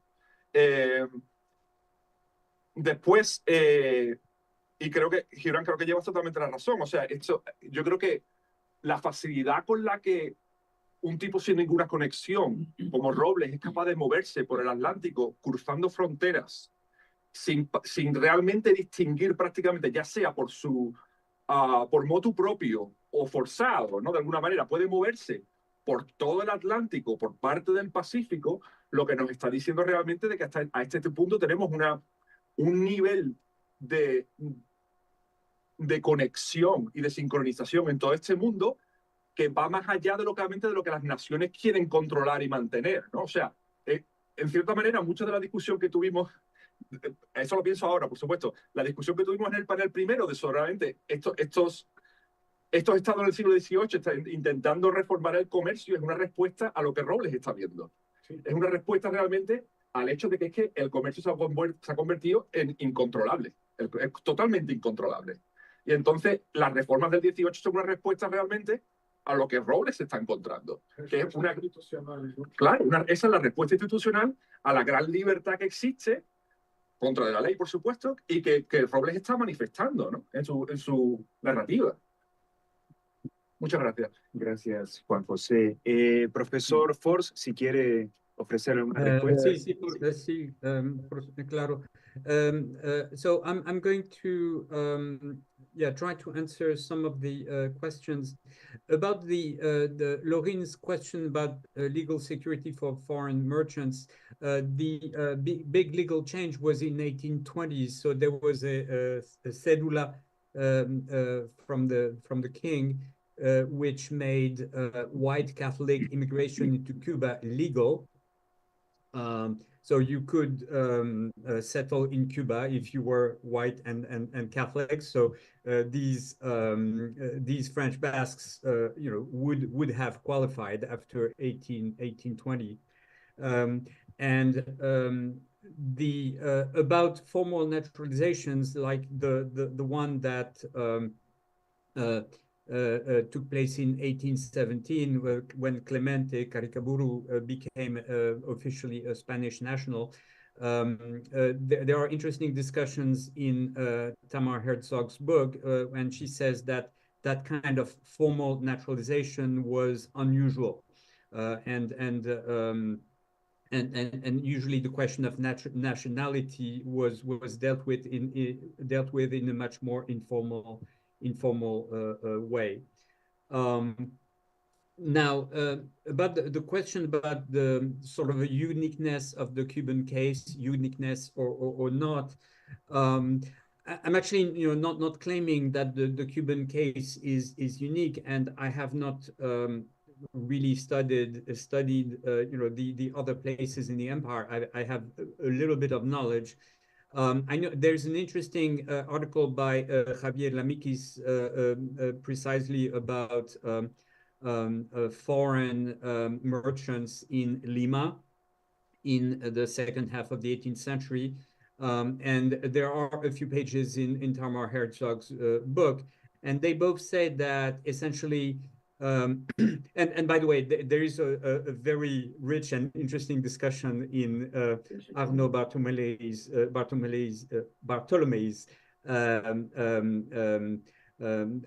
habilitation, which is still unpublished, about the topic. But essentially, they say that it was not impossible for foreigners to settle in any part of the Spanish Empire. The only issue was harassment by the local consulados, and which is what apparently happened in Lima. And after 1770, a large number of foreign merchants did leave Lima. As to Cuba, the more I work on this case, the more I realize that the number of foreign merchants was large, and they were not only French. And there's testimony by Robert Francis Jameson, who was the English representative on the joint Spanish-English commission tasked with enforcing the slave trade ban. And Robert Francis Jameson says that there are many French merchants and also German, English, American. So and those were involved in the slave trade. And they all had this very ambiguous status. I mean, they were essentially illegal aliens, and but their presence was tolerated, and they were very active. And about local factions and local connections, yes, I don't have a very good answer to that. I would simply point out that, again, if I dig deeper into the case I have been studying and about this partnership, Caricaburu, Arrieta y Compañía, the two main partners were Clemente, whom I discussed, and the other main partner was Joaquin Arrieta, who was a Spanish Basque, a peninsular Spaniard. He was born in San Sebastian, and I guess he might have been a connection to he was legal, and there were two junior partners who were French Basques. And there was one silent partner about whom I knew very little, and I just discovered that he was an ethnic German who became a US citizen in Charleston in the early 19th century. And he seems to go back and forth between Charleston and Havana. So he might have been one of those, intermittent or intermittent merchants who were sometime in Havana, sometime in the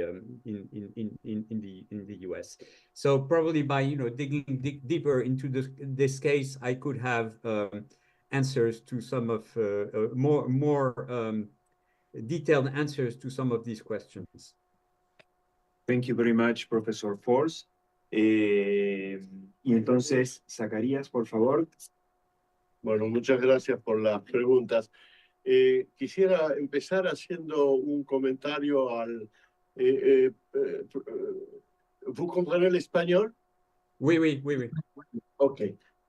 Yo comenzaría diciendo que tendría cuidado con las categorías de Tamar Herzog, en lo que conozco, en lo que menos mal conozco, que es Buenos Aires. Ella hace una distinción entre vecinos y forasteros. La noción de forasteros me parece que es muy importante para usted, diciendo que lo que hace a esa diferencia es el arraigo en la comunidad política local. Y yo creo que en realidad no es así, que tanto forasteros como vecinos están igualmente arraigados en la comunidad política local, solamente que tienen privilegios distintos y jurisdicciones distintas. Y yo creo que la pregunta sobre las facciones me parece muy importante, porque la acusación de extranjero o de forastero o de lo que sea en gente que está muy arraigada localmente, suele aparecer como parte de disputas locales, como entrando en una retórica de disputas locales. No conozco, digamos, me parece, si usted dice, bueno, está comenzando en este tema, me parece que esas categorías de Tamar, de nuestra amiga Tamar, que todos queremos, tendrían cuidado con esa distinción. Y entonces, esto me lleva un poco a la cuestión. Empiezo con la respuesta de Thiago. De Thiago voy a ir. Y es más, le voy a mandar un artículo a Thiago sobre el tema que toca. Empiezo con no empiezo al revés, voy a hacer con Juan José. Empiezo con la última, porque toca más al corazón de mi argumento. No, yo creo, Antonio, que bueno, lo que puedo discutir en el sentido de que hago la interpretación opuesta a los mismos documentos que trabajan, es que Martín de Zarratea, empiezo del principio, la idea es que hay unos empresarios que en la participación en el comercio de esclavos les permite al mismo tiempo favorecer la producción local y la exportación de productos locales. Y que en este marco se interpreta un conflicto que tiene Martín de Zarratea en relación a la administración de la Real Hacienda, conflicto que, si mal no recuerdo, pero también lo había analizado Studer, no es solamente propio a Buenos Aires. Y ese conflicto tiene que ver con la manera de cobrar los impuestos y la manera en que se evalúan los pesos, que lo analiza muy bien Antonio en cuanto al mecanismo fiscal, salvo que sacamos las conclusiones contrarias. ¿Cómo se evalúan? ¿En qué moneda? ¿Cómo se evalúa el peso en términos de maravedíes con los cuales se tienen que pagar los impuestos? Básicamente, la cuestión es que como son navíos comprados en Inglaterra para romper el mecanismo de las licencias que representaba el tráfico con el Brasil y poder lograr una navegación directa África-Buenos Aires, tienen el privilegio de retornar directamente a Inglaterra.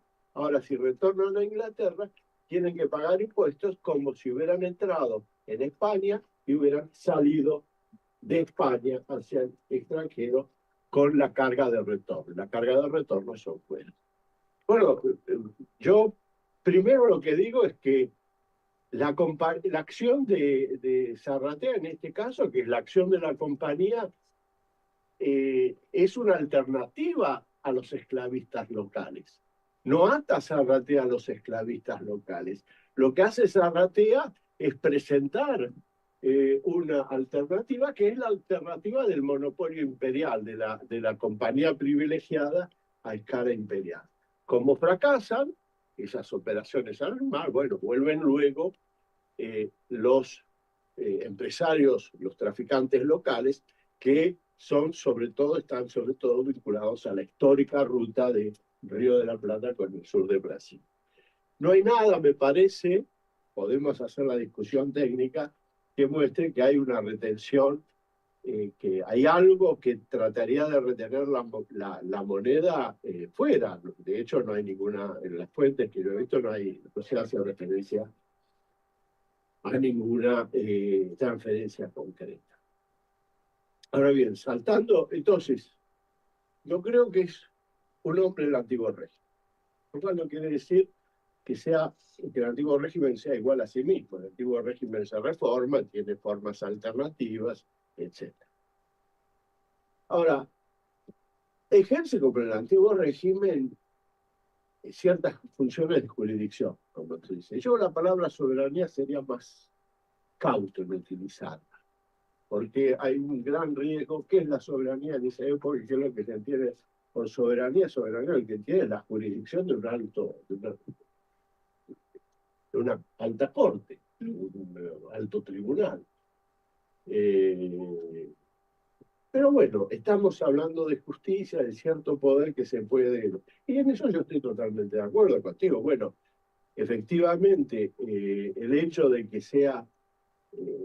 no es que, digamos, todo lo que él haga en el contrabando competa directamente a la Real Hacienda como jurisdicción. Una parte compete a la Real Hacienda, obviamente, puesto que se trata de defraudar el fisco, y eso es el contrabando. Pero el hecho de que ejerza y le puede dar cierta capacidad de arbitraje, cierta elasticidad, crear ciertas formas de comportamiento, ciertas prácticas que, como vos decís, reproducen el imperio. De eso estoy totalmente de acuerdo. Y yo diría hasta reproducen, para un poco ir a lo que empezamos a hablar con Arnaud ayer, reproducen el comercio legal. Lo que quiero decir es que no están tan desconectados. Ahora bien, lo de Martín es muy importante.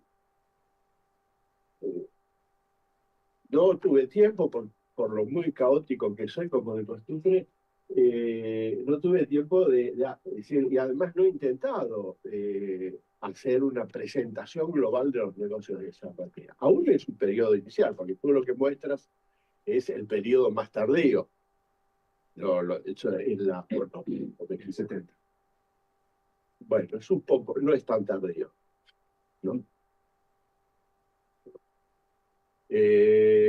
Pero de todos modos vale el comentario que voy a hacer. Puede ser que tenga, yo como tengo ancestros piratas y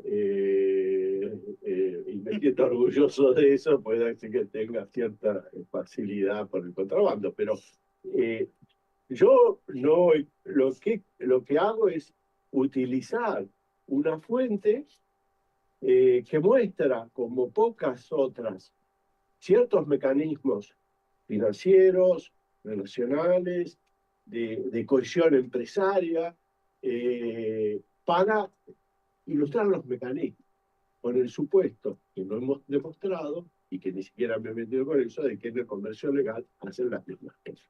Pero no estoy diciendo que toda la actividad es ilegal. Estaba diciendo, ¿por qué es importante tener notabilidad y autoridad personal? Porque es lo que le crea capacidad de generar mando en una organización que no es una organización empresaria como la teorizaron los teóricos del neoinstitucionalismo en los años 60. Es la jerarquía, pero es una jerarquía donde no hay mercado, y que al mismo tiempo es jerarquía que es más jerarquía. Por eso hablo de caleidoscopio. Entonces, para ir a Tiago, perdón, hay otra de las preguntas. Entonces, en estas relaciones, recursos relacionales alternativos y capital social. El capital social burdesiano no me va, porque, digamos, si lo tomara a contar, no podía trabajar bien las relaciones con los empresarios subalternos. Tendría que tratarlos como pura subordinación, y no es pura subordinación. El estructuralismo relacional ya hemos visto. Ahora, ok, no voy a hacer pensando precisamente en la notabilidad, que en realidad es una convención y no un regalo del rey. Y entonces se nos reorganiza todas las categorías relacionales. O sea, que lo uso porque, digamos, explico porque no voy a hacer, la controversia nominalista no es lo mío. Simplemente quiero decir que, bueno, hay unos recursos que vienen del matrimonio, de la amistad, Belgrano, de dónde vendrá lo de Belgrano. Por eso he dado lo de la aduana. Claro, para ejemplificar el uso de fondos de la Real Hacienda directamente en el crédito comercial. Es otra cosa lo tuyo. Entonces, están haciendo inversiones en el crédito, que son más o menos ilegales. Y no es el único lugar. Ejemplifico el mecanismo. Pero es lo que quiero decir, hay posibilidades alternativas y solamente se utilizan una. Esas posibilidades no son infinitas, pero tampoco hay determinismo. Lo relacional, el contrabando en la frontera. Yo tuviera provocativamente, te diría, bueno, hacen contrabando porque lo reprimen. Diría,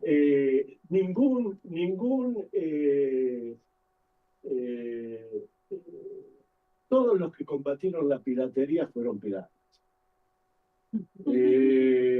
Nadie podría combatir a la piratería, al pirata, si no fue pirata. Digamos, ese es el mecanismo que me... Entonces, no tiene que ver con la honestidad, tiene que ver con los recursos sociales. Gracias, Zacarías. Y hay algo que se pone en evidencia en toda esta respuesta, que es que en esa pluralidad de órdenes normativos hay jerarquías, ¿no? También, porque si existen riesgos, el mismo riesgo pone en evidencia que hay ciertos órdenes normativos que tienen una capacidad de acción o de justificación, en el caso del decomiso, que ponen en riesgo el negocio, ¿no? Entonces, no tendría tanto miedo en hablar de soberanía cuando podemos definirla como la capacidad para decir el derecho sobre el territorio, y en el antiguo régimen no está monopolizado todavía. Entonces hay múltiples soberanías o jurisdicciones coexistentes, ¿no? Sí, ok. No voy a hacer Mañana seguimos con sí. Yo digo que no. Tú dices que no hay que usar la palabra soberanía. O en todo caso hay que asumirla como una fragmentación, una limitación. Sí, pero no creo que él diga algo. Sí, la capacidad de decir el derecho sobre el territorio en el antiguo régimen no está monopolizada ni centralizada. Pero una cosa es y otra cosa es la acción efectiva de ejercer lo que tú quieres hacer sobre un territorio, independientemente de que diga lo que diga el juez. Y tú mismo como juez haces lo que quieres en un territorio, o lo que puedes en un territorio, independientemente de lo que diga el que te viene a supervisar. Sí. Y el que te viene a supervisar está subordinado a lo que puedes hacer aquí. Y entonces eso subvierte la idea de soberanía. Pero Eso es lo que yo discuto. Pero si hay riesgo de comiso, por ejemplo, es porque hay uno de los órdenes que está sirviendo como justificación y que tiene una validez en términos jerárquicos que permite accionar penalizaciones en relación a otros conjuntos normativos como el que pueden sostener los contrabandistas que nunca hacen trampa porque tienen su propia estructura normativa, ¿no? Pero eso depende de quién tiene capacidad de acción sobre el territorio. Sí, de acuerdo. O sus propios jueces, como tenía el asiento que tenían los jueces del asiento. Y algo que es importante, si quieres hacer contrabando, es tener liquidez. Y la liquidez en un territorio donde la plata solo pasa, la retención, y aquí es un poco, querido, existen las letras de cambio, sí, Pero cuando la red es exógena, necesitas plata. Y yo creo que eso es lo que hace Zarratea. Acopia para tener liquidez en el momento oportuno. Eso es lo que veo en 3 momentos. Cuando no hay confianza. Y ahí también No, perdónenme, las letras de cambio es el medio de pago usual. Para transportar plata hay gente especializada en el transporte de plata. Si los comerciantes no andan por el mundo con la plata en el bolsillo en una caja. Lo que utilizan normalmente, haya o no haya confianza, es papel. Desde la Edad Media hasta nuestros días. ¿Sí? Luego, lo que se compensa... Bitcoins. Bueno, seguimos discutiendo esto. Bueno, los ingleses papeles no recibieron. Sí, De los españoles, digo. Sí, claro. Es decir, letras de cambio, libranza. Bueno, también reciben plata, obviamente, porque la necesitan para el comercio. Pero ahí va la cosa de que, por ejemplo, los americanos van a vender para los españoles del Río de la Plata letras de cambio sobre Inglaterra. O sea, los comerciantes locales están adquiriendo instrumentos de pago en papel sobre backed by London, que van a utilizar en Hamburgo, Marsella. Sí, yo confiaba. ¿No? Hay una realidad que es que el papel no es lo mismo que el metal, que es una realidad que puede parecer materialmente obvia, pero hay un punto que es importante y que me parece que lleva a una confluencia entre esta discrepancia, que es que cuando las letras de cambio tienen una tasa de descuento que es inferior a la media, se aproximan cada vez más a la admisibilidad que puede llegar a tener por ejemplo, la libra esterlina. En muchos casos, la circulación de algunas letras era directamente aceptada como libres porque estaban giradas por una cantidad de endosantes que permitían garantizar su liquidación en Londres. Pero, claramente, papel y plata no lo mismo. Bueno, yo puedo una última frase. Dijo la confianza, justamente la confianza. ¿Y quién es un hombre confiable?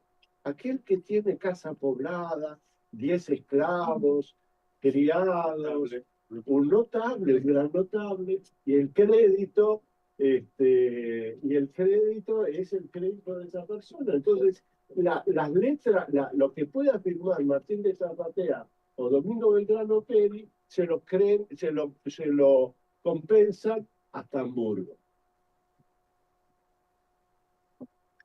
En algún momento se paga con plata. Si no, la confianza no alcanza. Bueno, seguimos en la discusión. Chao. Hasta luego. Bye. Bueno, seguimos aquí quienes estamos presencialmente con Entonces, queridos, ahora está el lunch ahí, vamos a descubrir nuestro lunch y volvemos en 1 hora. En 1 hora nos reencontramos. Muchas gracias. Volvemos. ¿Dónde comemos?